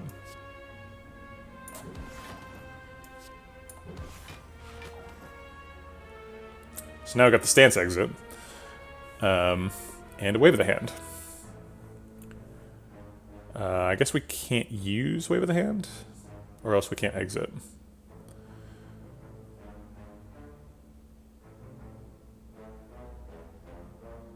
I think everyone's PogChamp is the same, as far as I can tell. There was a different one earlier in the stream. They must have just changed it. But I see the same PogChamp for everyone, at the least.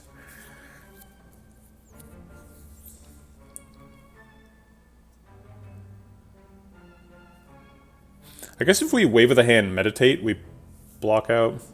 That's just worse than Mental Fortress Meditate, though.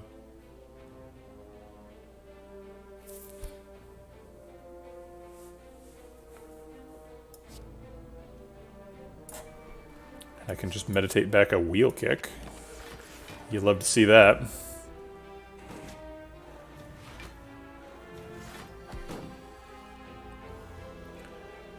Empty Mind seems like a good start. Draws 2 cards and 1 from the graveyard, so 3 cards total. We have room for that in hand. Or we could use Empty Mind as a Wrath exit. That seems promising. Let's plan on that.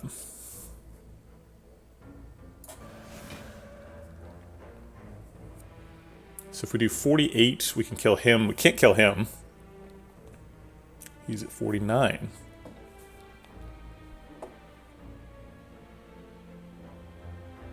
But he's doing more damage, so let's target him. We might have to hit him with a strike, but that's not that bad. Who needs Wrath exit? We might not.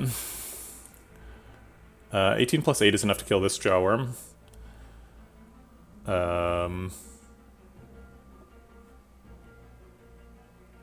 Do we exit first?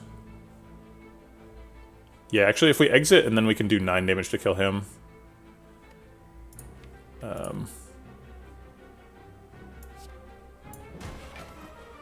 Let's see, this exit draws 3 cards, and then we get 1 flurry back.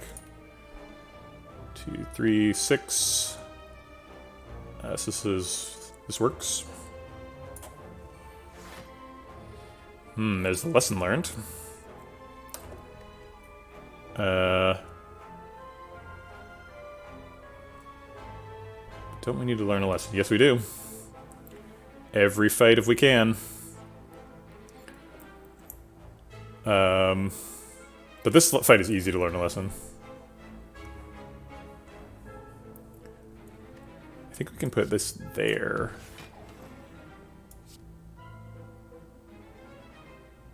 Oh, this is Parking Ink Bottle. 3, 6, 9, So that'll put us up to 10 cards. Okay.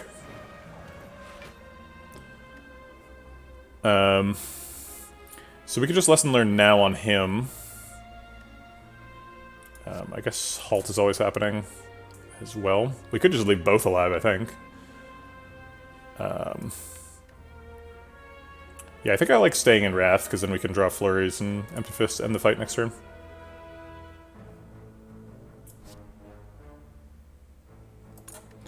Uh, 8 plus 26 is 34, so not enough to kill him. Okay.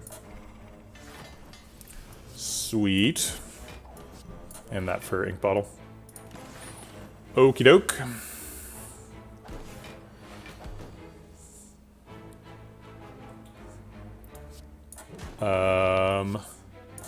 Let's see, we want to play 4 more cards. Sweet. Okay. We even got Panacea set up for next fight. It's a joke. Couple of zero-cost attacks. Is that good now? No, it makes us worse against Time Lord. I think we've got enough zero-cost attacks. I mean, clearly we've got enough of something. Alright, we're just gonna skip. More elites. Give them to me. Burn's gonna be kind of tricky with this deck. This only heals us for 4, not 5, with the Ornithopter.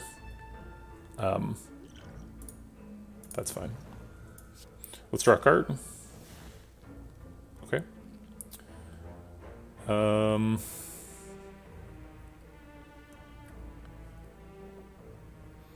He is hitting for 21. We kind of need to find something to block. I guess I'll just scroll now. I don't think we need to blind crescendo before we scroll. The extra 1 card's probably not worth it. We might not want to be in Wrath this turn. Okay, we do have Empty Fist and Halt, so for what it's worth, we will end up going into Wrath.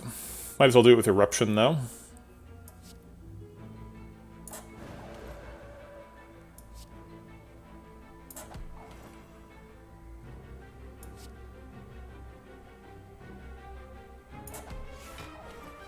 So we got a bunch of decks, now we can Halt for 1,000,000, and then Empty Fist back out.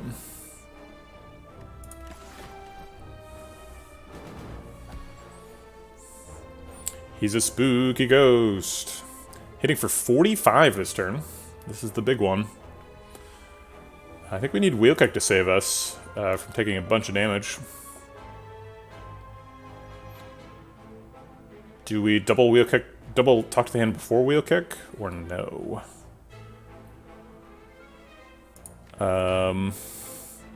If Wheel Kick draws, like, Mental Fortress Meditate? That's a tough one. So the line we currently have is double talk to the hand, Wheel Kick, Flurry Blows. I don't want to draw with 0 energy. Okay, so that blocks for 3, plus 6 is 9, plus another 6 is 15, so we take 30 damage. Yikes. Yeah, well, if we Wheel Kick first, we're giving up 6 block, is the problem. So I was hoping to avoid that, but yeah, I think we need Wheel Kick to save us. And it says no.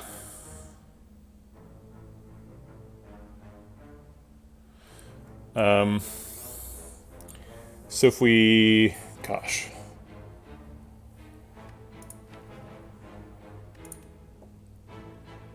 I guess it's just double talk, double flurry. I don't see Mental Fortress making an impact this turn. We'd have to go into Wrath, which doubles his damage. There's no way this blocks for 45.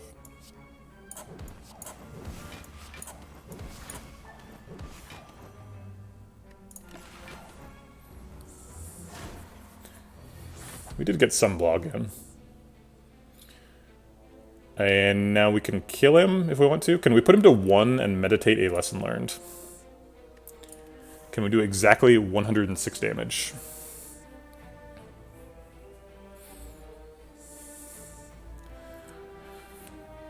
What'd you just notice?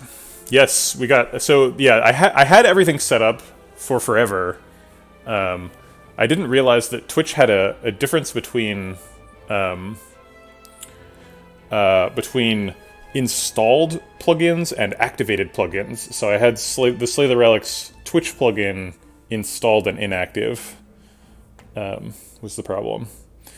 It's funny, actually. So I did a test stream to test if I had figured it out, right? And so I like put up the starting student screen and turned off my microphone and turned off the camera. And I didn't have Slay the Spire running, or I did actually, because I wanted to mouse over the screen and see if I saw the thing. And this is on Saturday, so it was like Saturday morning at like 6 o'clock. And I put test stream, please ignore, as the title. And I started the stream, looked at my own stream in the web browser, saw that it was working, and I was like, yeah. And then I like turned the stream off, and OBS like exploded with like 500 comments because Life Coach rated my test stream, please ignore. So there were 900 people watching a stream that I just like took offline. So I had to like quick start the stream back up, and I did the first half of it in a bathrobe.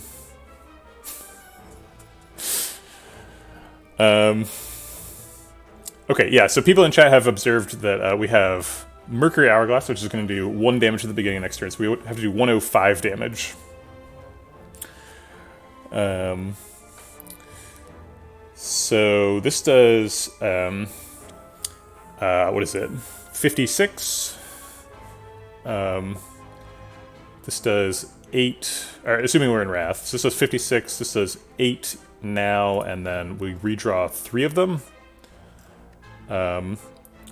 So these two do 16, that's 32. This one does 12. 32 plus 12 is 44. Yeah. 44 plus 56 is 100. And we want to do 105. Or we could, as long as we can guarantee that we get an attack next turn. Yeah, Fear No Evil is an attack, so we'll draw that next turn. So if we leave him at 3, that's also acceptable. So we could drink the Strength Pot before the last attack to get an extra 4 damage. Aragon, were you really watching the stream before the raid? That's hilarious. You were also watching the test stream, please ignore. So yes, we should be able to learn a lesson learned next turn, despite the thing. We have to be willing to drink a Strength Pot. Gains us 5 health back. Strength Pot isn't like particularly valuable. I think we're fine with that. Okay. So it goes like this.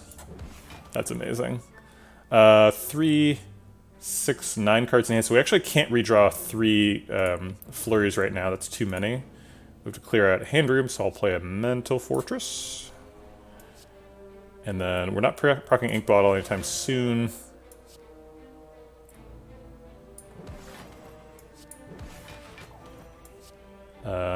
So we're trying to put him to 3, which means we need to do 68 damage, which is 56 plus...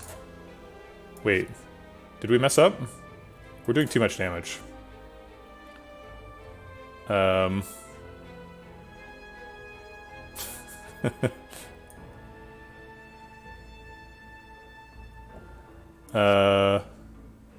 If we do 56 now, he goes to 15, right? And then Flurry would kill him.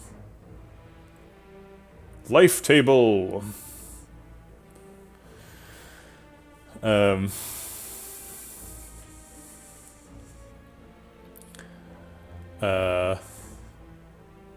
Life Coach's wife, her online handle is Wife Coach. I think that's adorable.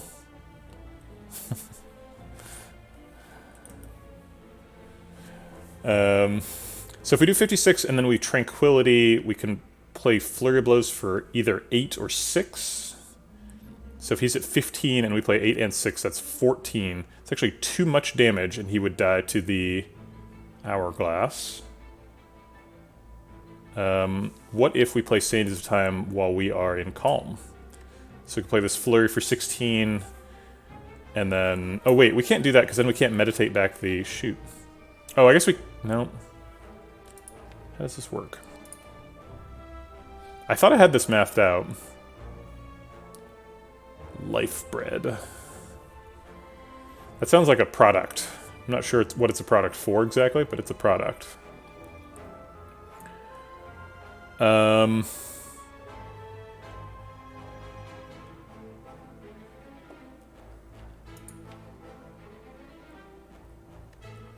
we are going to give up on a lesson learned here. That's what the next step is. We're going to not learn a lesson.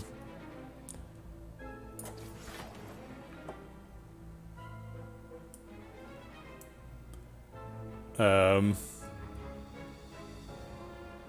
we still can proc ink bottles, so we'll do it this way. We did get Courier. Oh my god. Courier with 700 gold, about to go to a shop. Tantrum's here. Tantrum wants to play. He's like, hey, I heard you got a good deck. Would you like to add a Tantrum Plus to your deck? Why, yes, Tantrum, I would. Fine, be that way. Mummified Hand doesn't really do anything, but sure. We have to take Sapphire Key over Blue Candle. Wait, did I put myself in a position where I have to recall at the last fire? I think I did. Yeah, we took 0 fires in Act 3. Oops. Medkit. That seems good. See, this is why we saved the money, right? We saved 700 gold, we get a Courier, and then we get these relics. These are all excellent. This is why we saved the money. Medkit, Ginger, Happy Flower, hell yeah. Get in the deck, all of you.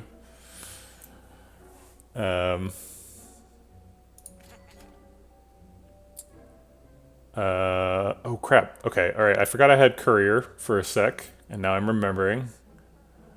Because I clicked on the thing, and then something else came and replaced it. Okay. So... What's our order here? What's the pantograph for? Exactly. Who needs rest? Regal Pillow is such an Act 1 relic. There's a pen nib. Seems good. We have a Sands of Time in the deck. Sands of Time Plus, I should say. We should definitely buy the Happy Flower, though, right? We need that. I think we need Happy Flower more than we need pen nib, so I'm going to click this one next. Anchor. It's pretty good if you want to be a boat. I like being a boat. We already have Captain's Wheel, so we're just missing Horn Cleat. Get the full set. We've got 457 gold left. Probably want to do a card remove. We did use Pillow twice, yeah. Pillow's worth 30 health this run so far. I guess we could probably see that by mousing over it now. Yeah. Yeah, it does take the deck a second to get going. Anchor seems pretty good. Also, our first fight is Donu Deka, which is fucking terrifying on turn 1.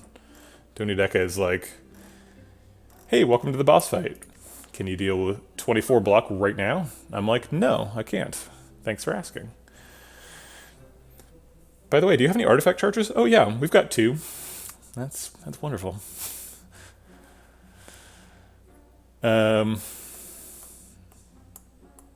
Nirvana's a little bit better now that we have Mummified Hand, but I don't think I'm taking it just for a Mummified Hand proc. Let's remove a defend, the last defend. And buy this anchor. A bottled tornado. We got a mental fortress on 1. That seems okay, but not like amazing.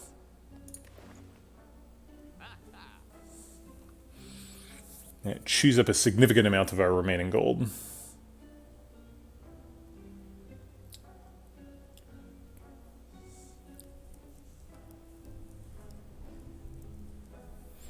Pen nib is going to be really irritating because pen nib and ink bottle are on different pages, so I'd have to page back and forth to see what the various setups are. Not really a good reason to not pick it. Doesn't cost us anything if we're playing optimally, but I feel like it's going to make me forget about it.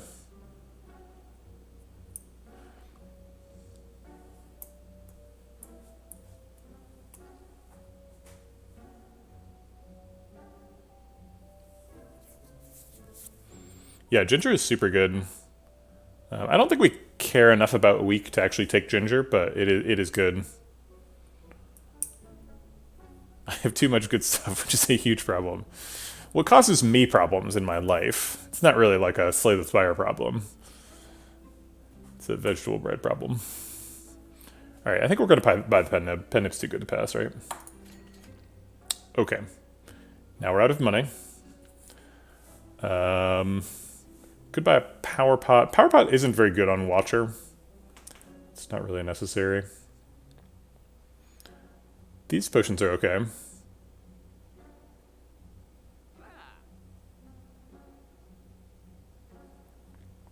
And finesse is kind of okay.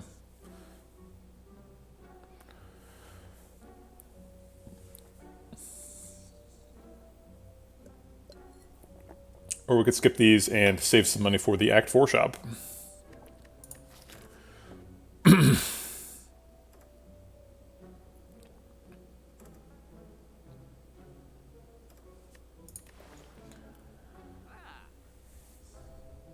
Maybe some rod there. Are you talking about tungsten rod? Ooh. A mod that sorts your relics. Unfortunately, the order of them does theoretically matter. But the order of, like, old coin never matters, so that one could just go away. Yeah, I think saving money is better than finesse or potion. I don't think we need the potions enough.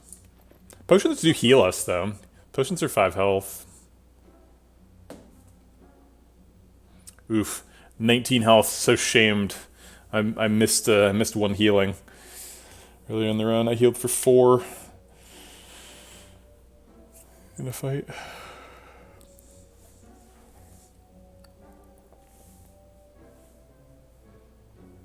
$89 gold for 10 health, 3 cards, and 2 energy.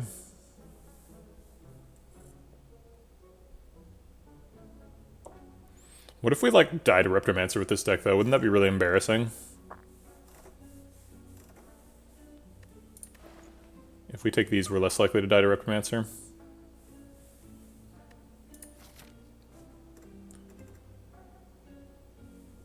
We have Potion Belt, so, like, potion slots aren't really the resource we care about. It would stink to, like, run out of money and get to the Act 4 shop and see, like orange pellets or something insane. And I don't think we're likely to die to Reptomancer. So I'm gonna risk it. Giant head again. Never Reptomancer.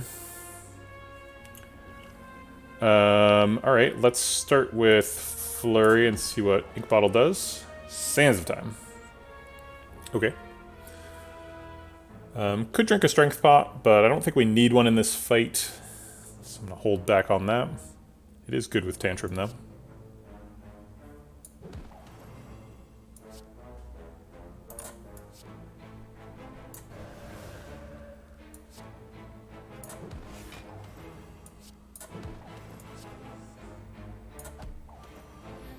Yeah, this is a pretty easy Giant Head deck.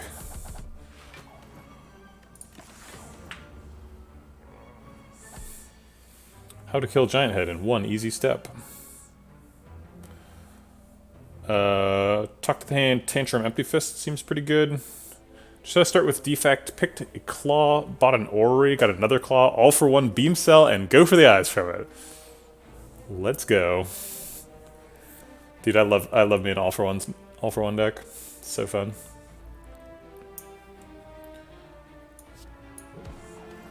Do we play the Tranquility this turn too?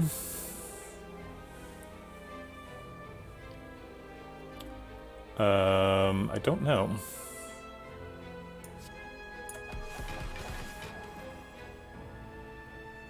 Doesn't seem like we need the block. These flurries are going to block up enough. Yeah, I guess we just play Simmering Fury instead, huh?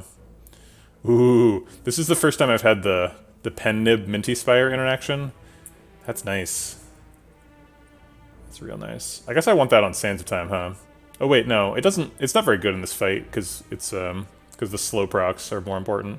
So I'll just try and get another Pen Nib next turn.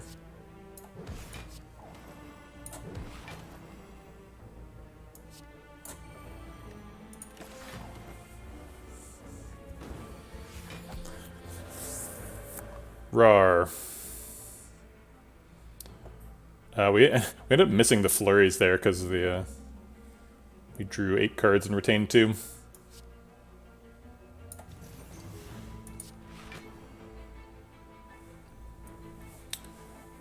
I'm just kind of messing around here to get slow procs.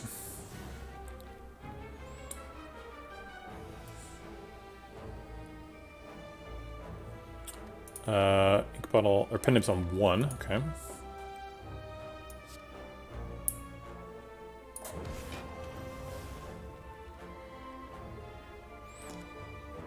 Oh, your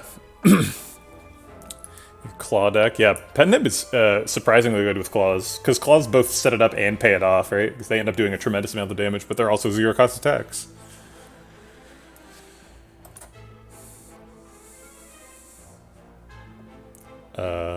He's not attacking, so we can't exit. I guess we can with vigilance, but that's lame.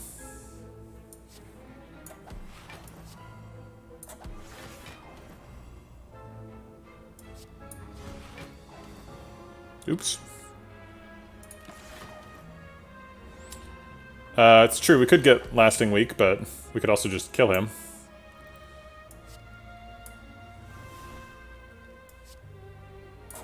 Empty Mind does not shuffle, but it's close. We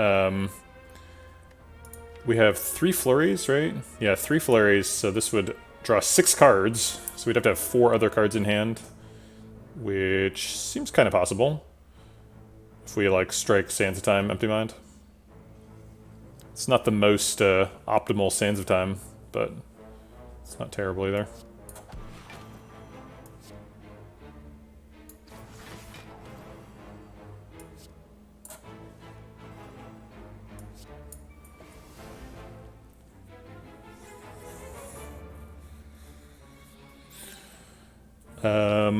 Let's see. We don't have enough for Tranquility Empty Mind. So we're gonna have to end our turn at some point here. Could meditate back the lesson learned. Try and get that to go next turn.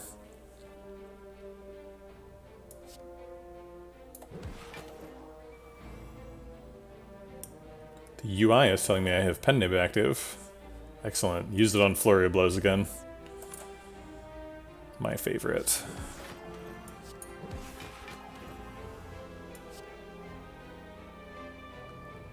What's this last card? Scrawl. I believe.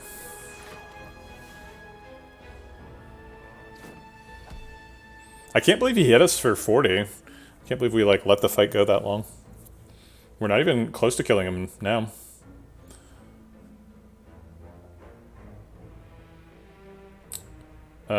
Halt wants to go first so that it gets a slow proc for everything else, but it also wants to go last so that it gets decks from the other cards. I think going last is going to win the fight here.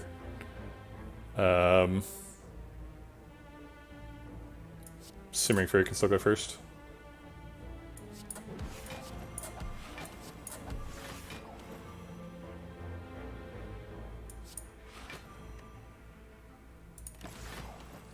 We got hit by Giant Head. I can't believe it.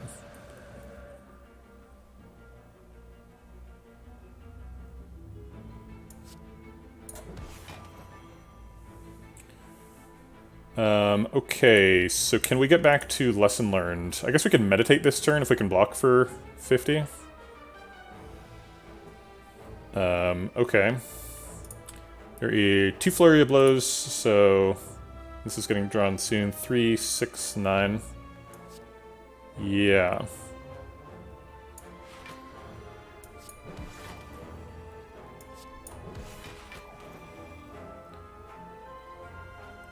If I use Empty Fist, the flurries come back.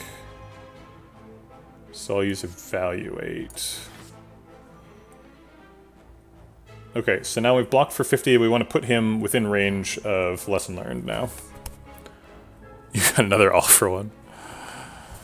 Amazing. 3, 6, 8 cards in hand, so Empty Fist will draw a full hand of flurries.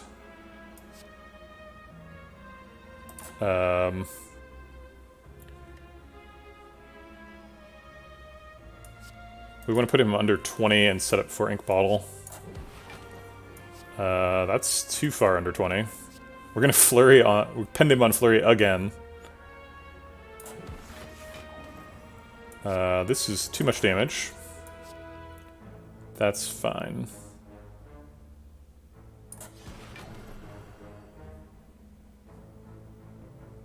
So we want to play a couple more cards so that we can set up for the lesson learned to be lethal.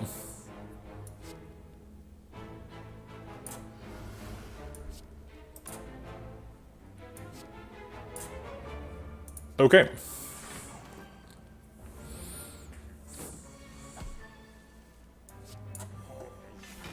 Panacea Plus, sweet. Ooh. Birdface earn Cloak Clasp. Wow. Cloak Clasp is a hell of a card.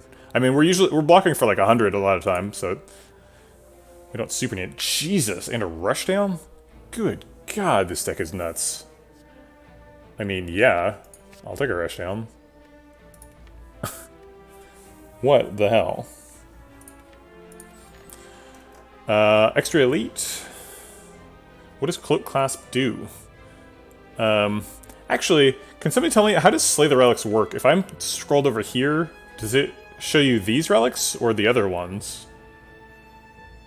Sorry, I was gonna scroll over to it so I could mouse over it, but I should have just typed exclamation mark Cloak Clasp. So it works the right way. That's cool. Neat. I was kind of expecting it to do the bad way.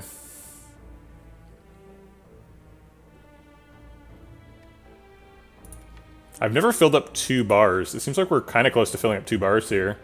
If we do 4 more from here and then 2 more from Act 4 and we buy a couple of shop relics, we're not quite getting there, but let's see how many fit. 1, 2, 3, 4, 5, 6, 7, 8, 9, 10, 11, 12, 13, 14, 15, 16, 17, 18, 19, 20, 21, 22, 23, 24, 25.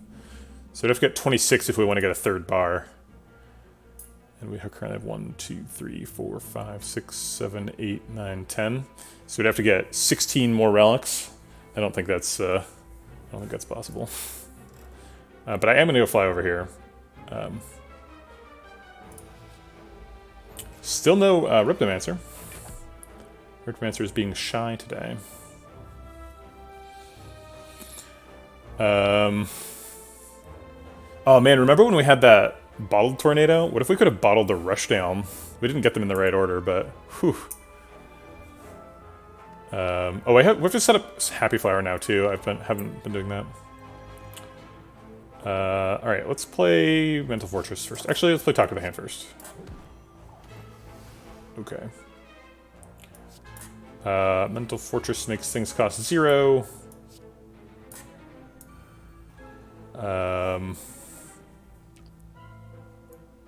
Halt and Sands of Time actually blocks out awkwardly. I guess I'll do it. I should have done Sands of Time then Halt for the extra 1, but we're blocked out. Okay.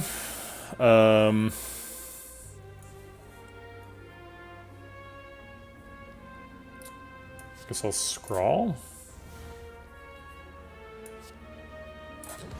Getting Talk to the Hands developed is basically the only thing effective we can do while he is intangible. We could meditate back a Sands of Time or Halt. If we scrawl, are there any more powers we can hit? Yeah, Mental Fortress. Alright.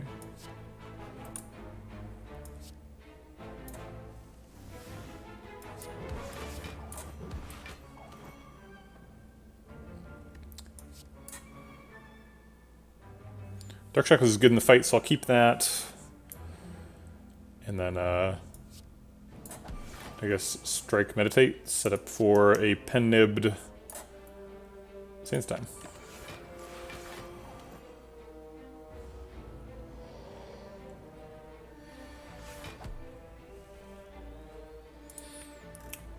Maybe I should take him Lesson Learned back, but this seems pretty good. Crescendo draws 2 cards. And we have plenty of exits.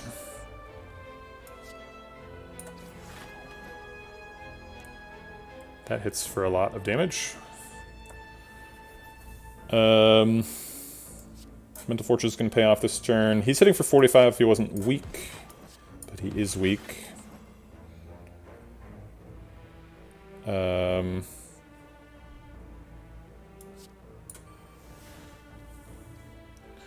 guess Simmering Fury helps draw back to Lesson Learned.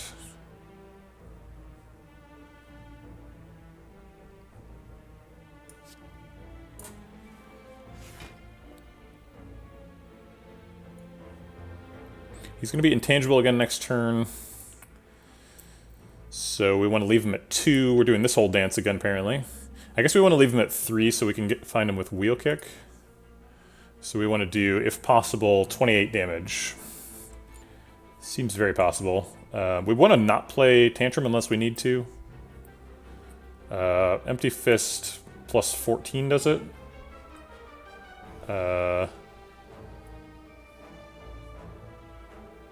over by 2.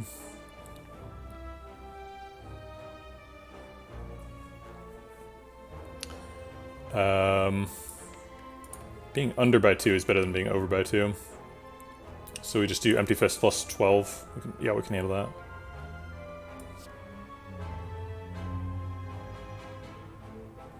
that. Flurry's Tantrum does 28. Yeah, I don't want to play Tantrum unless I have to. I guess I could play Tantrum, but... ideally, I wouldn't have to play any of these cards, and I could just play Empty Mind and then Simmering Fury. Because I want to draw more cards next turn.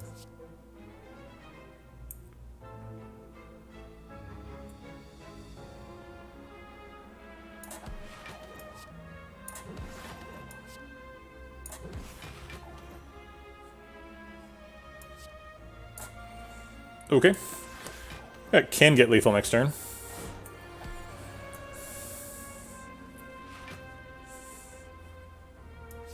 Just get rid of these.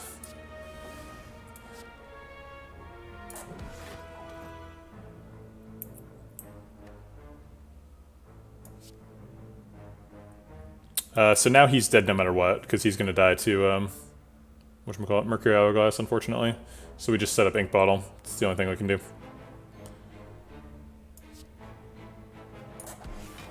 And Pen Nib, right? Yeah, so we should play an attack.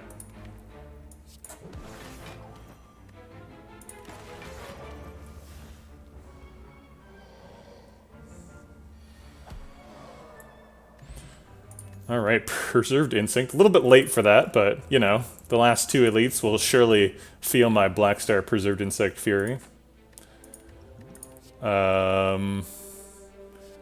We do have a Rushdown now. Is Crescendo good enough now? We've seen literally every bottle this run.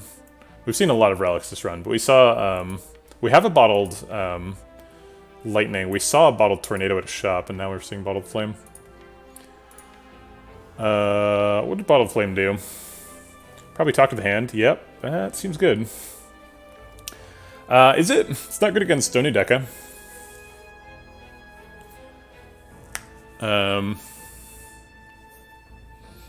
Yeah, seriously. Preserved Insect is super good. Yeah, I think I'll bottle Talk to the Hand. It's never, like, not good enough that I don't want it. Sands of Time. Sands of Time, good work.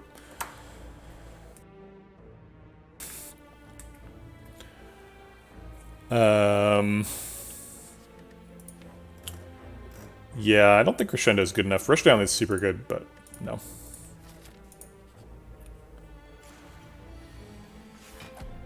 Okay.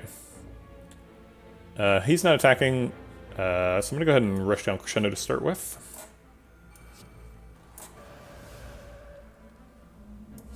And then Talk to the Hand should set up Pen Nib if I remember. Yes. Nailed it.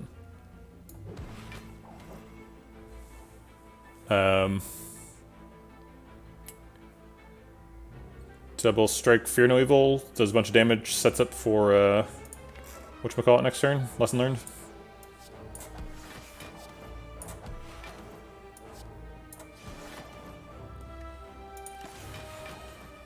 Okay. Double Flurry Scrawl is likely to get us Lesson Learned, it's not guaranteed. didn't.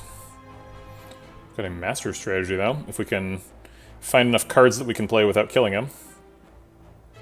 That kills him. I guess we can Tranquility before that. Our hand is currently full, so Tranquility actually does draw another Flurry. Also, any card we play draws an Ink Bottle card. So I think we start with Evaluate. Panacea is easy to get out of the hand. Wave of the Hand, also easy to get out of the hand. And then I think... Oh, we've only got 2 energy left, so actually I need to not kill him now if I want to learn a lesson.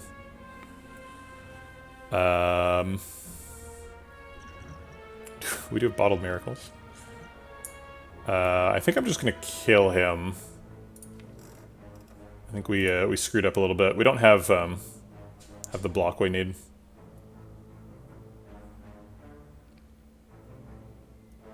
Actually, if I Tranquility, he's only hitting for, what is it, 18? Yeah, so he'd be hitting for 30 total. And I would be blocking for 22 total. Yeah, it's not worth it.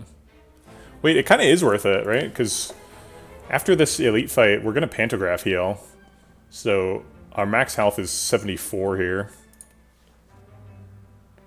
But that is after the elite fight, and the elite fight could be Reptomancer. And I don't want to die to Reptomancer.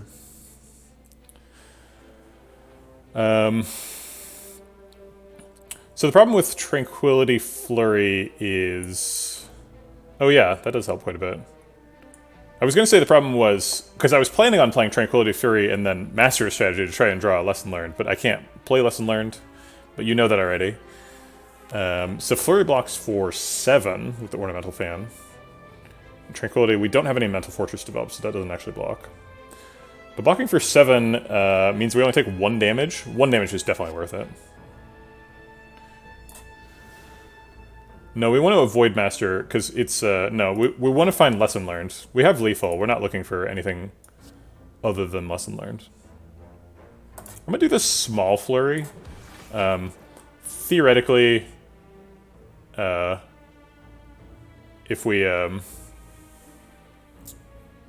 you know.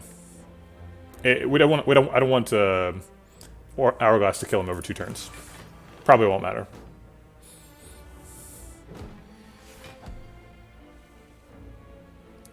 Insight, where's my lesson learned? Darn it. Can we just play Vigilance here? Is Vigilance enough block? He's hitting for 30. It is enough block.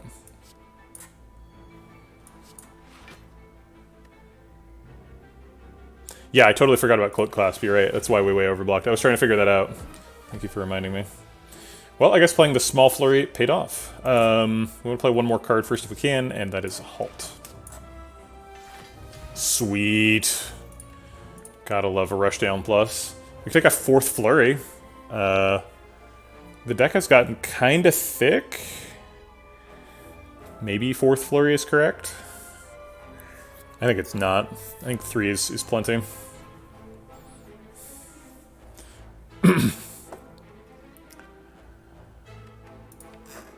Yeah, I think we're done.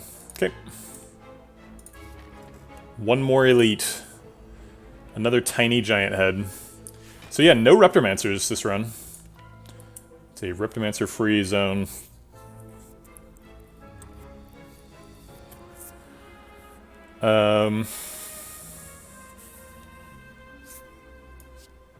This costs 0. This costs net -1.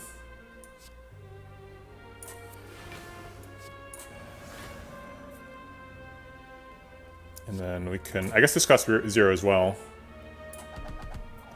So now we can draw 9 cards. Okay. We can block the weak. We want to play Panacea at the end of the turn if we can, to save a bunch of decks.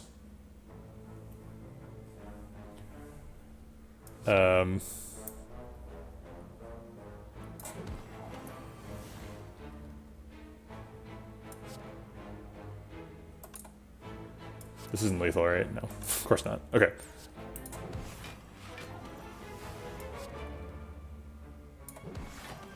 Oops, should have played Dark Shackles before the attacks. A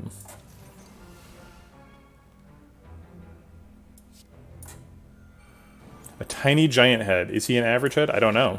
I don't know if anybody can really answer that question. It's one for the ages right there. Alright, so we get to save 5 decks and block the week with this, which is super sick. If anybody doesn't understand why we just got 5 decks, raise your hand. I will explain it.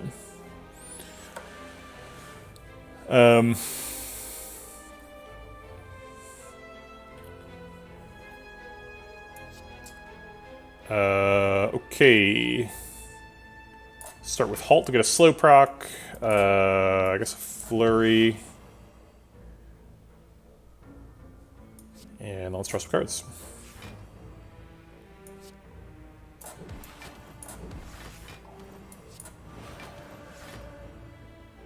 That's fine. So Nervu. So the thing, there's a couple of things that interacted on that turn. So Duality gives us a temporary dexterity. So we got 1 dex per card, or per attack, and we played 5 attacks. So we had 5 copies of plus dex and 5 copies of temporary dex. And the way that temporary dex works is at the end of your turn it gives you minus permanent dex. So the artifact charge blocked the minus permanent dex that the 5 temporary dex tried to give us, therefore just keeping the 5 permanent dex. And then we had 1 artifact charge left for the week. See? Not too painful.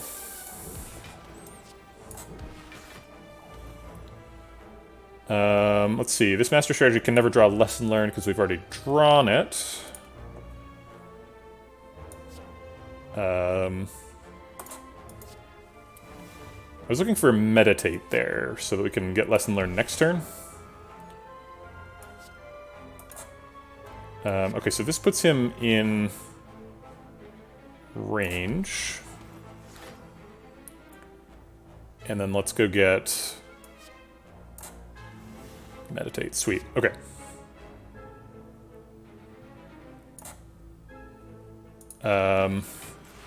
So the goal here is to play 4 cards next turn, the last one of which is lesson learned. This one's easy. This one's easy. Wait, Flex is just temporary strength. Shouldn't it take all the strength? No.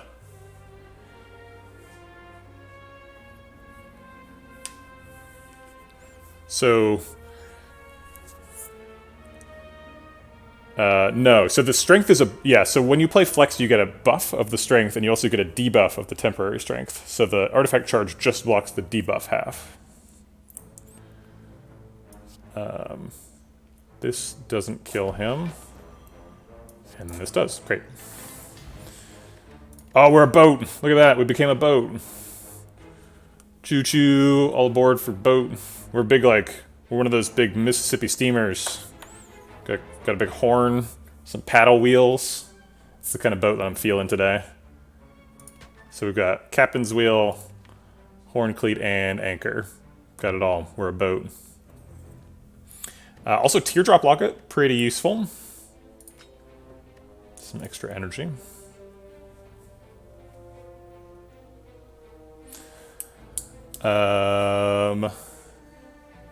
Second Halt is kind of an option.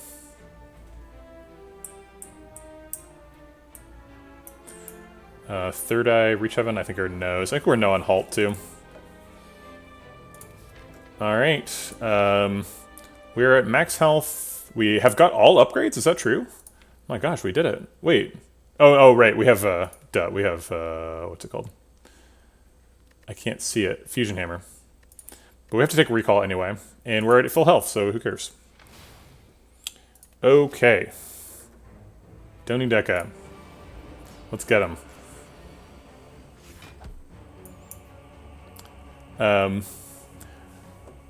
A very obscure Slay the Spire mechanic just showed up on screen. We were at 90 health when we went into this, and then we went to 92 and then 99. The reason we went to 92 and then 99, and not just to 99, is we have Pantograph and Blood Vial. And because we have Blood Vial after Pantograph, Blood Vial goes first. Relics are on a stack, so the rightmost relic goes first in terms of proc order. So both Blood Vial and Pantograph proc at the same time, but Blood Vial goes first. So yeah, so we healed the 92, and then Pantograph healed us to 99. Okay. All right. We've got a full potion bar, full health. We've got ink bottle ready to go. We can play Crescendo first if we want to get some extra energy. We're definitely going to play Scrawl this turn.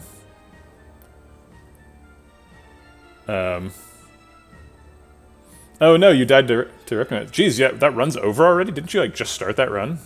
You were talking about, like, the beginning of the run. Pen nib's on 2. I've had trouble setting it up because it's on the second page. I think I'm going to Crescendo and see what we draw. Okay, I'll play Mental Fortress before the Scrawl. It'll make something else cost 0 as well. Oh, the Scrawl. Okay. Alright, let's see it. Little mini quest for this fight is getting Wave of the Hand as soon as possible so that we can remove all their artifact charges so we can talk to the hand. Ah, yes, the old Handful of Wounds. Definitely never died to that here on twitch.tv/Vegetablebread.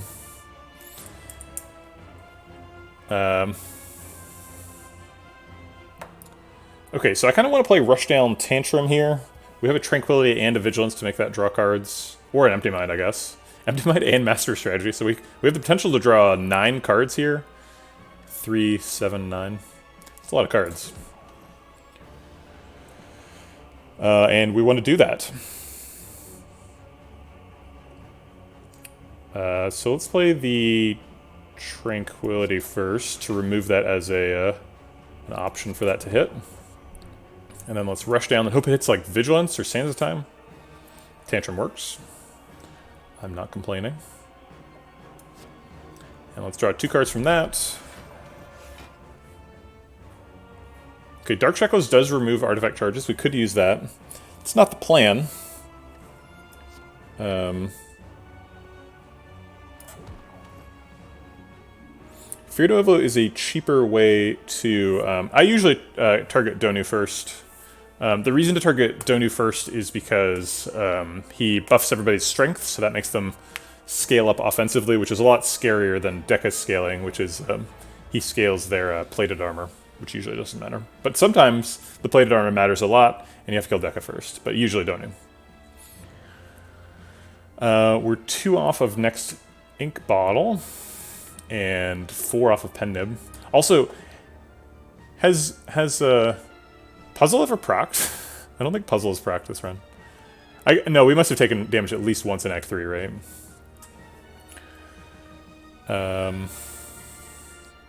So if we Vigilance, Empty Mind, we spend 2 cards and draw 4, if you count the ink bottle. So we have 3, 6, 8, so that's safe. We do exit Wrath, but I'm not too broken up about that. Oops, we need to get rid of this. Now we've drawn an extra card. Okay. Sure. Alright, we still haven't gotten the Wave of the Hand, but not for lack of trying. We've drawn like 20 cards here. I'll play Mental Fortress to decost something else and reduce hand size. That card is Tantrum again. Tantrum draws 2 cards, so let's just do it right now. There's Wave of the Hand, we got it. Okay. So... Alright, we're 4 off on Ornamental Fan, so we need to proc Ornamental Fan like a bunch of times.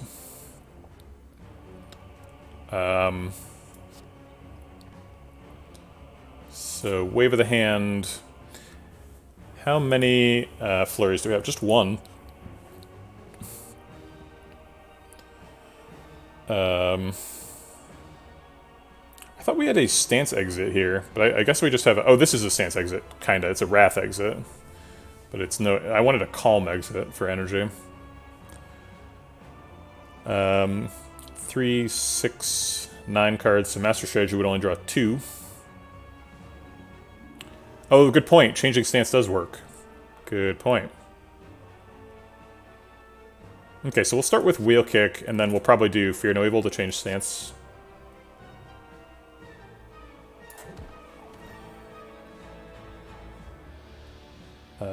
Trap. Alright, we needed to change stance, so... actually gonna Dark Shackle just to peel off an artifact charge. This makes room in hand for when we redraw the Flurry with Fear No Evil.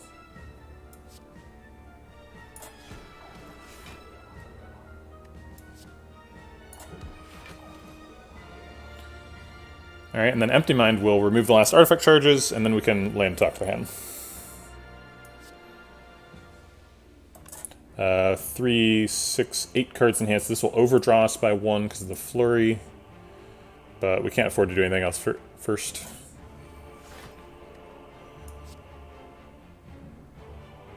Fantasy is nice. Okay, so we can land a talk on Donu. Although Donu's already half dead, so we could just stop. Crap. Okay, so I don't want to play any more attacks this turn, because if I play any more attacks, they will eat my artifact charges, and I want to save the 9 decks. So we're just going to end the turn now and play Meditate for something. Yeah, this deck is pretty silly. Wheel Kick? Fear No Evil? What's coming up? Looks like Fear No Evil is going to be useful.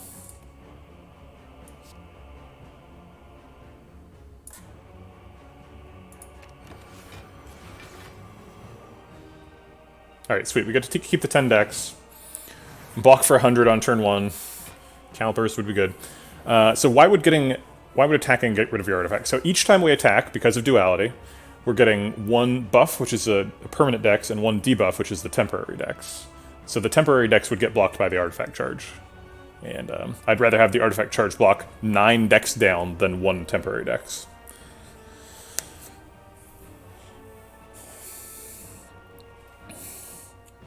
Okay, Eruption draws cards and gets flurries back. There's currently 2 flurries. So this draws 4 cards. We have 3, 6, 7 cards in hand, so that's safe. Many flurries. I just ran a DM game, or I just DM'd a D&D game over the weekend where I gave all my players control over really high-level monks. And so this, like, hyper flurry of blows thing is really reminding me of that. I feel like we can probably kill Donu right now.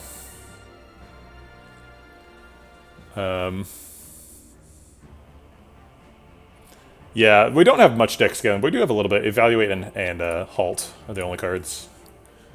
But it's still worth doing, I think. So Fear No Evil lets Tantrum draw cards and draws the flurries.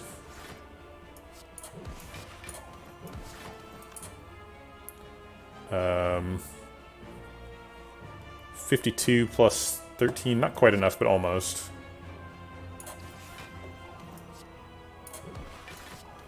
Oops, that's a mistake. I guess I'll exit on Deca. So that I get a flurry back. There's lots of ways to play this. We don't have to play it perfectly because this deck is real strong. Okay.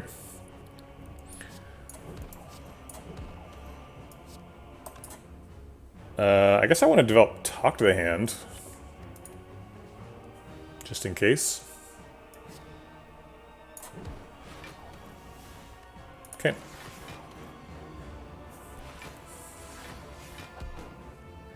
We start the turn with 18 armor. Wait, where did that come from? 18? Oh, right, because it's still turn 3. It's the captain's wheel. Oh man, whew. That's this deck is extremely fast. All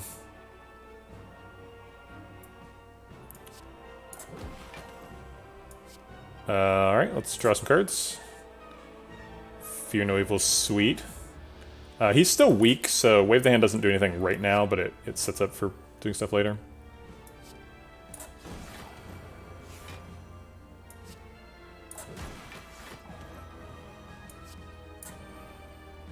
Okay.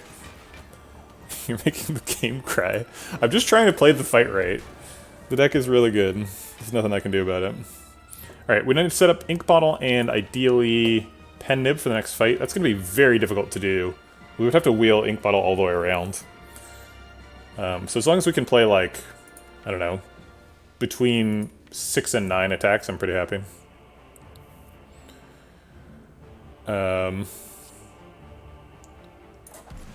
That's an attack. This is an attack. We can just master strategy to draw. Get that halt for 44 block. Sure. Seems totally reasonable.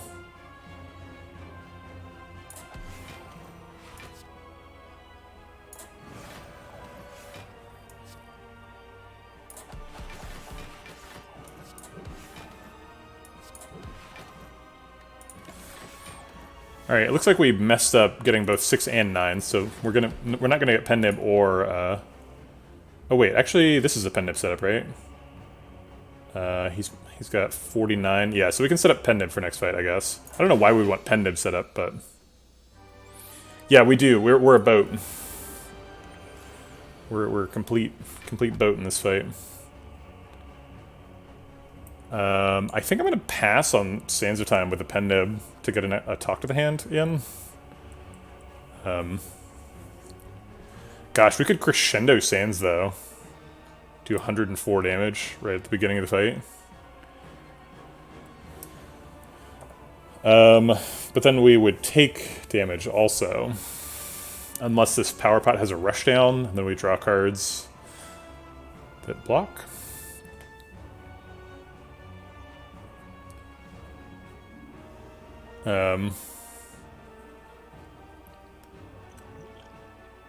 Yeah, not super happy fighting Time Lord. Was hoping to see Awakened One. Awakened One would have been both an easy way to learn a lesson and a very easy fight. There's not that many powers in this deck. I guess we do have a couple, but we're a banana boat. That's true. We do have all the fruit too, huh? I guess we don't have like ginger, but we were offered ginger at a shop. We just didn't buy it. We also don't have Odd Mushroom, which I'm always like, is that a fruit? Does that count? The banana boat. Yeah, it seems like not using Power Pot here would be disrespectful to Time Lord and his people. We did get a rushdown. Still seems risky, though, and unnecessary. What does Devaform do in this deck? I think I'm gonna take a Foresight.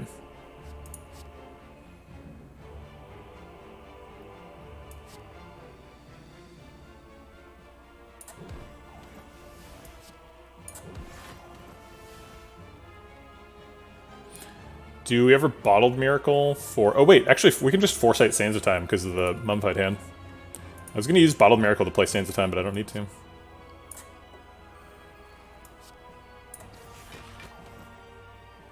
Alright, take a little bit of damage, not too bad.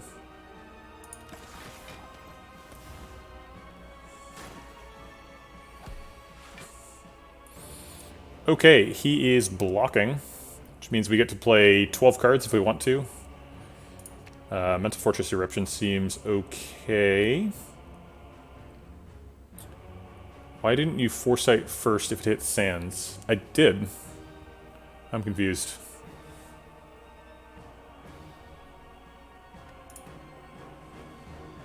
That's how we played Sands.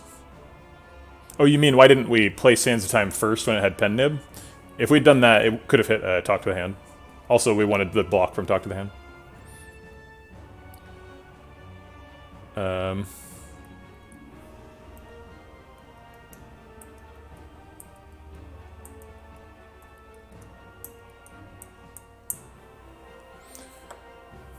Maybe we shouldn't have played both Talk to the Hands.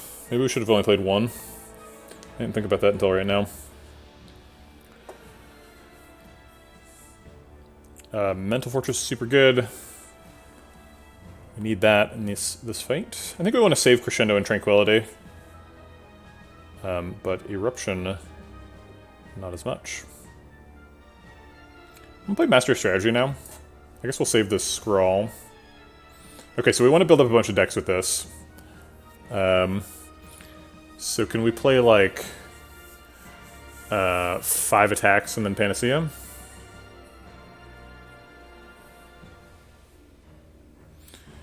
Yeah, Aragon YTI's got the answer. We don't want to get them removed. It looks like we can play 5 attacks.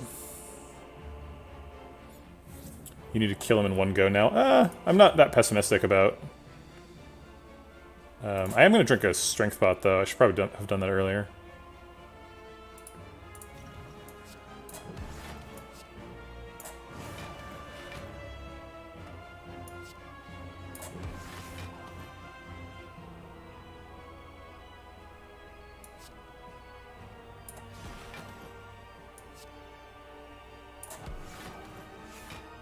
Okay, so we get to save a bunch of decks. And also block the drawdown effect. Or, I'm not sure which effect it blocked. Oh, it blocked a vulnerable. That's pretty good.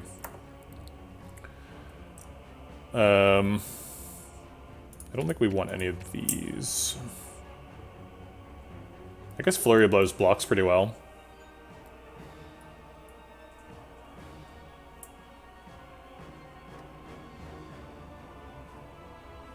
Yeah, but I don't need to draw it. I can just get it back. Wave of the hand. Wave Wheel Kick.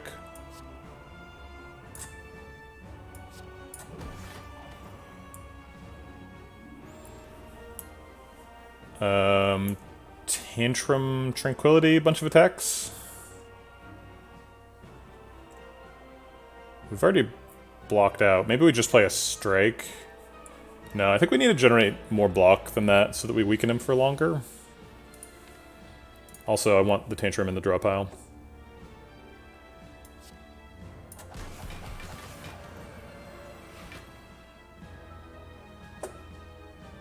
I guess this one does the most damage. Sure.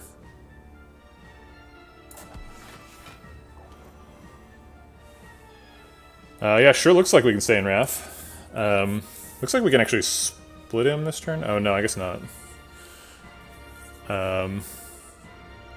24 plus 9.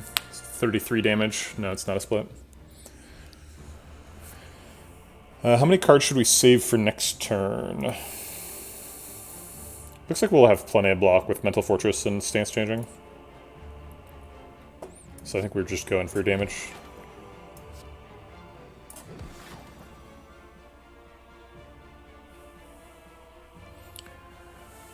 I think 9 damage is too low for one card. I think we need to get more of our cards than that. So we'll stop there. Alright, 12 weak. That should do us until he's at 240. He is multi-attacking. These cards seem really good.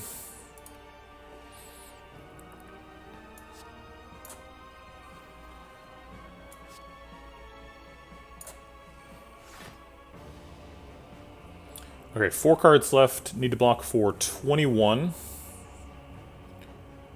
The 3 of the cards could be like... It could be like Tantrum, Halt, Simmering Fury, Meditate. We could fit in Rush Down instead of Halt. I don't think we need Halt to block, because the Tantrum's going to block for 24. Okay. And does this split him? Does 20 damage? No, actually. It'll be 3 short of splitting him. So we want to fit in an attack instead of Simmering Fury. Okay.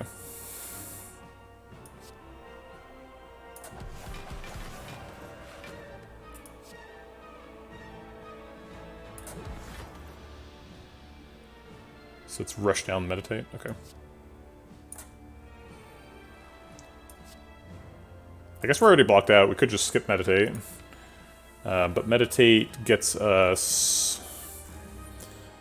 nothing? Oh, it could get Sands of Time. That seems good.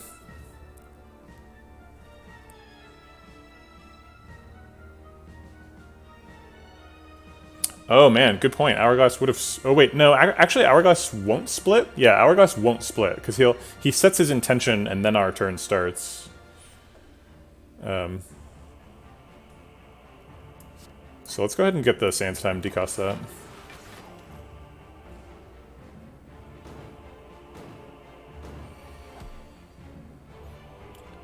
I'm already in Calm. Doesn't seem like we need either of these this turn. I'm not sure what we do need, but... Play Slimes. Okay.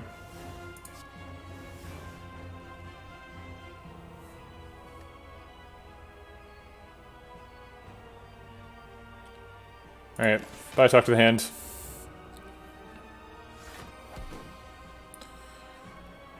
We're not in Wrath, but we can get in Wrath. I don't think we need strikes. It just occurred to me, I've been holding on to this Forge Pot forever, but the entire deck is upgraded now. There's only like one target. It's like Meditate. It's like Meditate and Strike are the only cards. I guess I got a Flurry. Tranquility. Okay, never mind. There's some cards. Wow, I haven't upgraded Wave of the Hand. Jeez. It's felt like it's been upgraded. I thought I had plenty of Wave of the Hand. Yeah, it is a heal, that's true. 5 health. Right, he's hitting for 36. We can't rely on Talk to the Hand anymore, but we can still rely on Mental Fortress. And we have a Halt, which blocks for 28.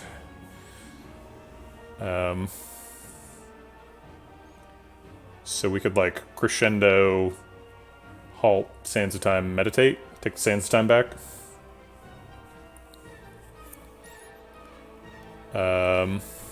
Is that enough block? We block for 24 plus a million. Yeah, it's enough block. Okay.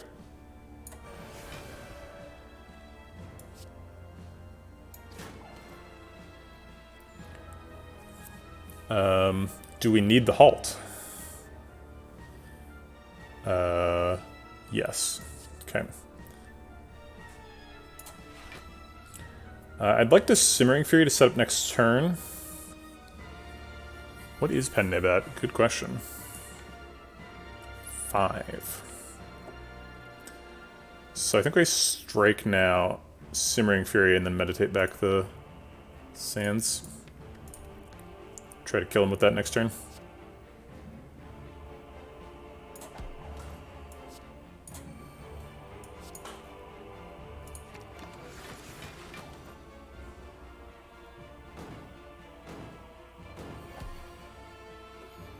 He's hitting for 36. We can get Flurry of Blows back from the discard. We don't need Strike. Fear No is a good exit. Okay, so we have 4 on the clock. And we need to either kill him or exit Wrath.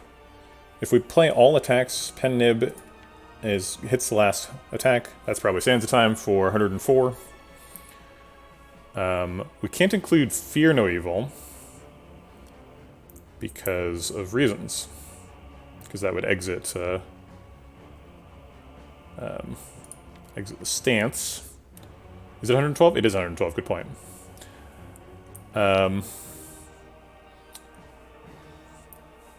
Yeah, I also think the Heart will be easier than Time Lord. Time Lord is very difficult. He is hitting for 36 this turn. It looks like we just need to change stances rather than Sands of Time this turn. And we'll try and blow him up with Sands of Time next turn. Because I only see 3 attacks in hand that don't exit. So this turn will be like Time Lord, Empty Mind, Fear No Evil, Empty Mind, which changes 3 stances. So that blocks for 48. I guess that's more than we need. So we can double Flurry. Fear No Evil, Empty Mind. Let's see, Double Flurry, Fear No Evil, Empty Mind changes 2 more stances, so we'd block for 36, which is exactly what he's hitting for. He would hit us for... no. He would normally hit us for 2 because we're proccing him, so he'll gain 2 strength, excuse me. But we've got plated armor from the Thread Needle, so I think that's fine.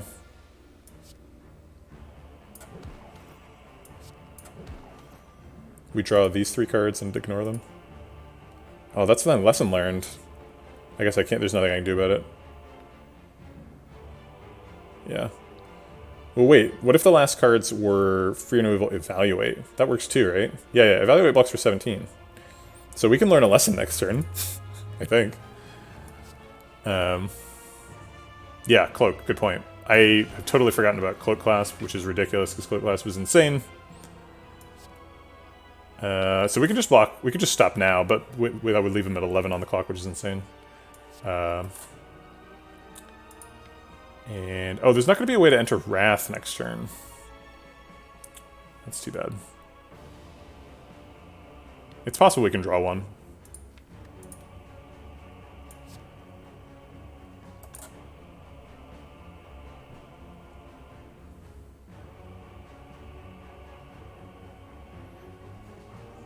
If we Sands of Time now, how likely are we to get Lesson Learned proc next turn? 56 puts him at 78. We have no strength. So this will do 12 plus 26.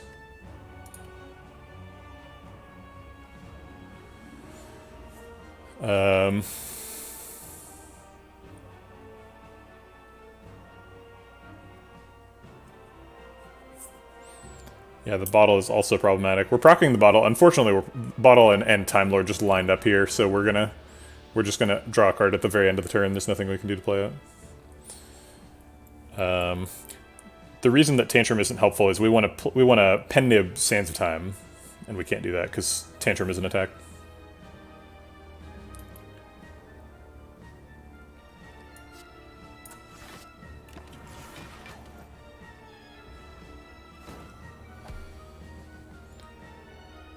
Dark Shackles is useful this turn, so I guess I'll keep it.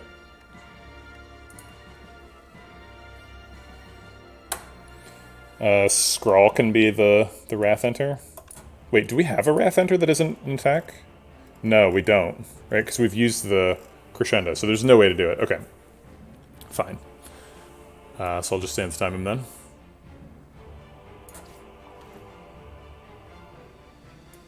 And Dark Shackles, and then Scrawl.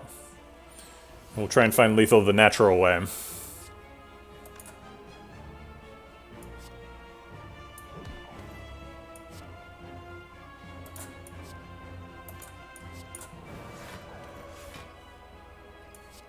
$30, so we're short by a bit. We get there easily. Ink Bottle wants us to play more cards, so does Pen Nib.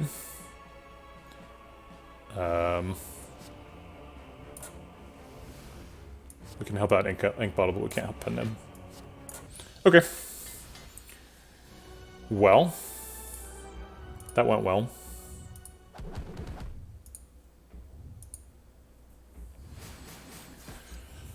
Okay. The Corrupt Heart.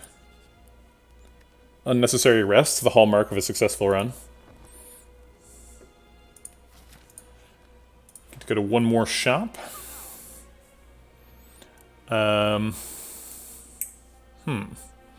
What does Whetstone hit?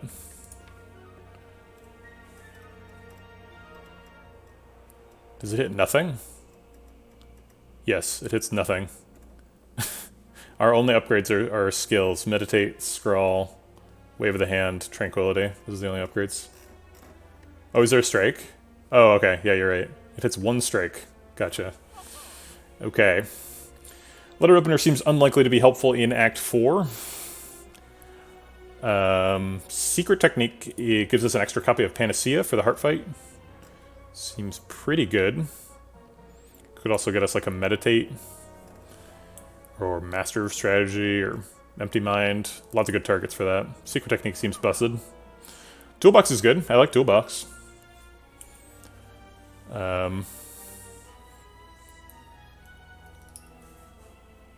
Remove Strike by Whetstone.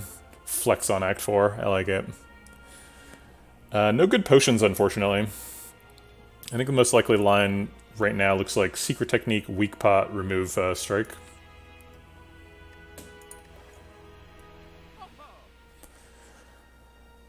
That seems like a pretty good shop. Could buy Tranquility. It's really the only other card I would want. Let's buy Secret Technique. Or actually, let's buy the Weak Pot first and see if there's like a fairy in a bottle behind this. Oh, there is.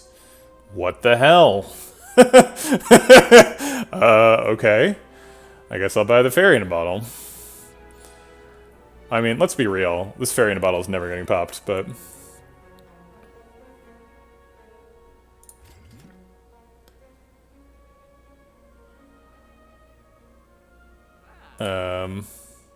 Okay. Exmunga, so we actually, like... I think as Watcher, I think I'm prioritizing removing Defends over removing Strikes as Watcher. Because Defends, like, aren't good as Watcher, and Strikes are actually, like, pretty good. Because they do 12 damage when you're in Wrath mode. So that's why I've removed all the Defense first. Yeah, like Water could be okay.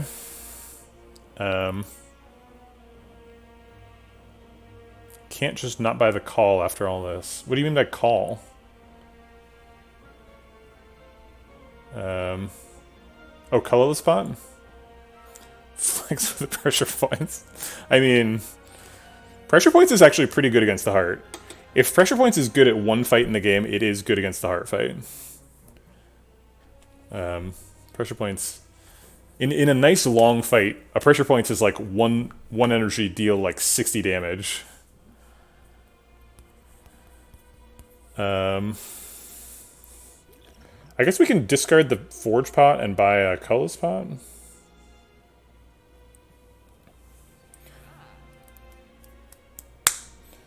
Blind is fairly good, but we have a weak pot now. Do we really need blind? I guess blind removes artifact charges. And we have a bottled Talk to the Hand, so removing artifact charges on turn 1 is a pretty big priority. Yeah, we could buy Thorns, that's true.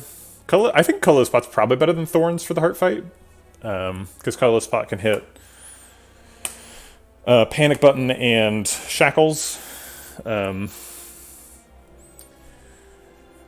am pretty ready for this run to be over. I am hungry. But Forge does literally nothing, right? Like, the best target for Forge Pot is, like, upgrading, like, only Tranquility or, like, Meditate. And that just, it's like, doesn't really, really move the needle there. Definitely not as good as the, like, 45 damage from Bronze.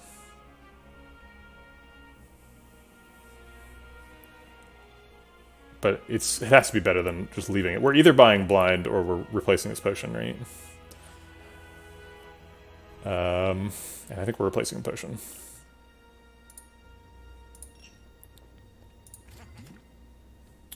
Okay, now I think we're done. I think Bottled Miracle is better than Liquid Bronze, Weak Pot, and Fairy in a Bottle are clearly in a different league. Okay. And none of these cards. Except for the obvious pressure points. Okay. I want to see like water. Sorry, Aragon. I don't think it's good in the deck. It's not good enough in the deck, I should say. How about we look for some of that colorless card draw? This is a pretty weak start.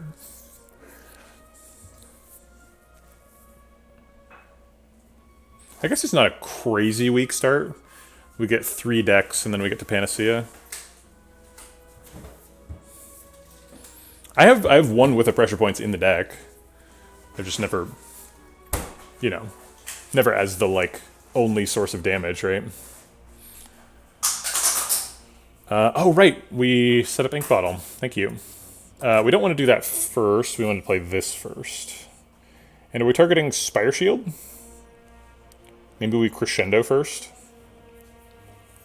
No, we always Flurry before Crescendo, so let's do Flurry first. Alright, Simmering Fury. So I guess the next turn will be okay.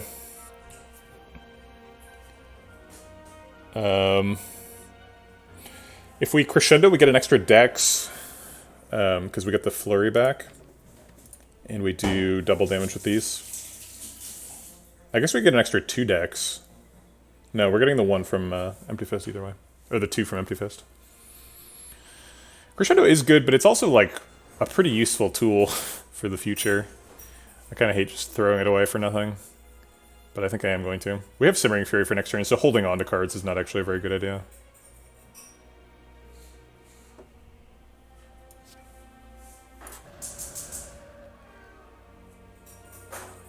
And I think we are going to go shield first. We can get him before he blocks up too much.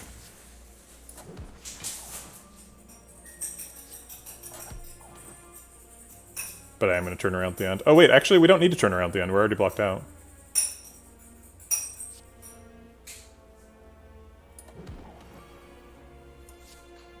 Okay, Panacea to save the decks. Simmering Fury to draw next turn.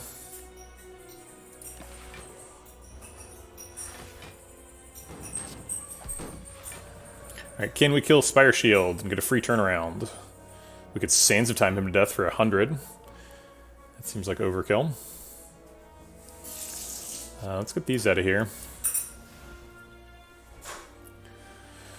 Master of Strategy, we have 3, 6, 7 cards in hand, so that is safe.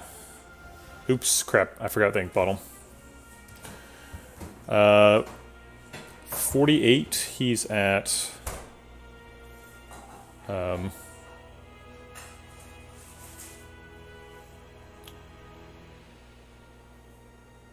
gosh. Maybe we can Sands of Time on Spear here, and then Miracle for some more stuff. Yeah, sorry, he's at 51. I just didn't say the end of the sentence here.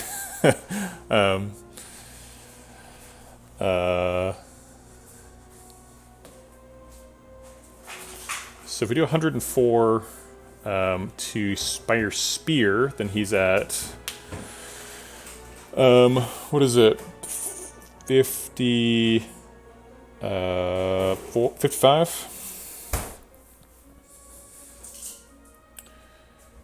Fortress, Trank... Oh, you mean Mental Fortress? Yeah. But then we're doing Tantrum when we're not in Wrath mode. It would work. Thanks for the follow, Oni Boy. Appreciate the support. Welcome to the Vegetable Patch. I think we'll just take the 48 damage from Tantrum. We'll just hold Sands of Time. It's not a big deal.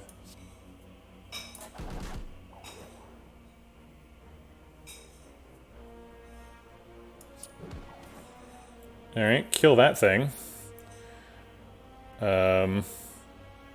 Let's see if Mental Fortress wants to hit Sands of Time. It does not. Alright.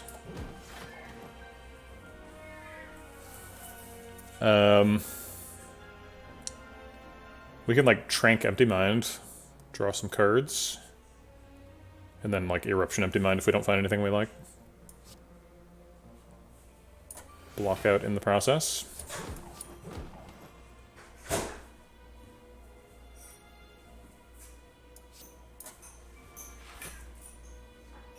Ooh, Fear No Evil is another way to exit.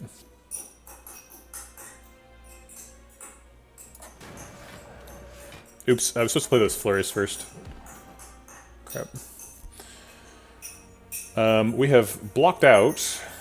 If we Ornamental Fan, we can peel off both the artifact charges before it's his turn again. That seems reasonable. And weaken him, I believe. We have not learned a lesson yet.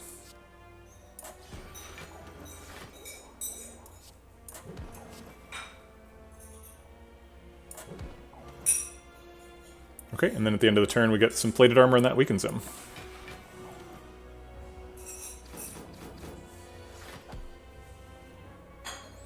We haven't drawn Lesson Learned out yet, right? Yeah, okay.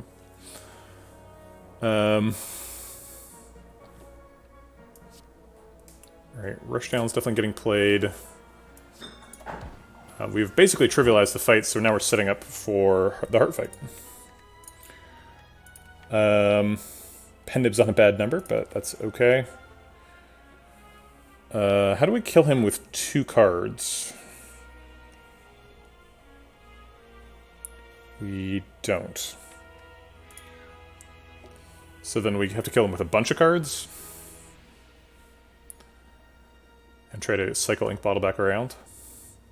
So it's like Dark Shackles, Vigilance, Strike.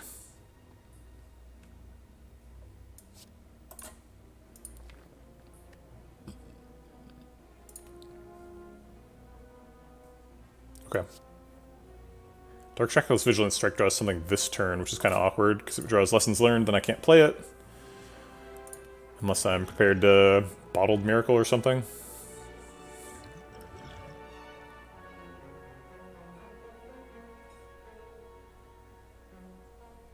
I guess I'll just Dark Shackles Strike, set up Ink Bottle on 9, and move Pen Nib forward a little bit. I kind of want to end this turn, but I don't think I can. Because Happy Flower's on 2. It's hard to draw this turn.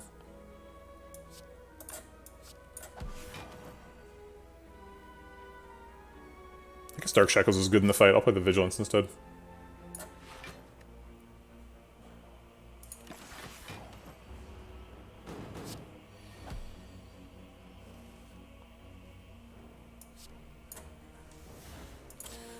Okay, we managed to miss Lessons Learned, so we get to kill him with it next turn, which means that Happy Flower is not on a good number, but we can get Pen Nib set up. Pen Nib setup is not as important as Happy Flower, unfortunately.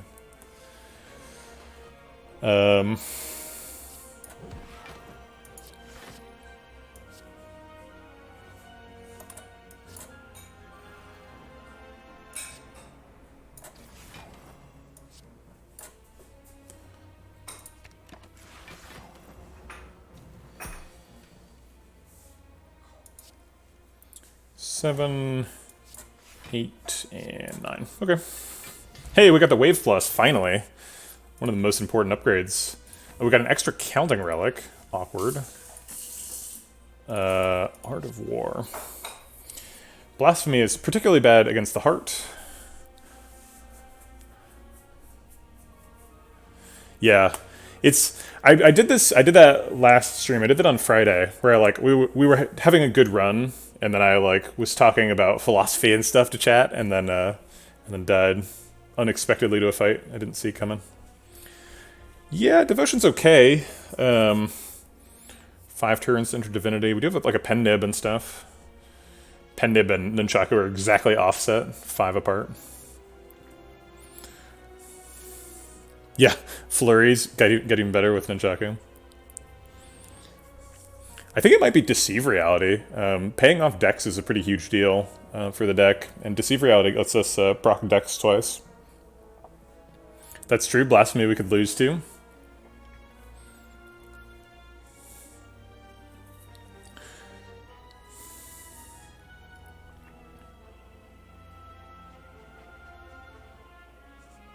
Sir Artemal, those ellipses make it sound like you're going to do that now.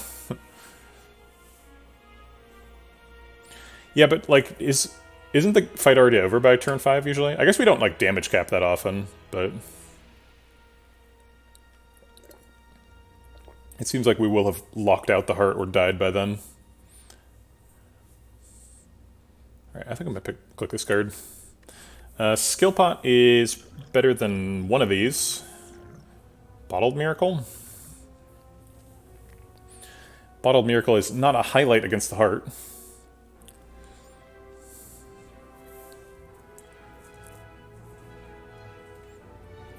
I love being a boat. Being a boat is so good against the heart. Having all the boat relics. Yeah, I think I'm going to give away the Bottled Miracle. Skill Pot's not amazing, but neither is Bottled Miracle. Okay, we get a turn 1 Talk to the Hand, because that is guaranteed. We also get to Wave of the Hand on turn 1, which is pretty insane. Setting up that weak. We bought a weak pot just for if this didn't work, but we have the Wave of the Hand in hand, so great.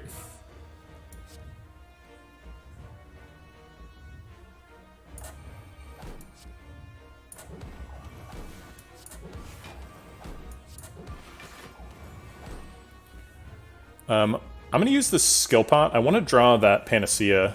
I might use the Skill Pot and the Colorless Pot to look for it. Maybe that's an overcommitment. That's probably an overcommitment. But I'll use at least the Skill Pot. Actually, Colorless Pots are better at drawing, right?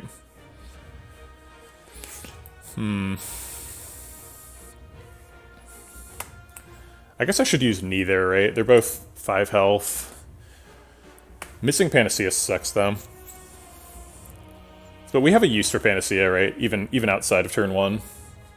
We don't need it to be Panacea specifically.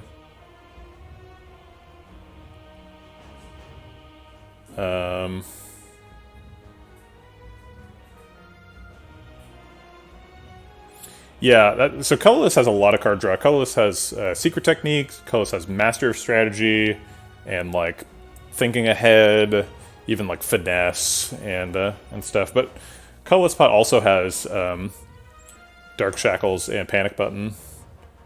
So I'm kind of loath to just give up Colorless Pot for nothing. I think I'm just gonna end. Oh shoot, I was supposed to Crescendo and then Vigilance. Oh no, I want to hold the Crescendo, this was right.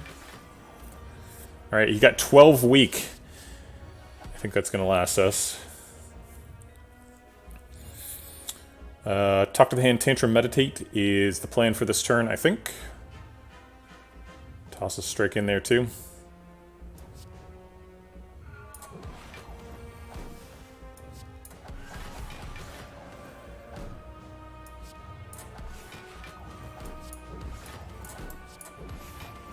We actually have blocked out in Wrath mode against the Heart's First multi-deck.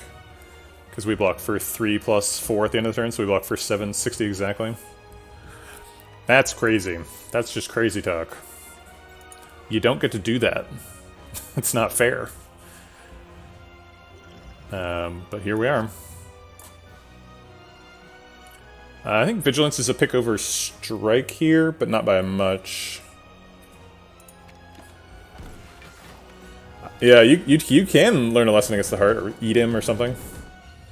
Yeah, while vulnerable, right? The Void sucks. Still never got that Panacea. Where'd that go? Why did we draw 2 cards at the end of the turn there? Did I, like... Oh, I messed up my ink bottle. I wasn't looking at it. Oops. Let's draw with Master of the Strategy first, in case we draw a Rushdown. There's Panacea. Found it.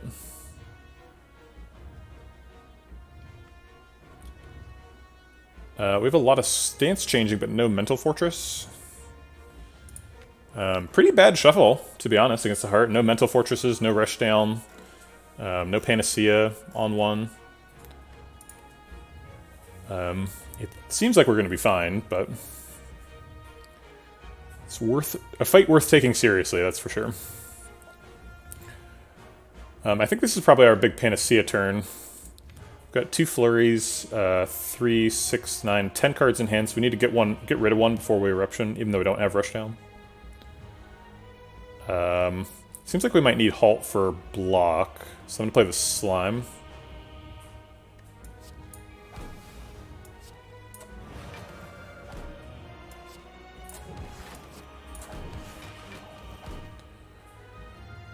And then Wheel Kick for more cards.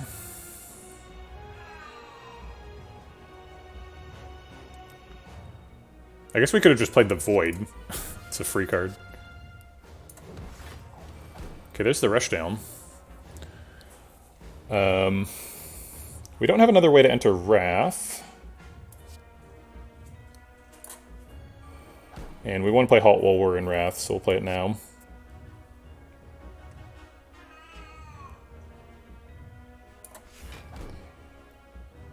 Oh, we do have another way to enter Wrath. We have Crescendo.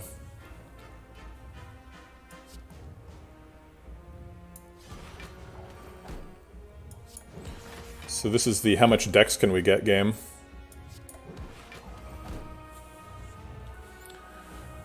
Yeah,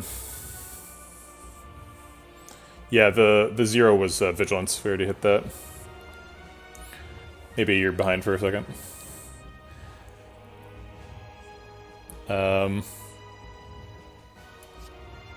Let's go to Crescendo to draw those cards now.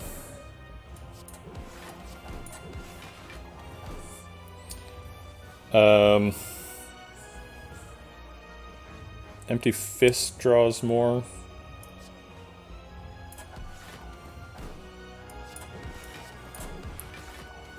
Looks like we might get up to like almost 15 decks. which is pretty good. Alright, seems like we're down to Vigilance and Empty Mind.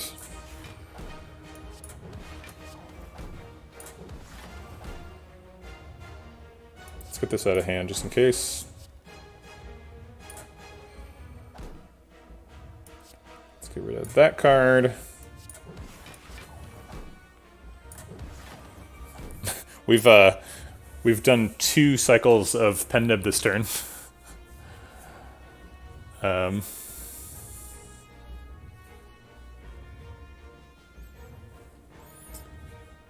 I guess this is fine. 39 damage. We're almost up to a damage cap. We don't need to play anything else, so we can just Panacea at the end of the turn. Keep the 17 decks. I guess we could Scrawl. Scrawl could get us, like, Tantrum back. And Empty Mind. Yeah, okay, I'll just Scrawl. Do we Strike and then Scrawl? And we have 2 energy. Yeah, that's enough for Tantrum and Empty Mind. Okay. Now this is... we're being committed to the bit here. Going for max dex.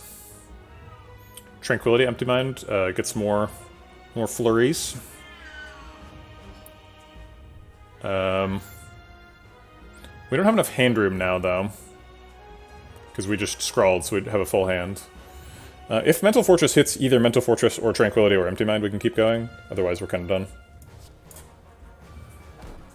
What did it hit? Oh, it hit Strike. Okay.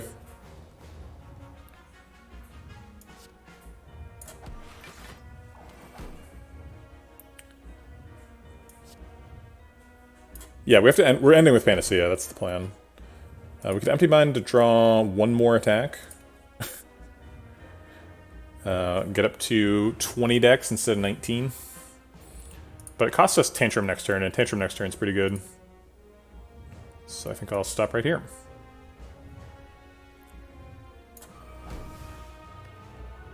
Okay. I think that ought to do it.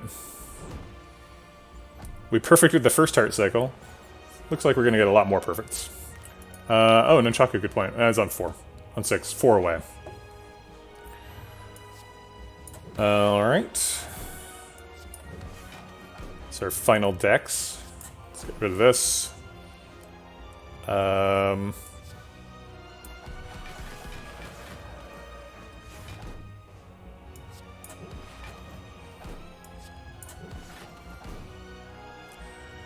guess Empty Mind, draw some extra cards, get some more flurries.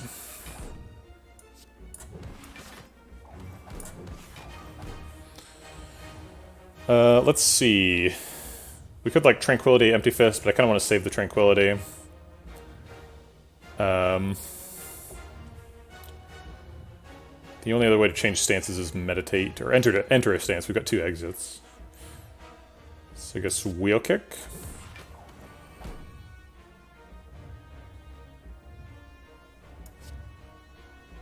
Nearly 20. We've got 27. But this is, you know, nearly 20 permanent decks, yeah. Okay. Great. Maybe I should have meditated at the end of the turn. I think it'll be fine, though.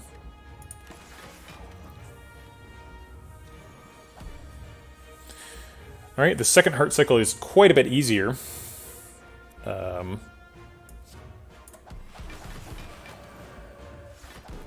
Mostly because we have everything developed, but also because you're not vulnerable during this cycle. All relic start is weird. Yeah, I imagine. I imagine there's a lot going on.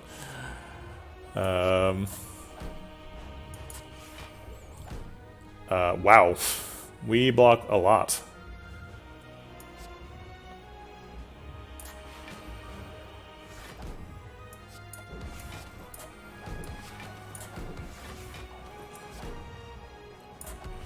I didn't really understand how busted this deck was until we faced the Heart. The Heart is the first deck to really let us stretch our legs and demonstrate the ridiculousness of this deck. I didn't understand until right now. This is very silly. I knew it was silly. I didn't know it was this silly. I guess Simmering Fury for extra cards next turn.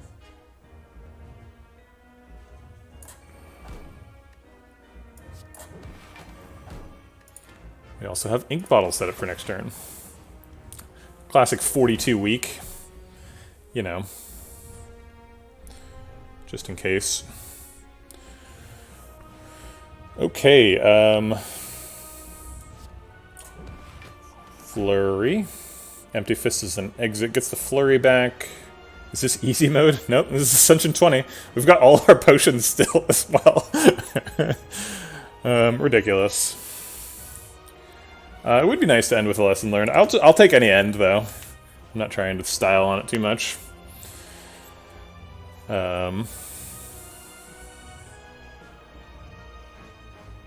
I guess if we Empty Fist and Tantrum, we can draw more cards. Ooh, Hourglass win. I don't think I've ever done that.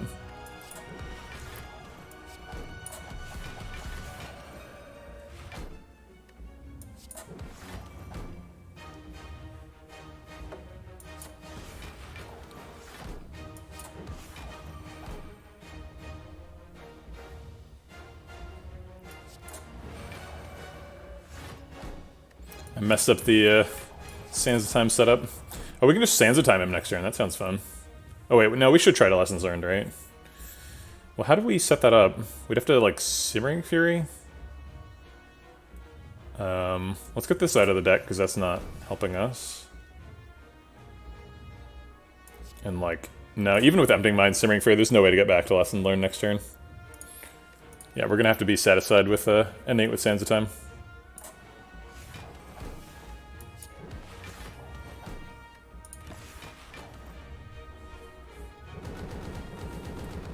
A 13 energy deck. Alright. GG. We got him. Perfect heart fight. Very, very dominating run. It was a real no-doubter. Ever since the Black Star, it was, we were never in any trouble. We did take, I think the scariest point in the run was we took, like, we had kind of a weird turn against the first Giant Head, because we fought 2 Giant Heads, but the first Giant Head, we had a bad turn and we took like 20. If that had been against Repromancer, we maybe could have lost. But that was real easy. Definitely one of the most relics I've ever seen. This deck was a boat. We had all the boat relics. It was also a fruit bowl. We had all the fruit relics. So a lot of relics going on here. Just a ton of stuff. We had a medical kit. Preserved insect. We got to see the Blood Vial and Pantograph interaction. We saw every single bottle, although we didn't pick them up. Yeah, Reptomancer is really bad on Ascension 20. We had a Cloak Class, but never did anything. It gained us 160 block, but we like never ever needed it, and I forgot about it immediately. We were a little bit afraid at the end of Act 2 because we didn't have any very much energy. We started with Black Star and picked up a Calling Bell at the end of Act 1. So we were still a 3 energy deck, which was kind of awkward. But we sort of found our way through. We had a pretty good Act 2 and then ended up with a Fusion Hammer and an entire deck that was upgraded because of Lesson Learned. And, you know, this was kind of a...